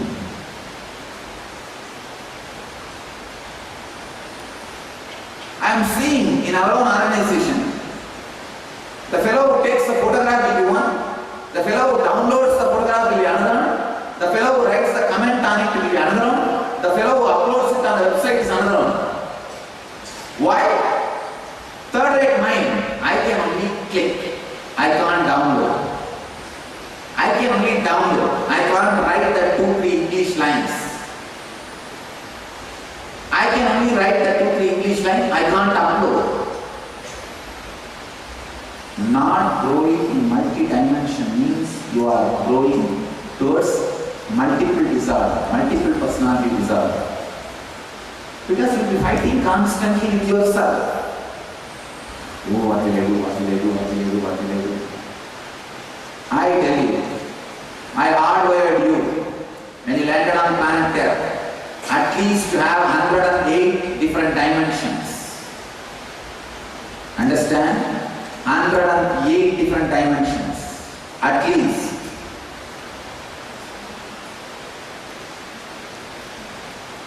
Unfortunately, people neither grow their multi-dimensions nor they don't even bother about expansion. See, understand? The expansion is no way connected to the wealth. It is connected to your understanding. See, in our ashram, we don't have any problem. If somebody is expanding in certain dimension, to support them with all the infrastructure they need. But I am saying very clearly, it's a mental disorder, mental arthritis. If somebody wants to grow in the line of building a website, in one moment we have a whole infrastructure, whether it's a laptop, internet connection, everything is available. If somebody wants to expand themselves in the line of temple, we have a whole infrastructure available. Somebody wants to expand themselves in the line of teaching, we have the whole infrastructure available. We have everything ready. It's the mind. Understand? Experiencing the multi-dimension is no way related to money or opportunity. It is related to your mental setup and your will. That's all, nothing else. Becoming a leader is a simple conscious will, nothing else. Becoming a multi-dimensional leader is just conscious will. Patanjali says in the sutra, it is your one single personality which controls the whole thing. So learn to unclutch from that personality. When you are able to unclutch, the controlling will be perfect and spontaneous, automatic. You will not feel suffocated. The controlling will be based on understanding. It will not even be controlling, just an understanding. Your relationship with your higher self and your relationship with the world is one and the same. If you are clutched with your higher self, you will be clutched with the world and suffering throughout. If you are unclutched with your higher self, you will have a tremendous devoted connection. And same way, you will have a tremendous devoted connection with the world. Having tremendous devoted connection with the world is what I call freedom. You only have two options. Either your multi-dimensions constantly feel if one grows, the other cannot grow and fights itself. And not only that, sometimes you feel to be enlightened, all dimensions need to be destroyed. And you go on destroying all dimensions. That's what people sometimes feel. If I have to be enlightened, I should not create wealth. I should completely destroy my wealth creating ambition and dimension. No. Bill Gates is more closer to enlightenment than the Bandra Aslan boy. Understand? Of course, the Bandra Aslan boy is ready to expand this dimension of creating wealth. He will also go towards enlightenment. If you think creating wealth, if I work on the dimension of creating wealth, I will be losing enlightenment, you are wrong. You are wrong.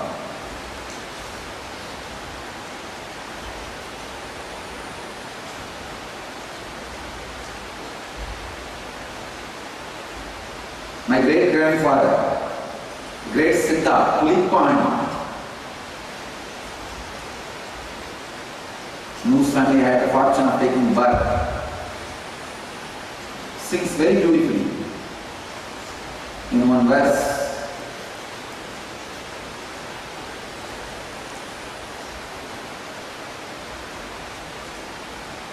I'm trying to translate. Your whole system is like a pipeline connected to one part. If that part is filled with nectar, all pipelines will receive nectar. If that part is filled with poison, all pipelines will receive poison. You cannot say only one dimension that your being also is also like that. All your different minds are different multi-dimension, different pipelines. The main part is your center consciousness. If your center consciousness is awakened, all pipelines, all your multi-dimensions will be awakened and successful. I have decided every important truth I reveal. I will send the energy also to program your inner self with the truth.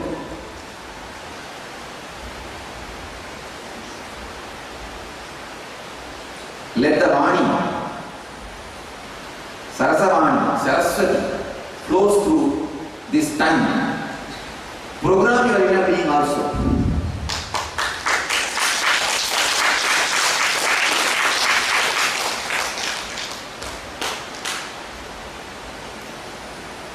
See your body. You always carry in media. Your limit is only this much. Break that idea by doing more. For example, if you feel you can lift only 10 kg, lift 15 kg and break that idea that your body is limited. Same way, if your mind says, I can work only 8 hours a day, for next 3 months take it up as a sadhana, work for 12 hours and break that idea. Breaking yourself free and opening all dimensions is what is the sacred secret you need to learn in this sutra. Then automatically you will have such a deep, devoted, grateful, gratitude-based connection towards the center core of your personality, which is the higher self, God.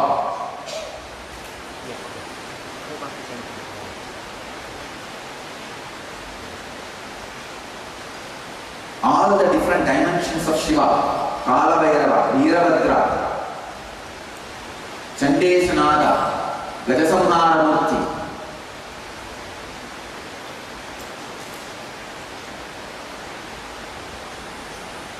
Lingodbhava,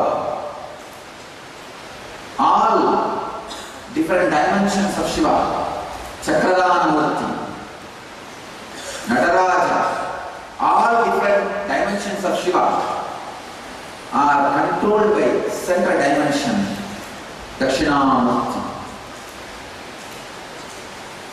the silent, energetic presence. Same way, you also have multiple dimensions, and the center of you, which is your higher self, super consciousness, controls the whole thing. Expand and express all your different multiple dimensions.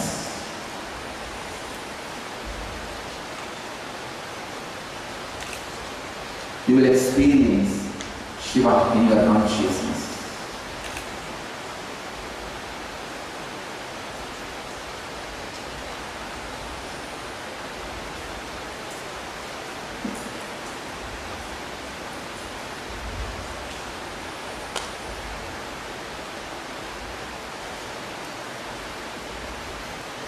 Then he goes to destroy Brahma. Brahma's ego is Kalavairava. Then he goes to destroy Daksha's Yajna. He is Veerabhadra. Then he goes to bless Vishnu with the Sri Chakra, Sudarshana Chakra. He is Chakradana Murti. Then he gives Pasubhata to Arjuna is Vasudana Grahamurti. When he blesses his servant Chandeshwara, he is Chandeshana Grahamurti.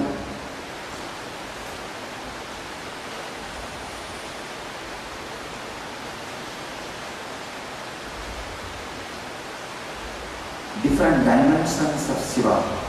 When he sits under the banyan tree to give enlightenment to Sanagadi Rishis, he is Dakshinamurti.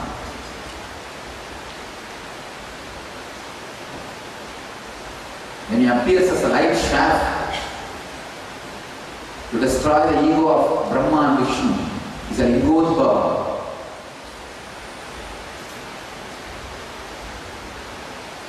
Some of the important truths not only need to be understood, need to be experienced.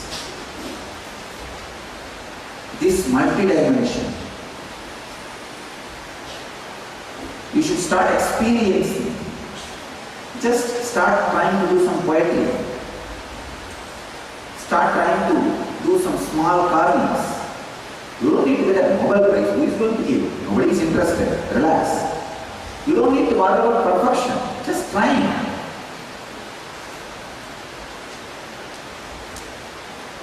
Try different dimensions of you. That is why we say Shiva has taken 64 forms to express 64 arts. All the 64 arts are 64 dimensions of you. Even a normal man, to be a perfect human being, should be able to express 64 dimensions. But as a mystic, you should be able to express at least 108 dimensions. When the non-mechanical parts of your brain is awakened, you will be perfectly radiating at least 108 dimensions.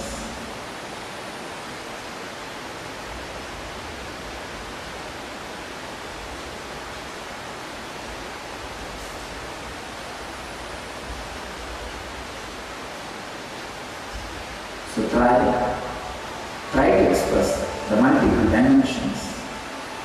Then naturally the energy which controls you inside, all your multiple dimensions, you will have a beautiful relationship with it. You will experience the ultimate experience being a yogi. I bless you all for sitting with us at this moment, at least in 396 places in two-way connection. Through NT, and 5 places in two-way connection. Of course, all are sitting in two-way connection only. I can see all of them. I bless you all to achieve, experience, live, express, radiate, and share the eternal bliss. Nithyananda. Thank you.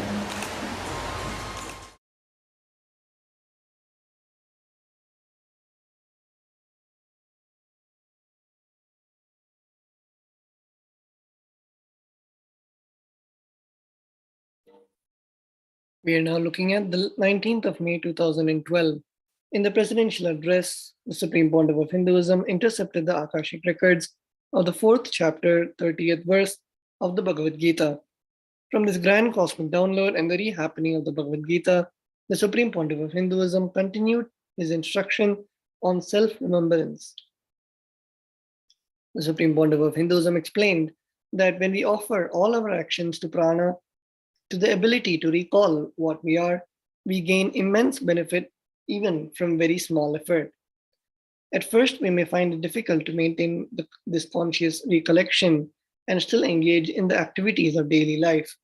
But with repetition, we can strengthen our skills and ultimately we are successful.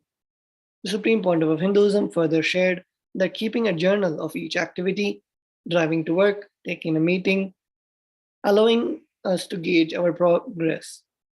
During the 20-minute drive, did we remember the self for each of those 20 minutes? By tracking our focus throughout the day, we polish and perfect our practice. Let us now see this beautiful satsang given by the Supreme Pontiff of Hinduism.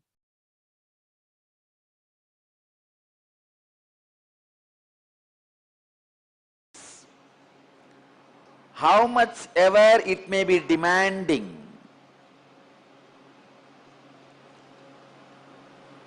without losing yourself completely centered,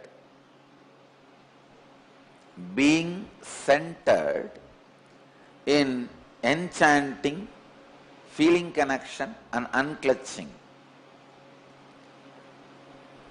That is what Krishna means, offering all your actions into prana. Please understand. Here prana means the ability of self-remembrance, ability of being spiritual centered, enlightenment centered, atma centric, higher self centered. That is what is exactly meant by the word prana. All you need to do, let the whole day, your routine, your life be centered on this self-remembrance, these three actions: enchanting, feeling connection, unclutching. Whole day. Unfortunately, some of your actions demand your complete attention, emotion, complete involvement. Even during those actions, start empowering the moments of remembrance. Please understand. Start empowering.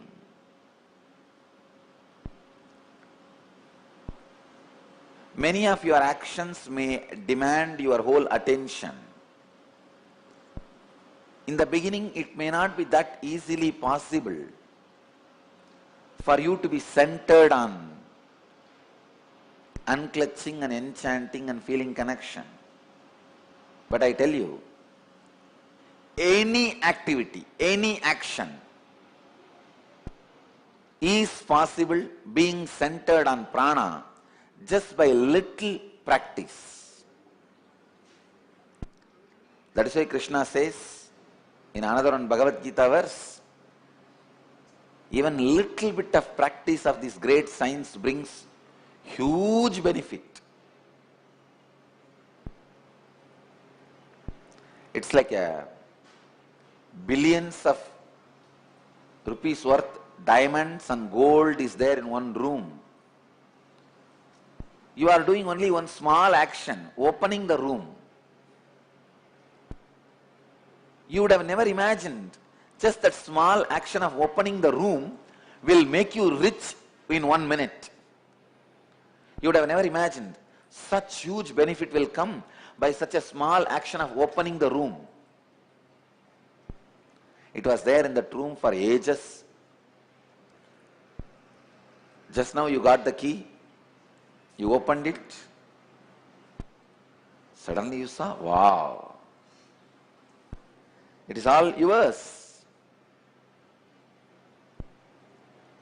Many times, small actions you do does not bring big benefits.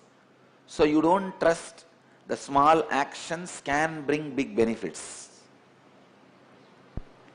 But rarely small actions do bring big benefits. This action, the action of being prana centered, even if it is small, practiced very little, it brings huge benefits, great benefits. And I tell you, you will become so alive and productive. If you take 4 days of vacation and not being productive constantly, you are equivalent to dead. Now all we need to do is just put a little more mud on your head and cover it. You already have clay in your brain. You just need a little more mud to cover your body.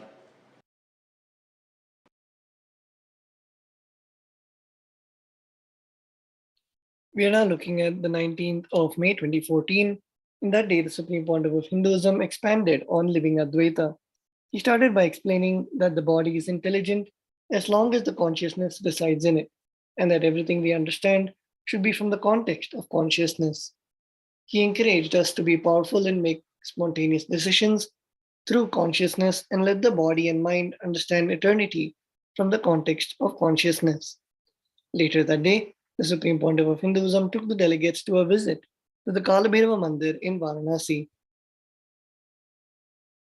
On 19th of May 2015, the Supreme Pontiff of Hinduism conducted the Day 15 of the Inner Awakening in Varanasi. Later that day, the Supreme Pontiff of Hinduism visited the Triveni Sangam in the city of Allahabad, Uttar Pradesh, India. And on the 19th of May 2016, the Supreme Pontiff of Hinduism conducted the Day 13 of the Living Shuddha Convention in the Ujjaina Adinam as part of the most auspicious and holiest event of Kumbh Mela.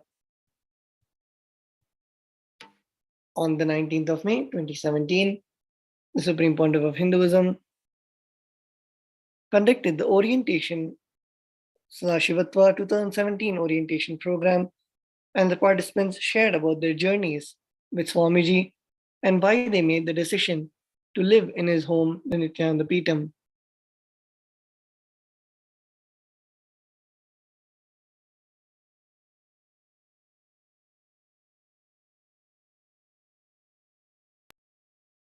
And on 19th of May 2021, the ambassadors and delegates of the Kailasa nation received the Shaktipada and Shaktinipada with the live darshan of the Supreme Pontiff of Hinduism. He conducted the Devi Parashakti Akashic reading in Tamil for the whole of humanity. And with that, we come to the end of this beautiful Devi Parashakti Akashic series. And let us now get ready for the alive satsang of the Supreme Pontiff of Hinduism. Please sit straight. And we will now be receiving the Supreme Pontiff of Hinduism.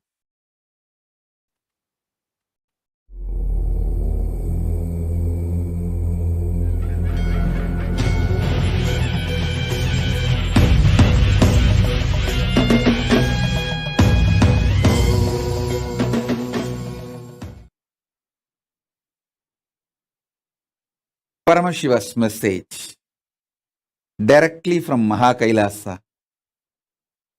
Listen. The existence of the super consciousness consciously, powerfully reflecting into your conscious existence, and your conscious existence recognizing your possibilities and powers of your superconscious existence is superconscious mutation.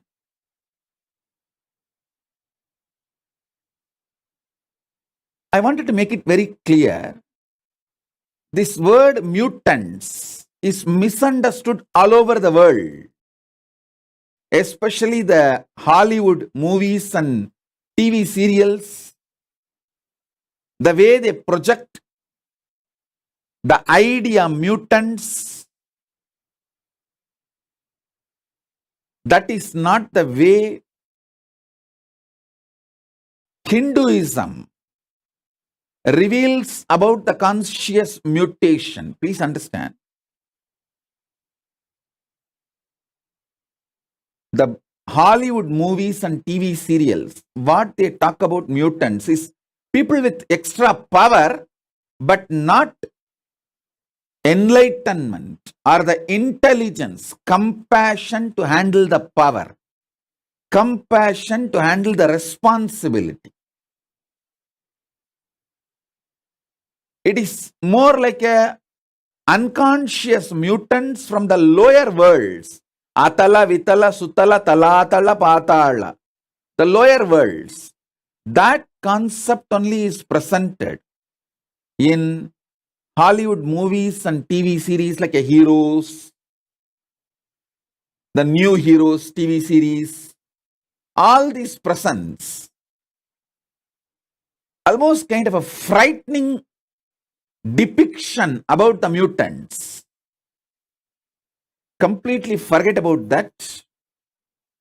Understand what Hindu Shastras, Hindu scriptures, Vedas and Agamas, Puranas talk about superconscious mutation. From the vertical time zone, the higher conscious beings, people who achieved superconsciousness, those beings, their superconsciousness, when that reflects in your individual conscious existence, you start manifesting great enlightenment, intelligence, compassion, highest order of human values and divine qualities. With those jnana, buddhi, higher values, you start manifesting powers, extraordinary shaktis. Please understand. In India, even 200 years before, this was a lifestyle. Every village will have few Shatavadanis. Shatavadani means a person who can perform 100 acts at a time. Please understand.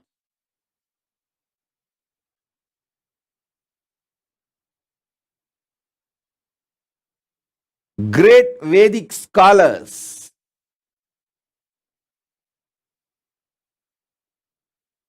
in Hindu tradition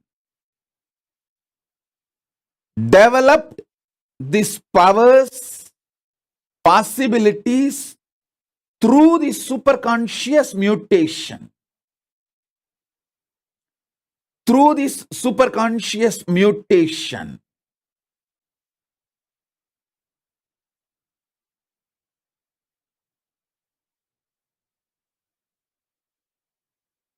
they could perform 100 acts at a time because all their non-mechanical parts of the brain was awakened through this superconscious mutation process. I want all of you to know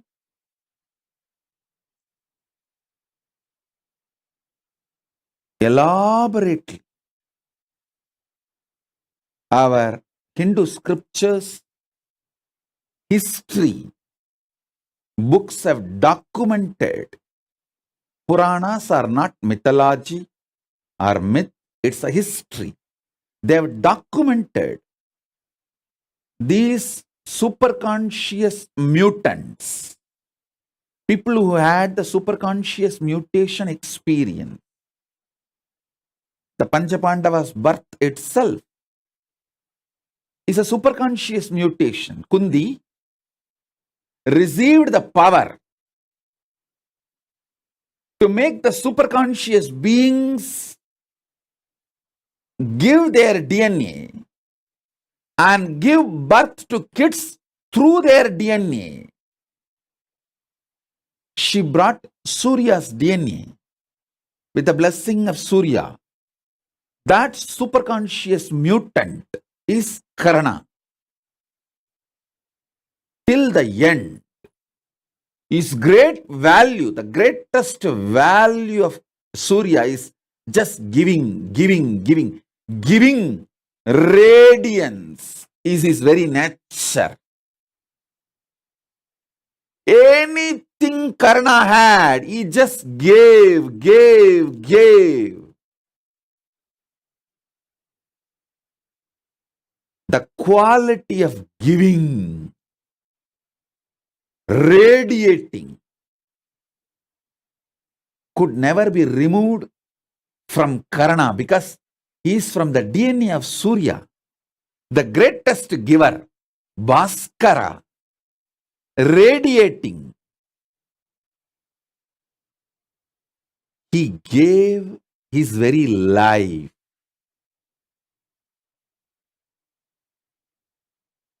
He is the extraordinary giver.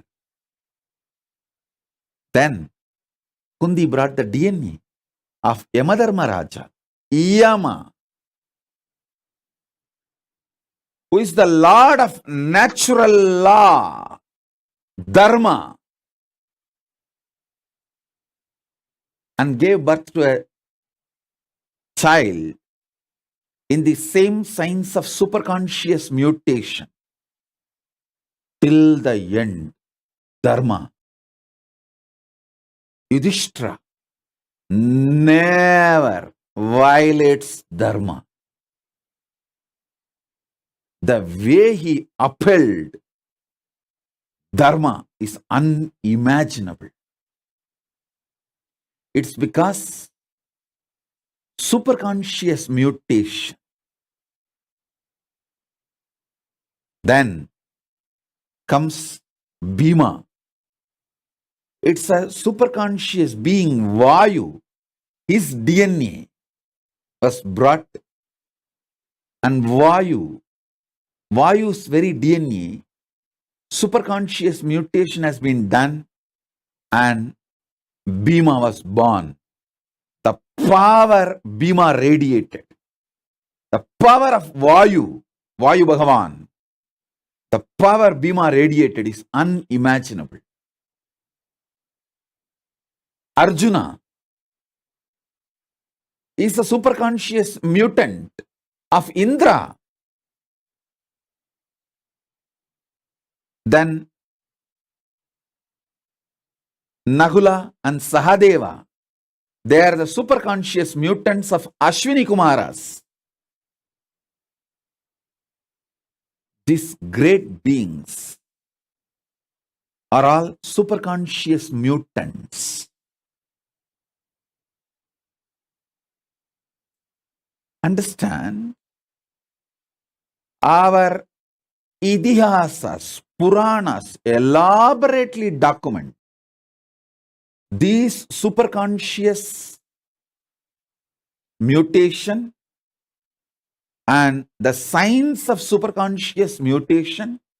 There's an elaborate description of the 7 enlightenment cities, Kashi, Kanchi, Madura, all these 7, Mayapuri, all these 7 enlightenment cities each having the population of 10,000 Sahasravadanis, 1 lakh Shadavadanis. Sahasravadani means who can perform 1,000 action at a time. Sadavadani means who can perform 100 action at a time. Please understand, what I am talking is not story. Even as recently as now, there are documentation in Mohal's court where they start awarding Shatavadanis.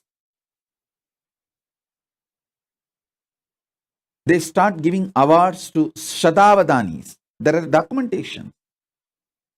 In front of the court, people performed this 100 acts at a time. Forget all of that. Even now, in Andhra, the Telugu Brahmins community, they are keeping this tradition of avatanis alive. The living stream is not dead. It is there still. It's there. Shodasavadanis, Ashtavadanis, still the tradition is there. In Andhra, the Telugu Brahmins tradition, and even the Telugu Brahmins who came and settled in the banks of Kaveri in Karnataka and Tamil Nadu. All the three, Godavari, Karnataka, Kaveri in Karnataka, Kaveri in the Tamil Nadu. In all three places, the Telugu Brahmins who came and settled are still keeping these Avadani traditions alive. Actually, there's an elaborate description how these rivers were energized with the superconscious energy for these Avadani traditions to be kept alive. The Ganga was used for Sahasravatanis, people who can perform 1,000 acts. They settled in Kashmir and Kashi. Then the next level, people who can perform little less than 1,000, but around 900. They settled in Yamuna. And you need to know, after the Ganga and Yamuna, people who can perform above 500, but less than 900. That group settled near Godavari. That is why when we describe the rivers and worship, Gange cha Yamune chaiva Godavari Saraswati. Saraswati does not come third, Godavari comes third. Then comes Saraswati. Gange cha Yamune chaiva Godavari Saraswati Narmade Sindhu Kaveri. It was different settlement of different Avadanis. There's an elaborate description of how these Avadanis are trained and how this science was kept alive. Avadani's training is one of the aspect of superconscious mutation. More than Avadanis, another important aspect of superconscious mutation is ability to use the astras. Ability to use the different organs, senses. Listen. Ability to use different organs and senses. That superconscious mutation is Avadanis. You will have an extraordinary capacity to smell, think, write poetry, recollect the numbers, names uttered, means the Jnanendriya, Karmendriya,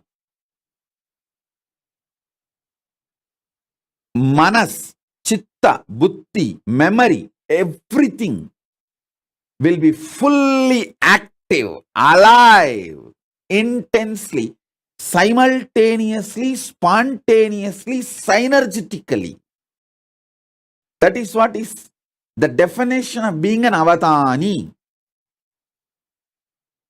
All your jnanendriyas and karmendriyas. Jnanendriya means the organs in your system which receives information and processes. Karmendriya means organs in your system which performs actions. Jnanendriyas and karmendriyas and the internal organs who are responsible for Jnanendriyas and Karmendriyas to be fully active and alive. Sorry for using too many Sanskrit terms.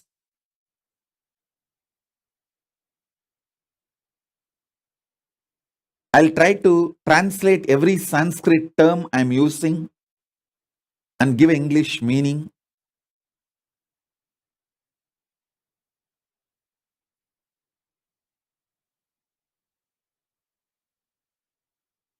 The knowledge receptors and action performers, these two organs, for example, tongue, when it tastes, it is called Jnanendriya. When it speaks, it is called Karmendriya. Same tongue, when it performs the action of receiving the taste and processing that information, it's called Jnanendriya. The same tongue, when it performs the action of talking, it's called Karmendriya.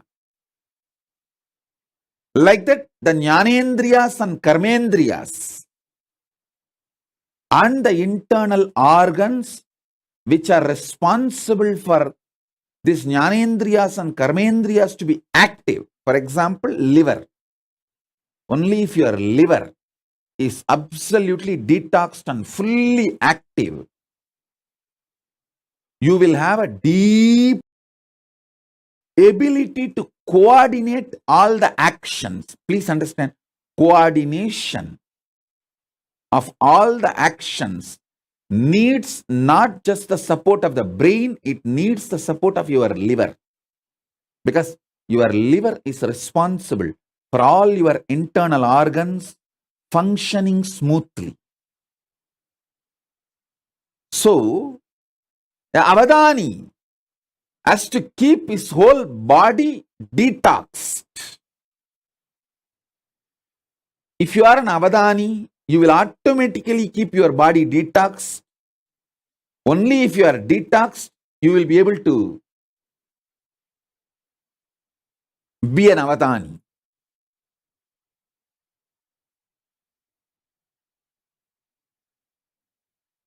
Keeping all your Karmendriyas, Jnanendriyas and internal organs active, alive, simultaneously, spontaneously, synergetically, in a synced way, is called Avadana. I myself have seen an Avadani who can smell, listen to the music, taste some of the food items,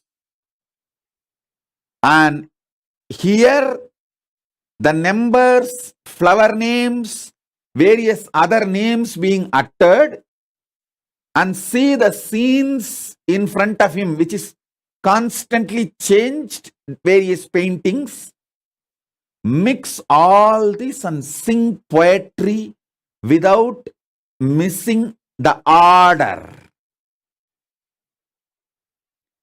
He can see everything, listen everything, and during this whole process, somebody will be touching his back with peacock feather at various points. He will narrate this whole thing in a poetic way without missing the order. This multiple performance Avadanis is one aspect of superconscious mutation. Then the next, using Shastras,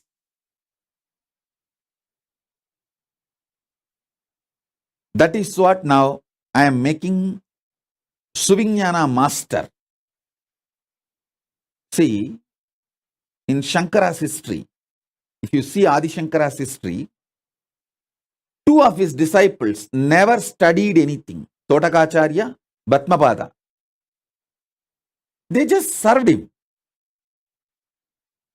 Just by superconscious mutation, he made both of them Shastravadanis. Shastravadanis, like Sahasra Avadanis on Shastra. Sahasra Avadanis means they can perform 1,000 actions at a time. Shastra centered. He made both of them Sarvanyas. What Mandana Mishra did through the self-effort, his whole life,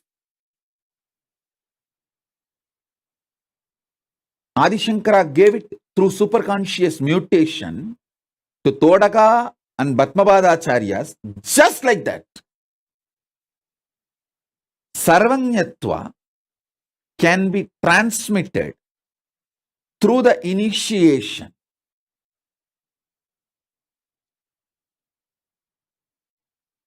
And Sahasravadana of Shastras can be transmitted just like that.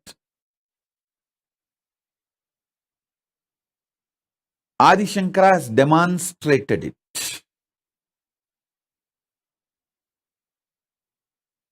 Then Sahasravadanis of Shastras. How do you think Drona could transmit this whole science to all the students in short period? Especially the capacities of Arjuna, Bhima.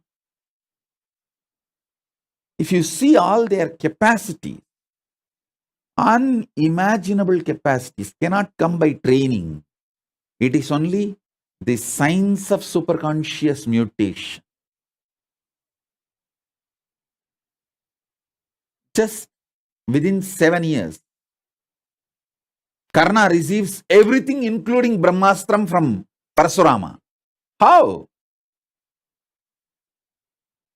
It's impossible by training, but only through the superconscious mutation. Understand, superconscious mutation is a science.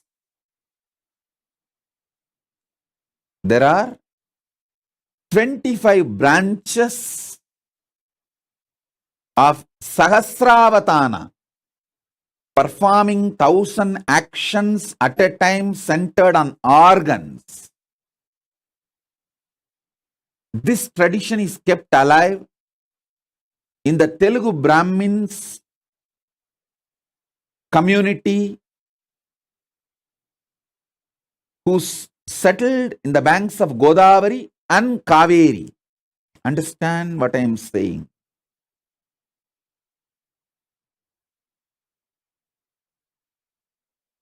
Even now, there is a living stream, at least few people.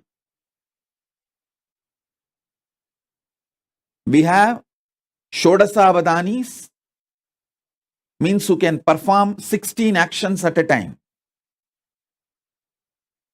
I want to tell you, put this on record, how the invaders of India destroyed this Avadani tradition. They understood these Avadanis are the powerful people keeping this Hindu tradition alive. So these invaders started rewarding the Avadanis. Everyone thought, why will award and reward Avadanis? Hindus. Because all these Hindu Avadanis have started coming out openly, publicly to receive the award and reward. They collected everyone and finished them off once for all. That is the way the living stream of the Avadanis were destroyed by the invaders. understand. But one good news I have for you, all of you, is fortunately, this avadani, the superconscious mutation, is done in the DNA level. If the Telugu Brahmin DNA is available, Telugu Brahmin kids are available, that is enough. I can reinitiate them, revive the whole Avadani tradition, which is what I am doing through our Gurukul. This is the good news we have. The Gotra of Avadanis, the Telugu Brahmins who carry this Avadani's DNA, if the child is initiated,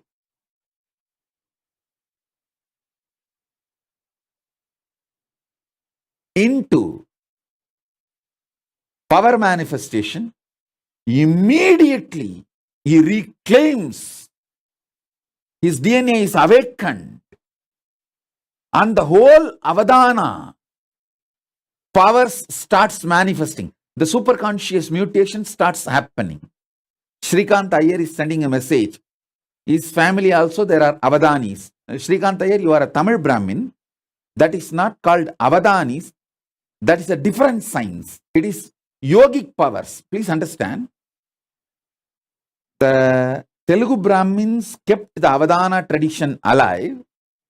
Tamil Brahmins kept the Mantra Shastra alive. The Avadanis which you are talking, Shrikant Iyer, your family, you are actually Tamil Brahmin, means the Tanjavur Brahmins, Tambras family. Hope I am right. And people who carry that Iyer title, that DNA, your Avadanatva is manifested through Mantra Shastra. Fundamentally, the Tamil Brahmins Avadana tradition, that superconscious mutation is Shastra centered. The Telugu Brahmins Avadana tradition is organ centered. Karmendriya, Jnanendriya centered power is the Telugu Brahmins Avadana tradition. The Tamil Brahmins, see, I don't want to create any conflict or community fight here. I am just putting all these things in record. Whatever I saw in the Akashic records and Shastras and the traditions and books, I am putting it on record. The Tamil Brahmins have the Sahasravatana capacity, Shastra centered.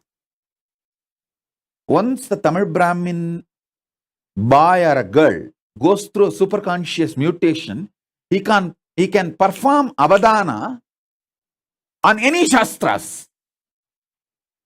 On any Shastras.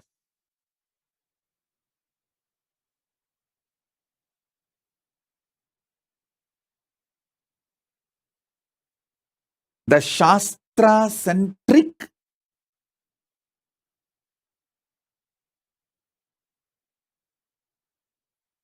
Avadana performance, Sahasravadana performance, science was kept alive, focused by Tamil Brahmins. Please understand, it's not that Tamil Brahmins never studied the Avadana tradition of Telugu Brahmins, but each of them took up one branch and kept it alive. And Shastra-centered Avadana tradition, Shastra means weapon. Shastra, Astra-centered Avadana tradition was kept alive by Parasurama's Gotra in UP. The whole UP area, the modern day Uttar Pradesh and Uttarakhand, in that area, the Parasurama's Gotra is still alive. They have that Sahasravadana tradition centered on Shastras and Astras. Still, I have seen one Brahmin sadhu who can pick up a grass and chant a mantra and throw that grass, it will catch fire by itself and go and fall some 20-30 kilometers away and blast. I have seen a sadhu who can perform this avadana. Please understand,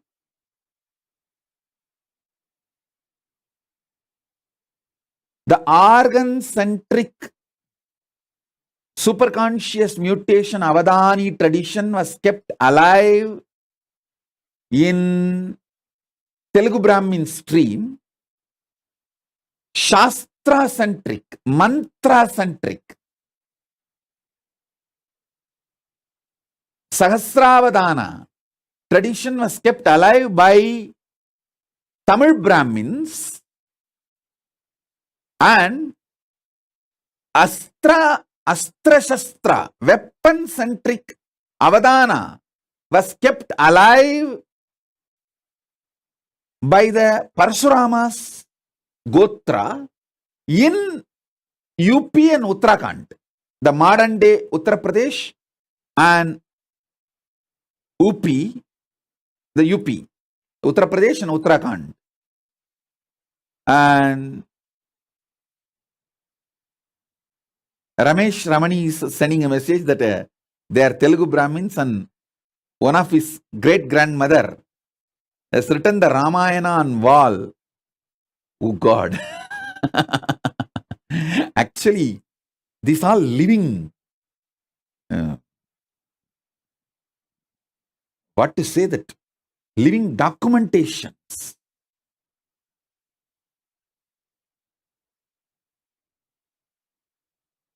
And I am getting so many messages.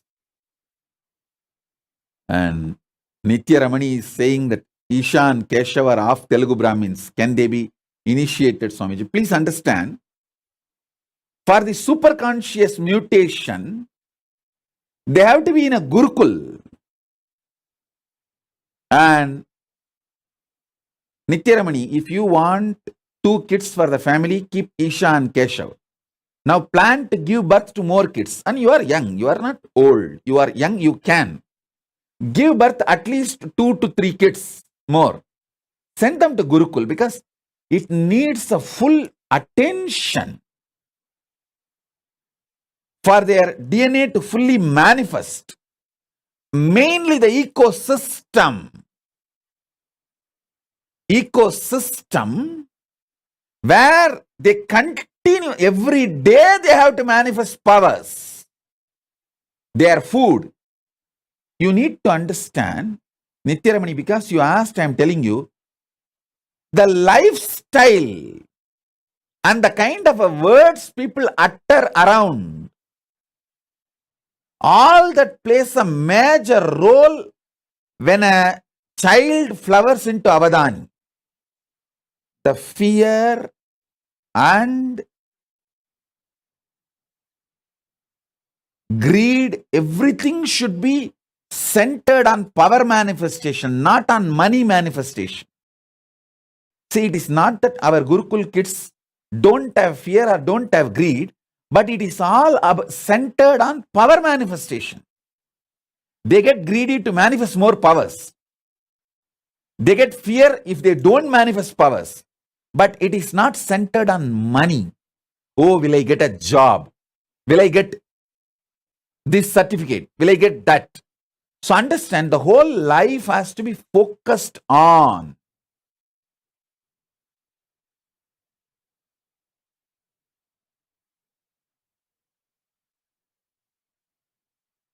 power manifestation and becoming Avadanis.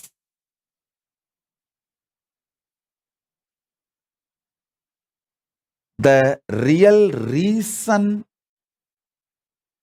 why I am so focused on Gurukul is my work is not just writing some 1,000 books, giving 1,000 satsangs. My work is super conscious mutation. making thousands and thousands of avadanis, power manifestors, demonstrably. Please understand one more thing. I want to put this whole thing on record.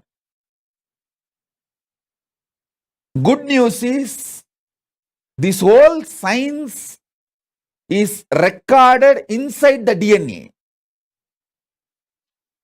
So as long as the last Brahmin is alive, this science cannot be destroyed, cannot be eliminated. That's the good news. The great news is Paramashiva has empowered me. He has given me the power to revive, awaken, and do the superconscious mutation and revive that power of Sahasravadani. So Nityaramani, first thing, you are young, you are not old. Both of you are young. You can plan for at least 2 or 3 more kids and send them to Gurukul after the age of 7. This will be equivalent to giving $1 billion to Hindu society. Understand? When you give one child to Gurukul and when he starts manifesting powers, a tradition is revived. Not just one person. A tradition is revived. I always tell people, when one Hindu woman is taken away, it is not that we lose one woman, yet whole lineage is lost. Same way, if the one child, Brahmin child, or one Brahmin girl starts manifesting this avatana powers, it is not that one girl or one boy is manifesting. The whole gotra, the whole order, the tradition, the heritage, that whole lineage is revived.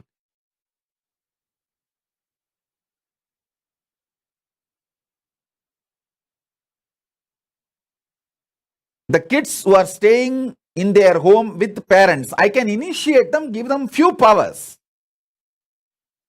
But becoming like a Sahasravatani, you need the ecosystem where the kids manifest these powers intensely.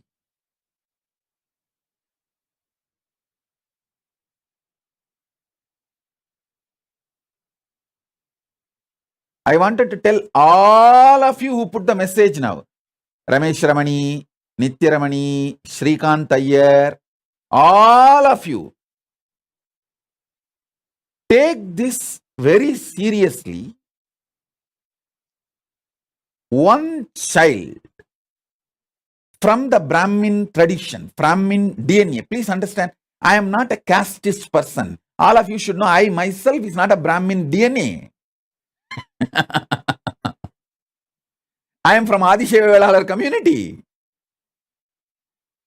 So you should know that I am not a casteist person, and I talk so much about social justice, and I work for the social justice.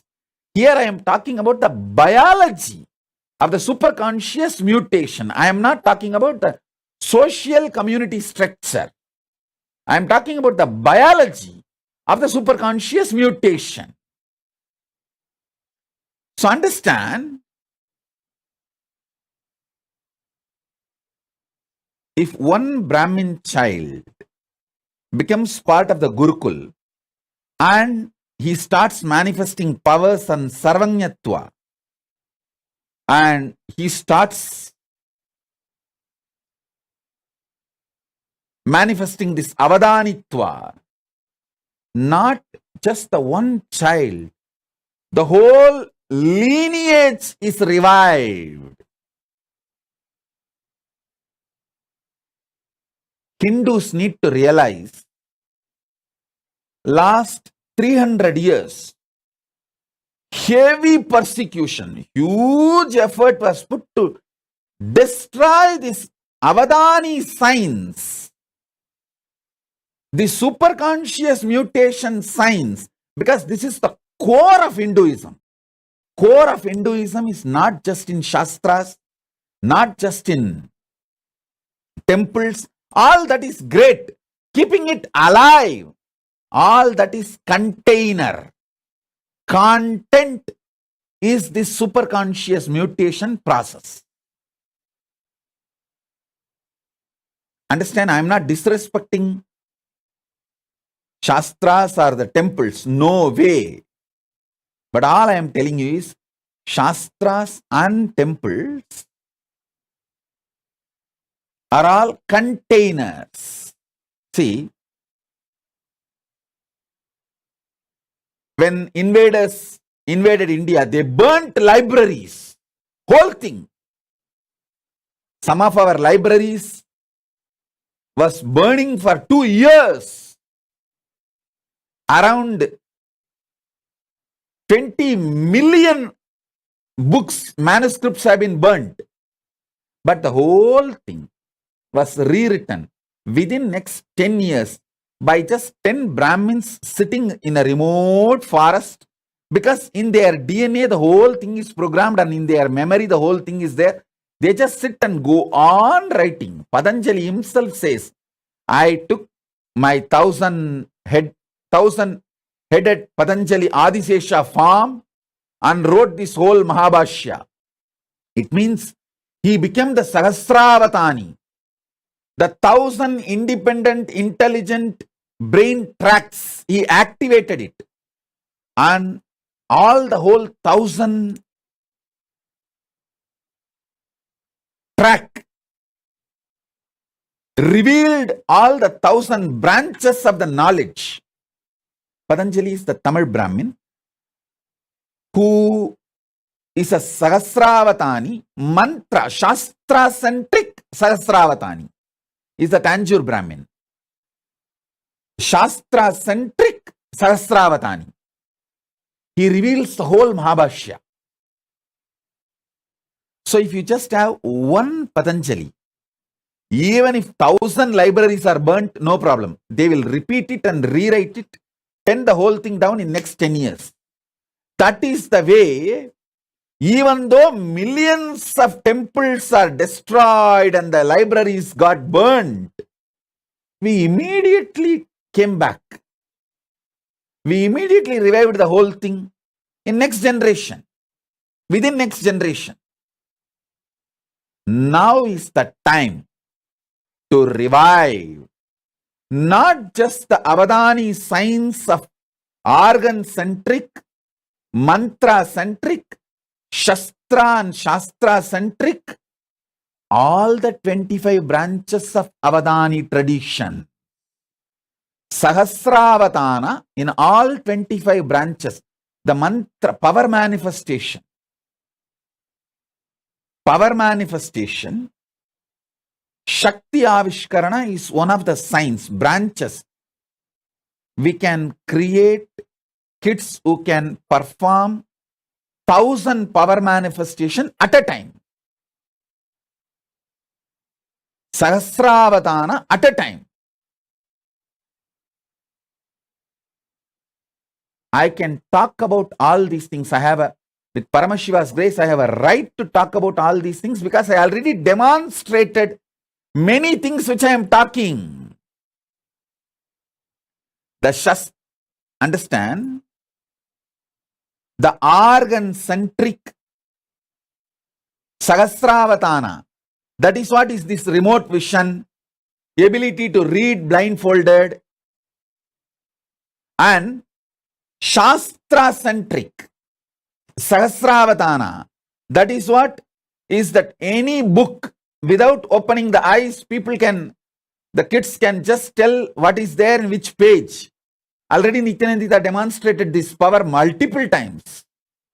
Sarvanyatva, not just Nithyananda, many kids along with Nithyananda demonstrated this power multiple times. And Astra-centric, Astra-Shastra-centric Sahasravatana. This comes under this materialization. Many other power manifestations come under this Astra and Shastra centric Sahasravatana. You can receive anything you want and send anything you want.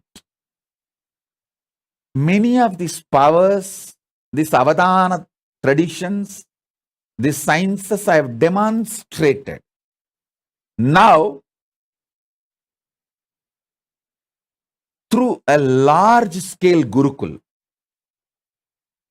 I'll be taking this whole science to the whole world. See, the good news I have for all of you is, with the grace of Paramashiva, we demonstrated it is possible. We already revived the foolproof. The methodology is success, end to end, the quality control passed. That is done. Now we will have to make it available to the whole world by making large numbers, like 10,000 balasans,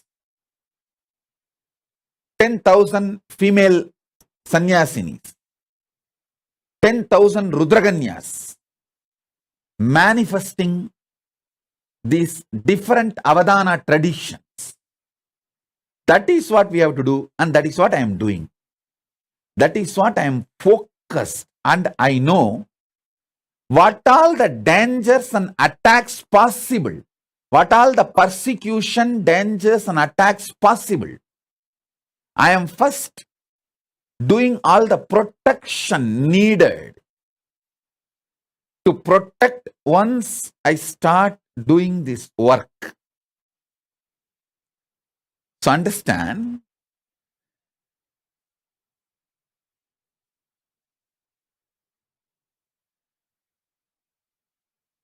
with the grace of Paramashiva, we will do it, and he is doing it. He is really doing it. He is doing great work in large scale. Great work in large scale. I am just creating the infrastructure needed to host these thousands of kids, thousands of Gurukul Balasans, thousands of sannyasis, Rudraganyas, Apat sannyasis, who will work on the superconscious mutation, start manifesting these powers. I'm just working. So understand,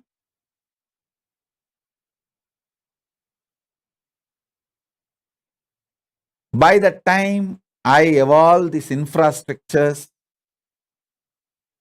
all of you who put the message, Shrikant, Nithyaramani, Ramesh Ramani, all of you, you guys plan for getting more and more Brahmin kids. Your very DNA which you want to revive. Start working. If you feel, oh, it is little late for me, Swamiji, especially Ramesh Ramani may say, I think Swamiji, it is little late for me. But no problem. You have daughters, you have sons and daughters. You tell your daughters to give birth. Let the next generation. See, if possible, you give birth. If not, your sons and your daughters. Ask them. If you want to 2 child for your family, have 2 for you, and give few more kids birth to at least 2-3 more, and let that child go and be part of the Gurukul and revive the Sanatana Hindu Dharma. I tell you, sending a child to the Gurukul will be equivalent to donating $1 billion to Hindu society.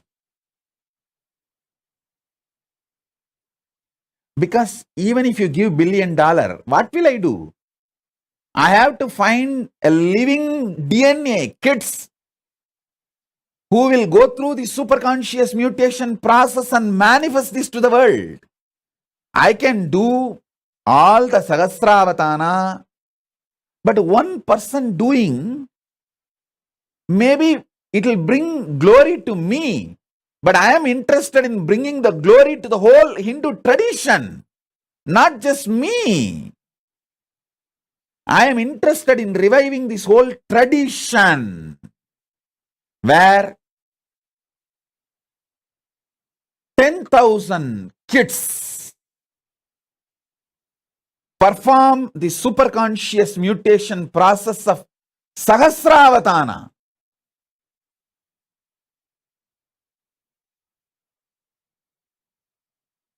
I want all the Brahmins to know, especially if you are from a family where alcohol and non-veg is not a lifestyle, where still you keep the Brahminical traditions alive, you are carrying something extraordinary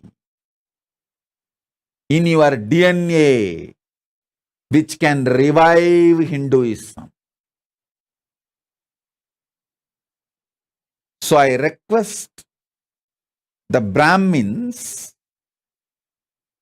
especially still who are living the Brahminical lifestyle of no non-veg, no alcohol, that lifestyle.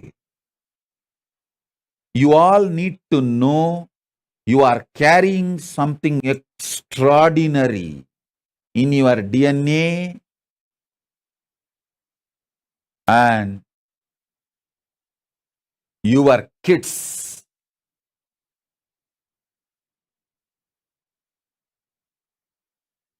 not only can be the greatest gift for reviving Hinduism, they can be greatest gift for the whole humanity. Sonali Gupta is asking, what was the Kashmir Avatani tradition? Kashmir Avatani tradition was power manifestation science. On power manifestation, Shakti Avishkarana. If you see the whole Kashmiri Shaivite tradition, it was all about the power manifestation, Shakti Avishkarana. They were able to manifest 1,000 powers at a time.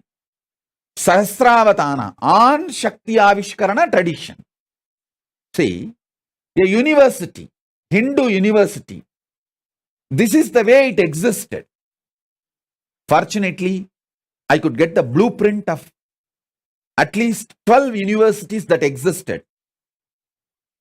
Tarukavanam. Tarukavanam is one of the greatest Hindu university where the rewriting of all the Puranas happened. The Tarukavana rishis. And then the Kadambavanam. Kadambavanam is around the Madurai. There was a university. Madurai was called Kadambavanam, and around the Madurai, one university. And Vedaranyam, forest of Vedas in Tamil Nadu, Vedaranyam, and Kanchi. Like that, different universities, blueprints I got. Fortunately, Paramashiva gave access to me. In that, I saw all these universities had 25 branches of Sahasravatanis. People who can perform 1,000 actions spontaneously, simultaneously, synergetically. Because of the superconscious mutation, either centered on organs, or centered on Shastras, scriptures, or centered on Shakti Avishkarana, power manifestation, or centered on Astra Shastra Vidyas. Like these 25 branches, the metallurgy and arts, the whole Vishwakarma Sampradaya. Understand, we had Vishwakarmas who can perform 1,000 acts at a time on the science of sacred arts. Vishwakarmas are called Vishwakarma Brahmins. You should know that. They are Brahmin DNA. That was one of the branch in the 25 branches of the university. With Paramashiva's grace, we will revive all the 25 branches.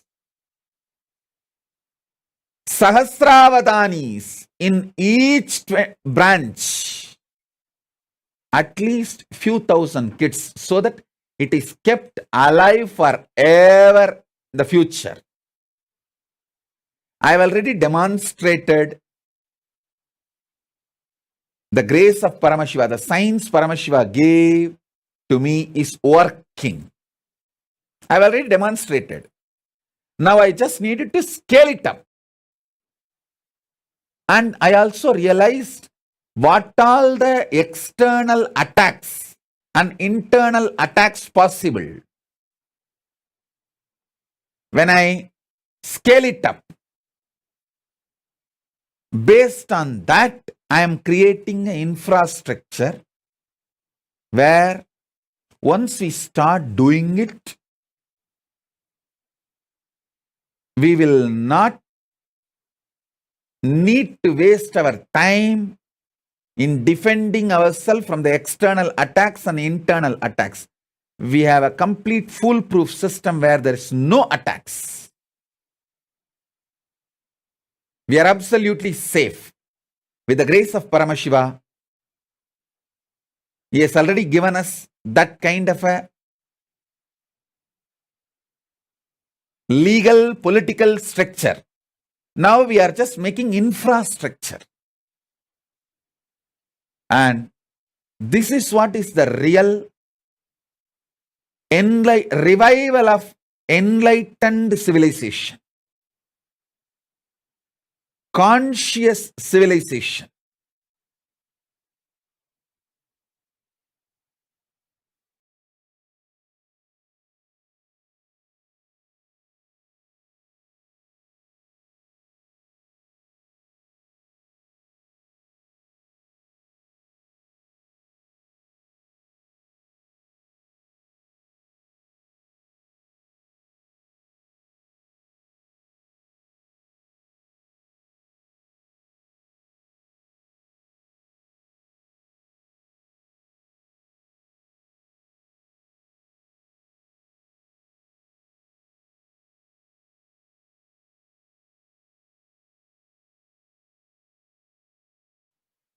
And I know now what I said, what I focused, and what I delivered is too much even to grasp. These Avadani traditions which I described, 4 different Avadani traditions. Organ-centered, mantra-centered, Shastra-Astra-centered, sacred arts centered. Just understanding this 4 itself, you need to watch this satsang at least for 10 days. And you should first of all understand Avadani. You should see few Avadanis. Only then you will understand what is this Avadani tradition. Only if you see my Gurukul Balasans manifesting some 10-12 powers, you will understand this power manifestation is possible. Till then you can never understand. You may think, no, it is not possible. It is all just humbug. You can go on. But only if you see, check for yourself, foolproof, you will understand, wow, it is all true. Same way, only if you see few Avadanis, you will understand. The Avadani tradition is possible.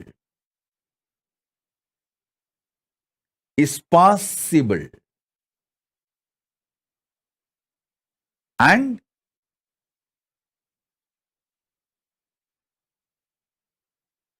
understand all these various Avadani traditions.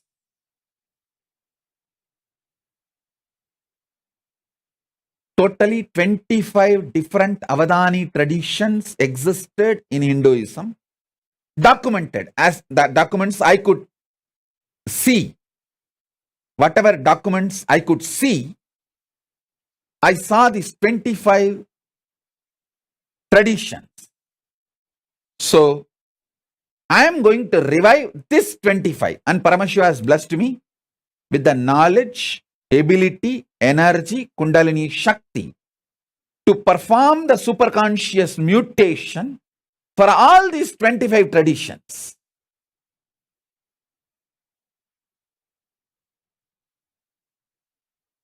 In these 25 traditions, each one represents one face of Paramashiva. One face of Paramashiva represents one Avadani tradition. Avadani is a person who can perform multiple acts simultaneously, spontaneously, synergetically. Because of the superconscious mutation happened in him.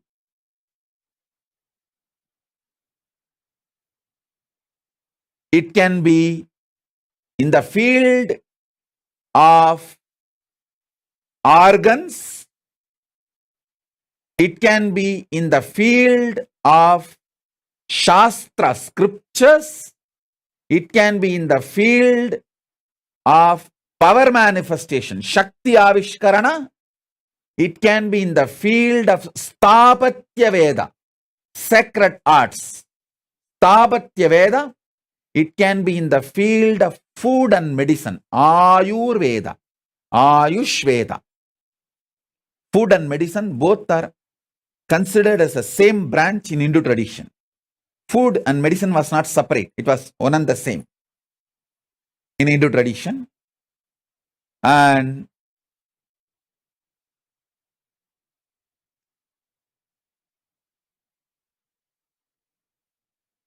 all these 25 branches,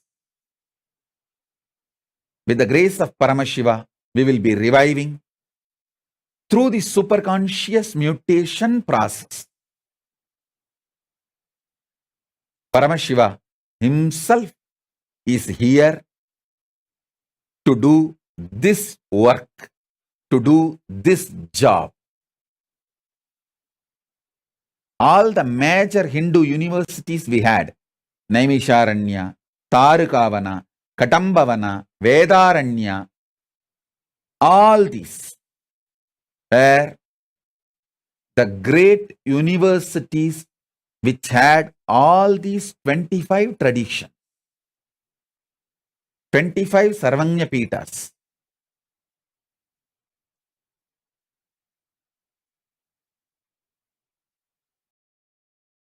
Understand?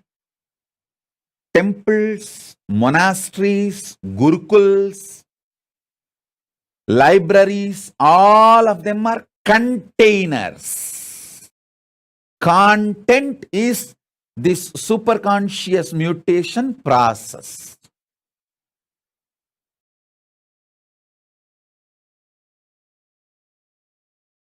Especially if you are from a Brahmin community who's still living the Brahminical traditional lifestyle of no non-veg and no alcohol. Actually, if you don't do Gayatri, if you don't do Sandhya Vandanam, if you don't do Agnihotra Mandala also is okay. I'm not saying don't do. Even if you have not performed all of that is also okay, because that can be just revived. But the non-veg and alcohol and drugs directly affects the very DNA structure. The capacity of the DNA is lost if you allow non-veg and alcohol and drugs. If you have kept non-veg, alcohol, drugs away and lived the Brahminical lifestyle, if you just keep these three away, that Brahminical lifestyle will be more than enough. You are still carrying a powerful DNA which can be a great blessing not only for Hindus, for the whole world. Because if you give one child, for example, Paramesha, Shri Advaita and Mahadvaita gave Paramesha and Tattva to Gurukul. Especially Paramesha, the way he started manifesting powers when he was a kid. It is not that now he is only one sannyasi or one kid, one balasant manifesting powers. He is going to revive, inspire a lineage.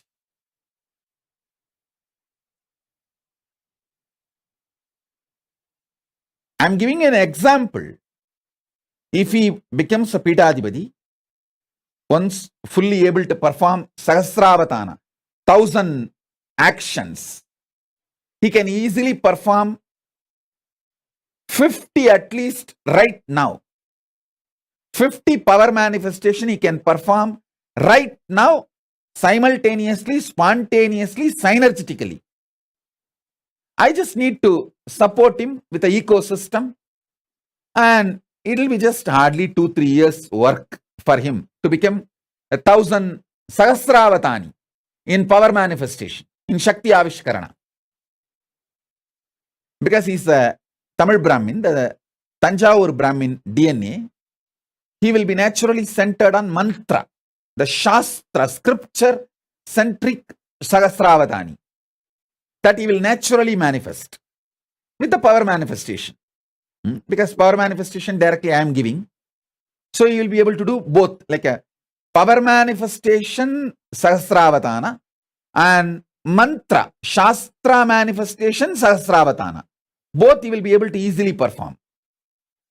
So when he does that, if he becomes a Pitadipati, a sannyasi, he will be inspiring millions of the next generation to become sannyasis and take this science forward.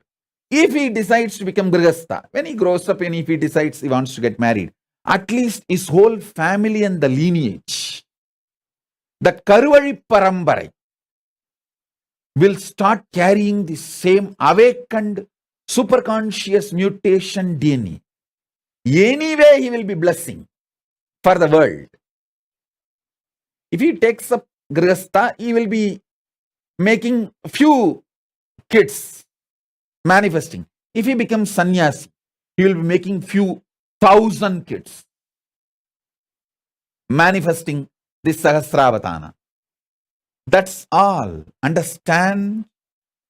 What I am talking is a clear Paramashiva's blueprint.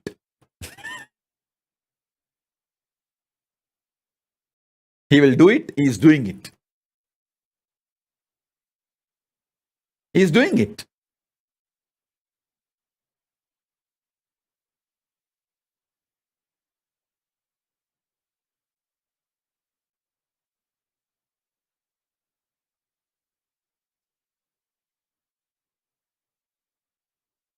I tell you, the real work is all about superconscious mutation.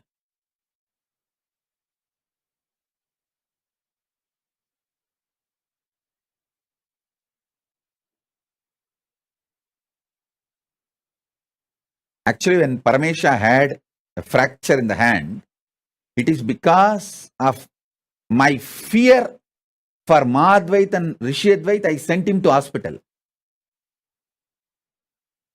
If there was no interference of Madhvait and Rishiyadvait, I would not have sent him to hospital. Because I know how to heal it simply, just by the superconscious mutation. But Madhvait is terrorized. What can I do? I have to be legally right as per the Indian law. So I said, all right, take him to hospital and do what need to be done. I only consciously supported him.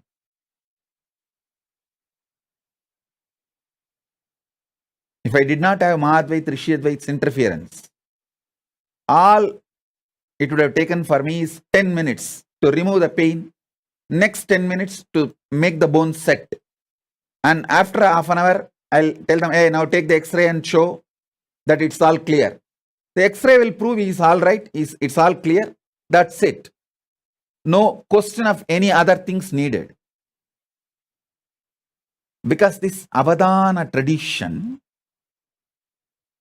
when the superconscious mutation starts happening inside a child, he gets the power to manifest the body as he wants.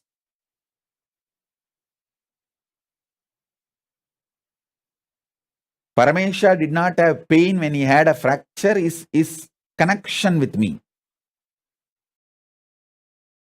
But he has to be sent to hospital for medical attention is because of Mahadvait and Rishi Advait's fears. Middle class Hindus, what to do?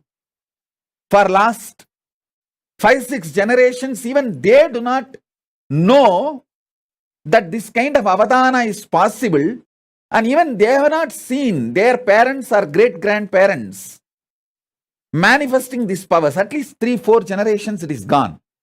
So they are all jittery, shaky, middle-class Hindus. Always they want to have a plan B, that fallback. And it is not their mistake. That is the way now, because for so many generations you did not see all this is possible.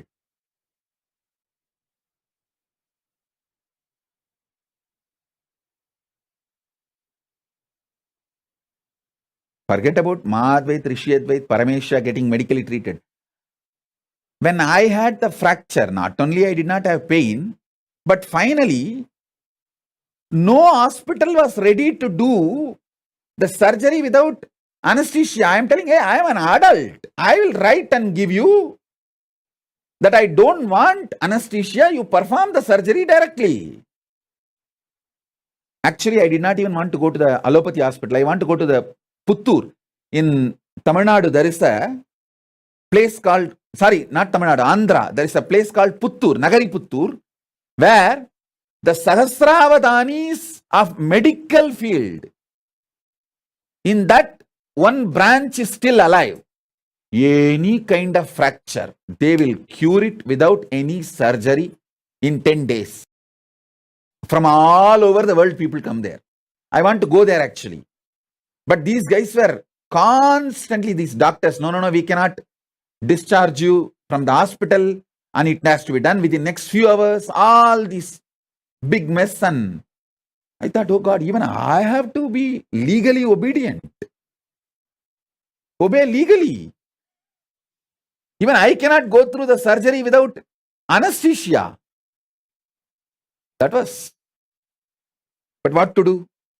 When you are in a country, you have to go through their legal system. Actually, the moment I had the fracture, I told my disciples, hey, drive to Nagari Puttur directly. Don't go to Bangalore. But somehow these fellows said, no, Swamiji, let's first take the X-ray and know where the fracture is exactly and take it to the Nagari Puttur so that they will repair it.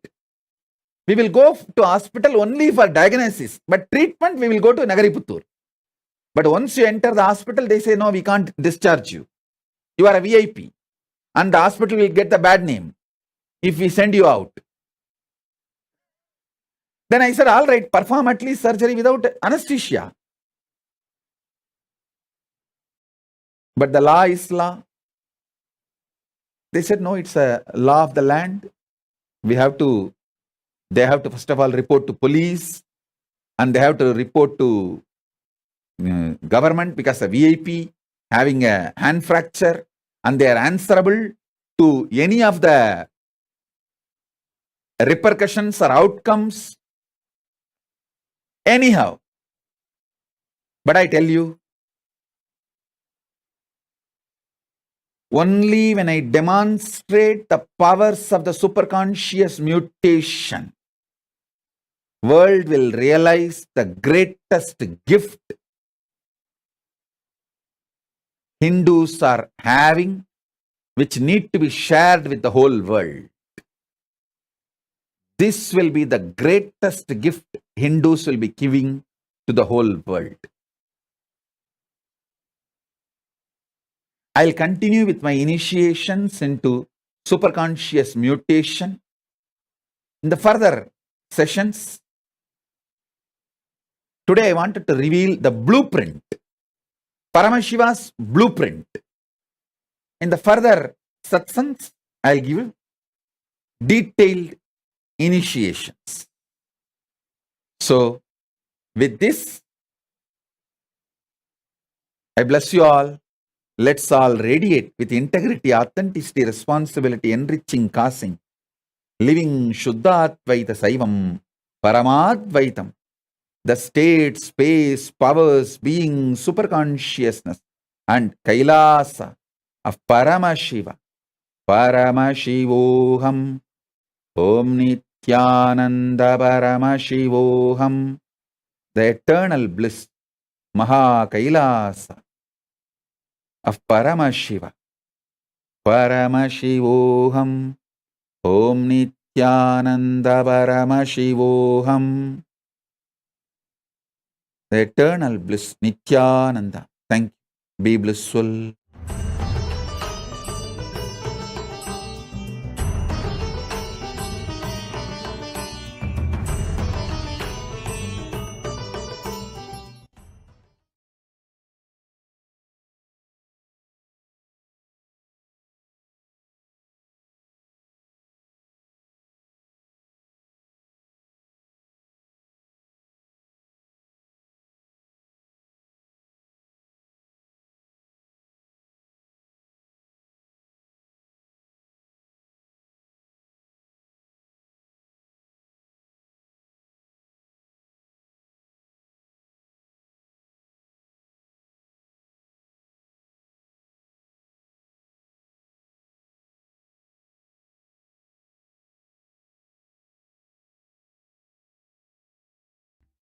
Nithyanandam, Jnanapatati Manual, under the guidance of Supreme Pontiff of Hinduism, Jagadguru Mahasannidhanam, His Divine Holiness, Bhagavan Nithyananda Paramashivam.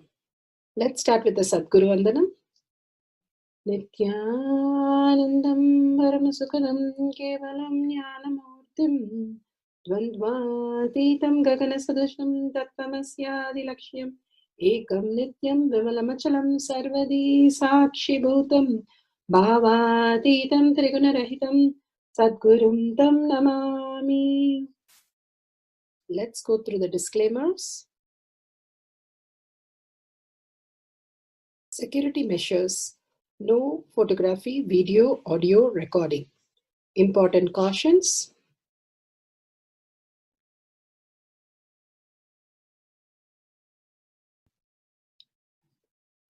Please be aware of the important cautions.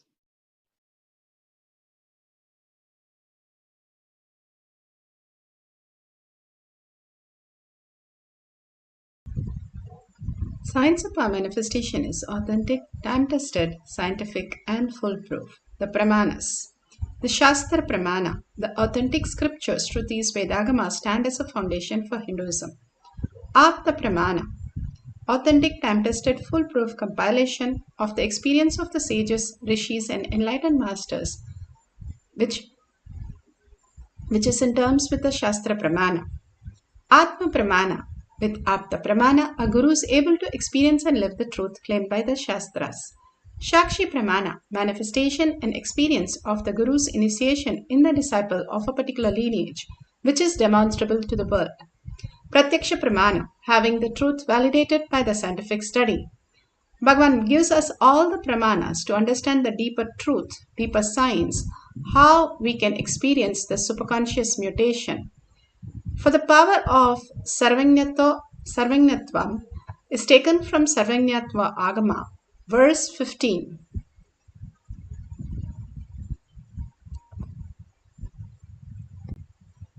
All-knowingness in its all-fullness.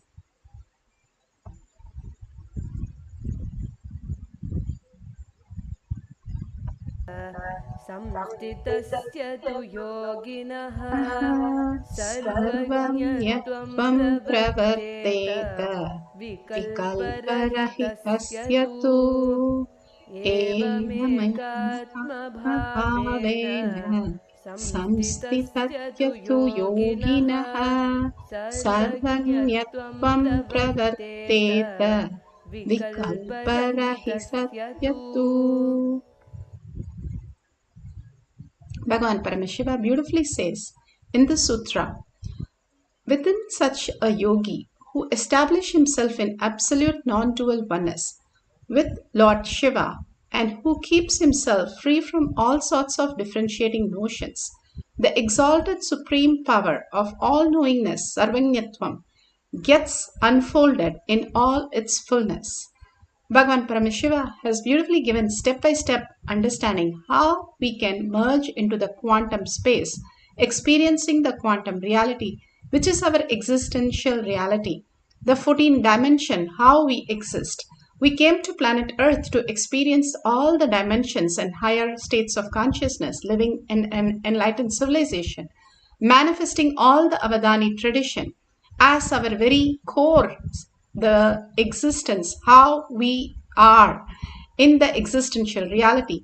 For few decades it has been forgotten, and now Bhagavan is reviving to showcase to the world what is the possibility of us not just living as a human, but living as a human being, that being part, the divine part, who we are, need to be experienced and expressed as the physical reality.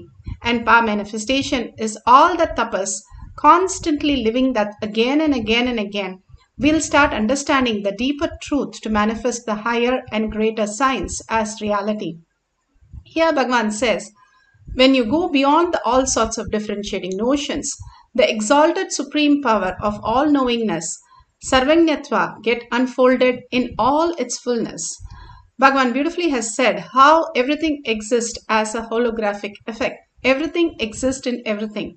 Just few cells, couple of cells become a human being. It has all the intelligence to become a human being. Each cell has so much of information. The whole existential reality starts happening when you merge into that conscious space, the unified field.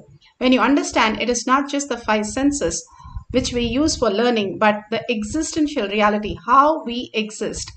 And just by downloading, you can experience the greater science. Whether it is Satya Sai Baba or Ramakrishna Paramahamsa Ramana Maharshi, all of them have demonstrated the Egasandhagragi. And Adi Shankaracharya, at age of 7 years, the Kanakadara Sostra, he started chanting. And just by one listening or just by one glimpse of something, they are able to download the greater truth into physical reality. And Bhagavan Paramashiva here in Apta Pramana says how Ekalavya, one of the greatest archer who manifested his archery skills just by taking the mud of where Dhruva put his foot, when he took the mud and made a deity from that and started worshipping, and whatever Dronacharya started teaching, and sorry, not Dhruva, Dronacharya started teaching, and he started doing the same thing just in the presence of this deity that he worshipped as the Dronacharya. And he mastered all the skills that he had to download in his physical reality. All the science was available for all of us. Only we have forgotten the science and got deluded into only the way we are compartmentalized by the education system. And we think we have no other way of learning. But the very existential way of learning, how we learn to walk, talk, millions of instruction we just came to know, even the language, multiple language, everything we learn by the age of 7, not by reading a book or going to a school, but just being in the presence of people. How do we imbibe all that knowledge? And how do we demonstrate? We have forgotten that when we go to the education system, where they teach you only by books and only by reading, memorizing, you can learn something. But Paramashiva clearly says how we can exist as a consciousness which is self-effulgent, omniscience, omnipresent, which is the way we exist in the existential reality. We can just download any information that we want. Cosmos is a feedback system, constantly expanding. And when we align beyond our differentiating notions into the space of oneness, we start manifesting the greater powers. Here Bhagavan speaks on how we can learn a large amount of information just like that. How Swami Vivekananda manifested these powers. Apta Pramana. Bhagavan's narrates. Vivekananda went to a library during his wandering days, picked up some 6 volumes of encyclopedia. After third day, he brought the book back and returned to the library. The librarian started laughing. Did you take it to put it at your head to be used as a pillow? First thing, librarian was not able to believe a Swami is an educated guy. Next thing, he cannot believe somebody finished all 6 volumes in 3 days. Vivekananda said, if you want, ask any question from that 6 volume. Librarian examined him 3 hours and got completely shaken. Because not only Vivekananda was able to answer, he was able to quote even page number and paragraph and line exactly. Let me give you the technique, how it is possible. Try this technique for a few days, sitting with the mirror. Sit few minutes, look at the mirror as if you are looking from here. After a few minutes, feel that you are looking from inside to your own body. Few times of practicing, just 5 minutes per day, practice for 2-3 days. Suddenly you will see you are really able to feel you are outside your body and able to look at you. Once you have that click, that feeling, whenever you pick up some book, pick up that book, first few minutes, gaze at that book as if you are looking from your body. Then, next few minutes, feel you are inside the book and looking at your body.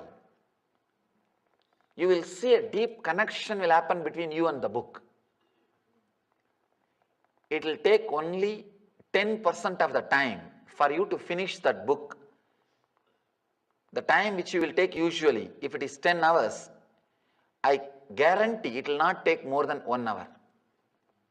I myself have experienced this technique. Easily I finish 600 to 700 pages in one night. I don't read a single book. I just bring volumes, go through. Simply it is possible. All you need to do, first look at the book for a few minutes, then feel that book, through the book you are looking at yourself. It may look very weird and it may look too simple. Try, you will understand. In the very inner space, a different thing happens. When you listen the sutra, objects and desires exist in me as in others. So accepting, let them be transformed. It looks too simple. If you really start using this technique every step in your life, you will understand how many things are revealed to you. How many new things starts happening in you. You will see you are able to move out of your boundary. You will use your body like a car. When you want, you can get in. When you want, you can get down. You can get into anybody's head and see. Understand, I am not giving you false promise or I am not giving you too big ideas. It is simply possible. A simple understanding and clarity. Vivekananda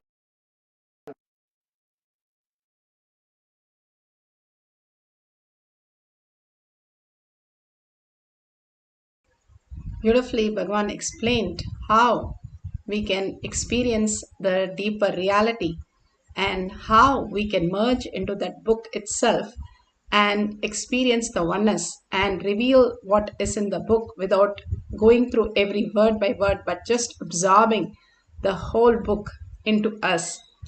And this is a science, and that's how the Balasins have learned many of their exam materials that they performed, and plus a research was done on them how best their IQ is, grasping power, retention power, and recall. All that they were really successful, and 95% they were able to copy whatever they learned immediately, and about 86% they were able to recall And this is not just one kid or two kids. Most of the kids were extraordinary. The IQs were very, very high when they were tested for these greater signs. Today we are going to experience the Agas and the Gragi. That means just the all-knowingness in just learning at one go. You can read anything, the Hindu narrative, or anything that you think, take a book and just go through the page just for few seconds and then close it, 30 seconds and then close it. Don't do more than that. Even for 5 seconds you can keep it and just close it, and whatever you have absorbed, not read, and you see how much you can recall, and the amount of things that you can recall, you can mark it and share it at the end of the session. All this Agas and the Dva and Triyo, only 3 times a guru is supposed to repeat something. If you don't understand by 3 times, you're called Buddhu, and he will not teach you till you raise yourself to the higher states of consciousness. The Gurukulam had followed strict rules in terms of how you would download and learn also. And here today we are going to experience the most beautiful space of just downloading the books just by one glimpse of it. So all that you need, a paper, pen, and if you have Jnananjan, the cosmic eyeliner, you can apply in your third eye, your temple, and you can apply on the Paramashiva Shila to see what is there and write it down also. Or you have the yantra or a mirror or a banyan leaf, you can use that also to experience the oneness and write down what is shown in that. And clearly you will see all that it requires in our life is only the oneness space. How you use the currency to buy books and to download things, here in the cosmic archive, all you need is the oneness space. The bhava that you carry, constantly we are only fighting with the outer world. And here he says, beyond that there exists such a peaceful, wonderful space of oneness. If we experience that, simply the download will happen to you. You can just record it and you can manifest the power. Now all we need to do is sit straight with your head, neck and spine in a straight line. Bring Paramashiva to your third eye and absolute unclutch from everything that you know as you, the identities that you carry, and merge into the space of oneness with Paramashiva. The more and more you carry the gratitude, the love, the deep yearning for Paramashiva and experiencing the oneness with Paramashiva, you will start manifesting the greater reality. All that requires is our identity merge and let Paramashiva manifest in our life as existential reality. That is the very core how we exist. Nothing is actually in our whatever we know as us. The way we perceive ourselves is completely deluded. We are Paramashiva. We have to wake up as Paramashiva, experience Paramashiva as our existential reality. So all that we are going to do is deeply connect to Paramashiva. How do we do that? Sit straight with your head, neck and spine in a straight line. Bring Paramashiva to your third eye. Sit with 25 heads, 75 eyes and 50 hands. Be in that bhava. You are the Paramashiva, Mahadeva, Sadashiva. Hold that powerful space and constantly chant the Mahavakya. Deeply, deeply means intensely. Intensely means that you're not going to let the thought or the mind come in. Constantly you are going to dissolve yourself into the Paramashiva space. How? You dissolve yourself and you're sucked into the deep sleep. When you melt in your heart for Paramashiva and deep gratitude for Paramashiva, you will start seeing that you are disappearing in Paramashiva, and all that you'll know is just whatever was downloaded is already written for you. And all that you're going to do is sit and chant the Mahavakya with a deep listening in gratitude and in compassion, in deep love, yearning for Paramashiva. Let's start chanting and downloading whatever Paramashiva is showing. Nithyananda Paramashivoham.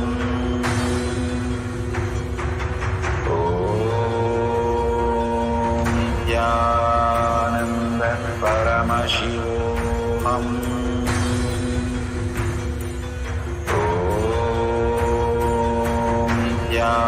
Nithyananda Paramashivoham.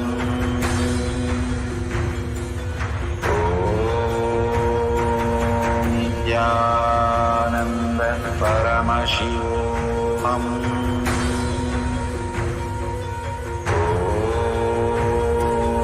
Nithyananda Paramashivoham.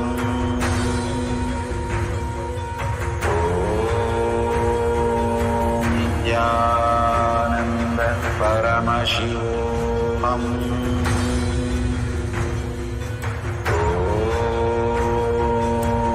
Nithyananda Paramashivoham.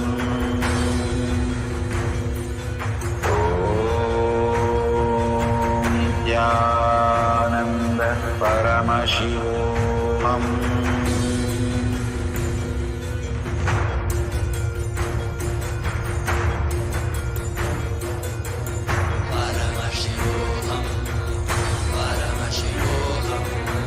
Let Paramashiva's third eye manifest in all our third eyes. Let the Amrita pour, let the Varni open up, manifest in all of us.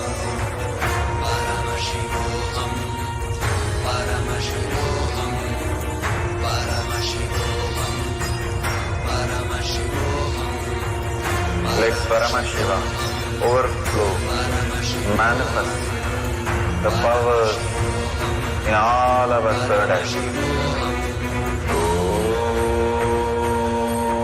Nithyananda Paramashivoham.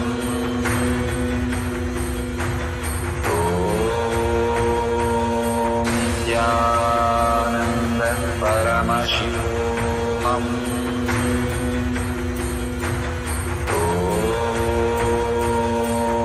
Nithyananda Paramashivoham.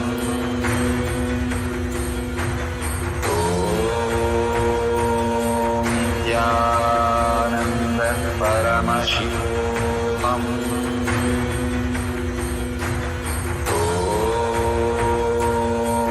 Nithyananda Paramashivoham.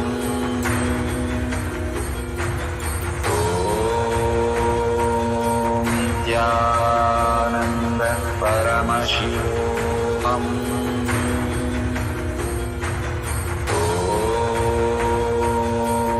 Nithyananda Paramashivoham.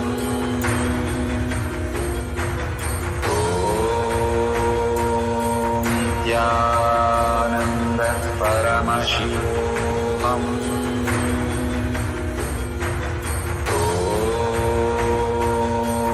Nithyananda Paramashivoham.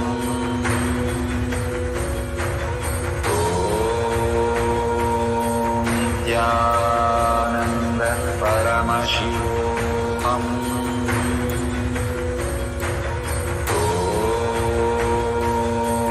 Nithyananda Paramashivoham.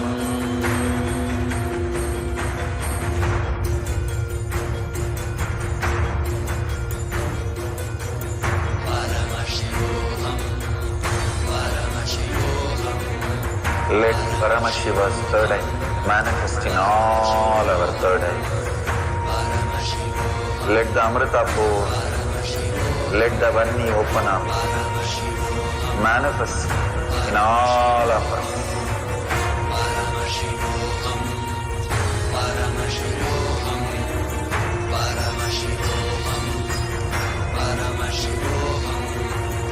Let Paramashiva overflow, manifest the powers in all our third eyes.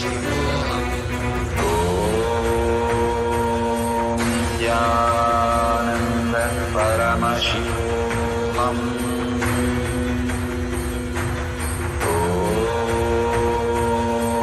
Nithyananda Paramashivoham.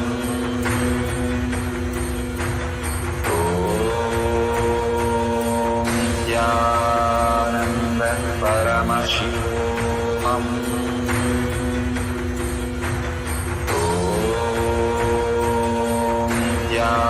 Nithyananda Paramashivam. Om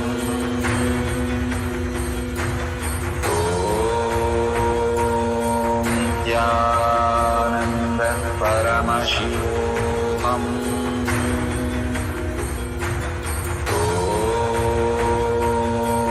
Nithyananda Paramashivam.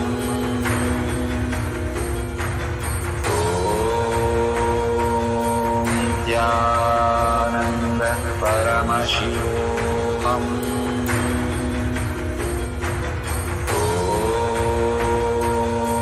Nithyananda Paramashivoham. Om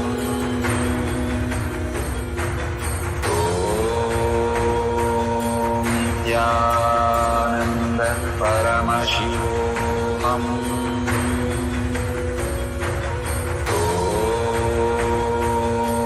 Nithyananda Paramashivoham. Om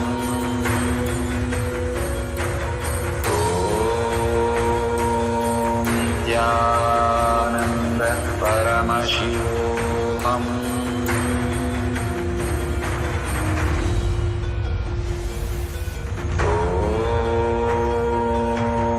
Nithyananda Paramashivoham. Om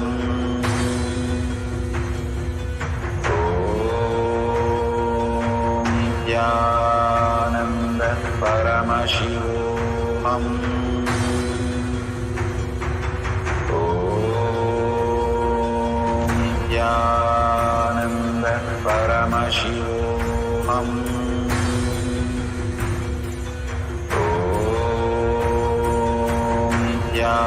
Nithyananda Paramashivoham.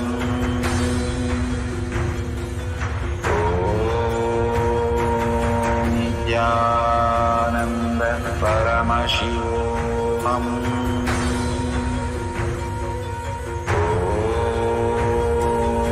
Nithyananda Paramashivoham. Om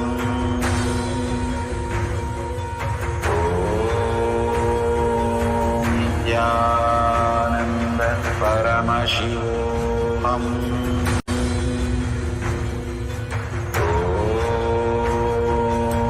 Nithyananda Paramashivoham. Om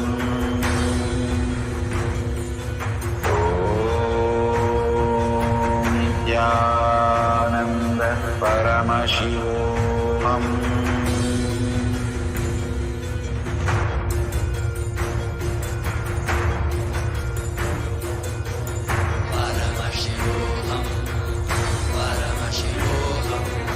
Let Paramashiva's third eye manifest in all our third eyes. Let the Amrita pour, let the Vanni open up, manifest in all of us.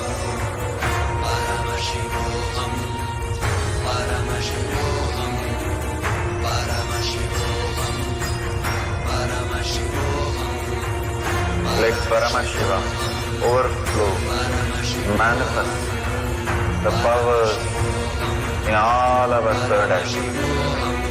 Om Nithyananda Paramashivoham. Om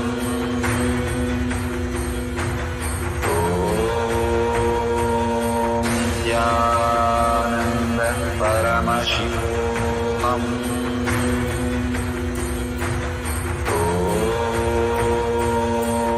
Nithyananda Paramashivoham. Om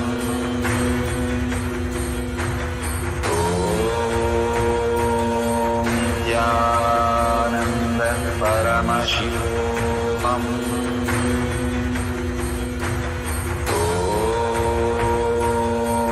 Nithyananda Paramashivoham.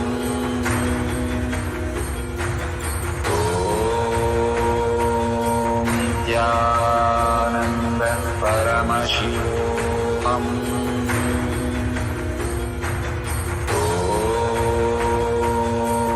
Nithyananda Paramashivoham.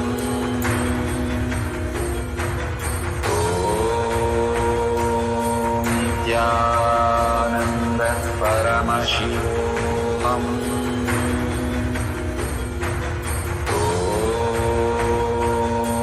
Nithyananda Paramashivoham.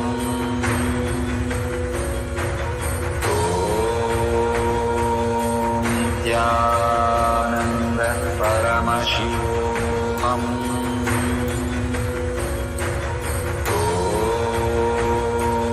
Nithyananda Paramashivoham.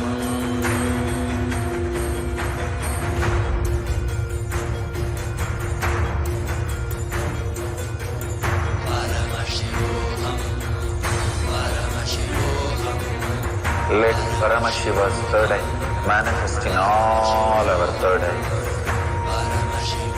Let the Amrita pour, let the Varni open up, manifest in all of us.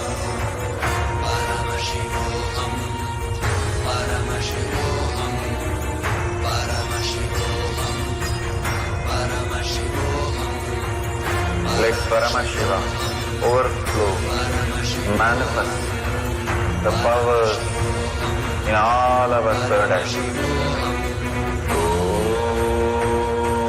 Om Nithyananda Paramashivoham. Om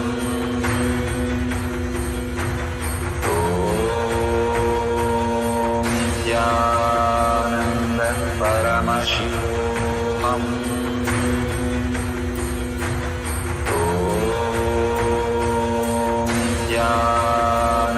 Nithyananda Paramashivoham.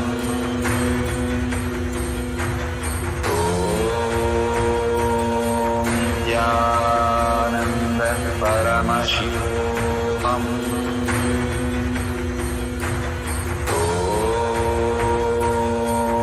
Nithyananda Paramashivoham.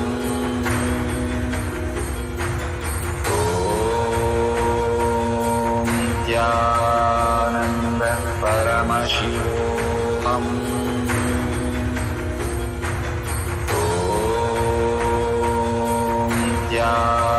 Nithyananda Paramashivoham.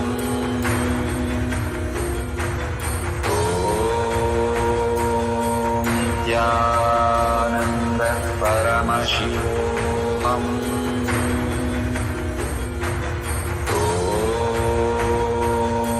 Nithyananda Paramashivoham.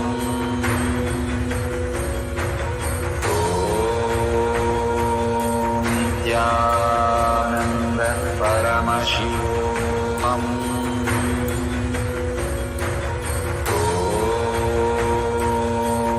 Nithyananda Paramashivoham.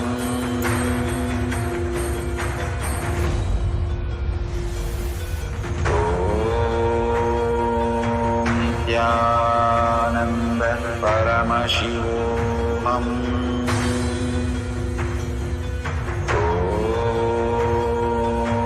Nithyananda Paramashivoham.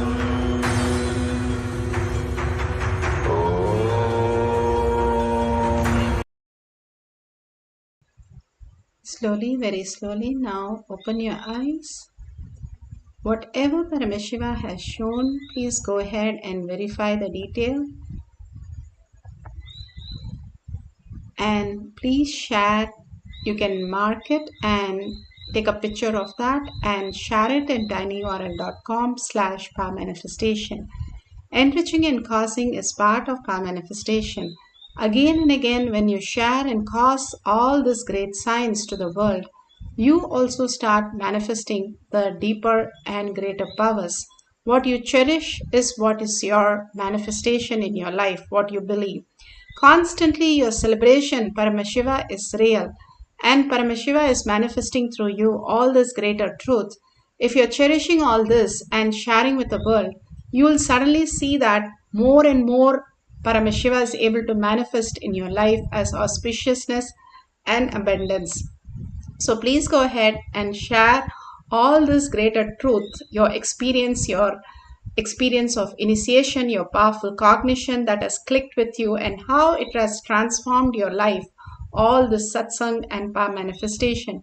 Go on sharing all this deeper truths to the world and have the hashtag Paramashivoham Shakshi Pramana and hashtag power manifestation, hashtag Nithyananda, hashtag KAILASA, and tag it to your friends and family and thank Bhagwan for all this greater truth that he's downloading in you every single day. Let's surrender all this powerful cognition, power manifestation, experience, everything at Bhagwan's lotus feet in deep gratitude, thanking Bhagwan for showering all the gifts from Kailasha for each one of us every single day. And thanking all of you in all the social media platform being here, manifesting the powers of Paramashiva, the simple integrity, simple obedience to the Guru, Guruvak as life, following the Charyapada, the yoga, the Kriya, and power manifestation, satsang and power manifestation as daily routine. Thank you for being here and thank you for sharing all this great truth to the world. With that, let's end the session with the Purna Mantra, holding the powerful cognition. Paramashiva is real in my thought, word, and action, seeing everything, everyone as Paramashiva, as my reality, throughout the day in everything I do. And with that, let's sit straight with the head, neck, and spine in a straight line. Bring Paramashiva to your third eye and chant the Purna Mantra. Om Purnamada Purnamidam Purna Purnamudashyate Purnasya Purnamataya Purnameva Vashishyate.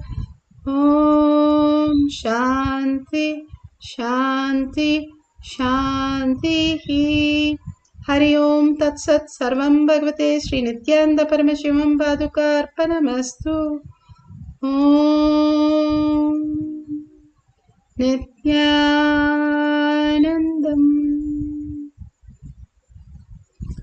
Thank you so much for being here. Next session will be at 6 p.m. IST. You can join in through eKailasha. Thank you, Nithyanandam.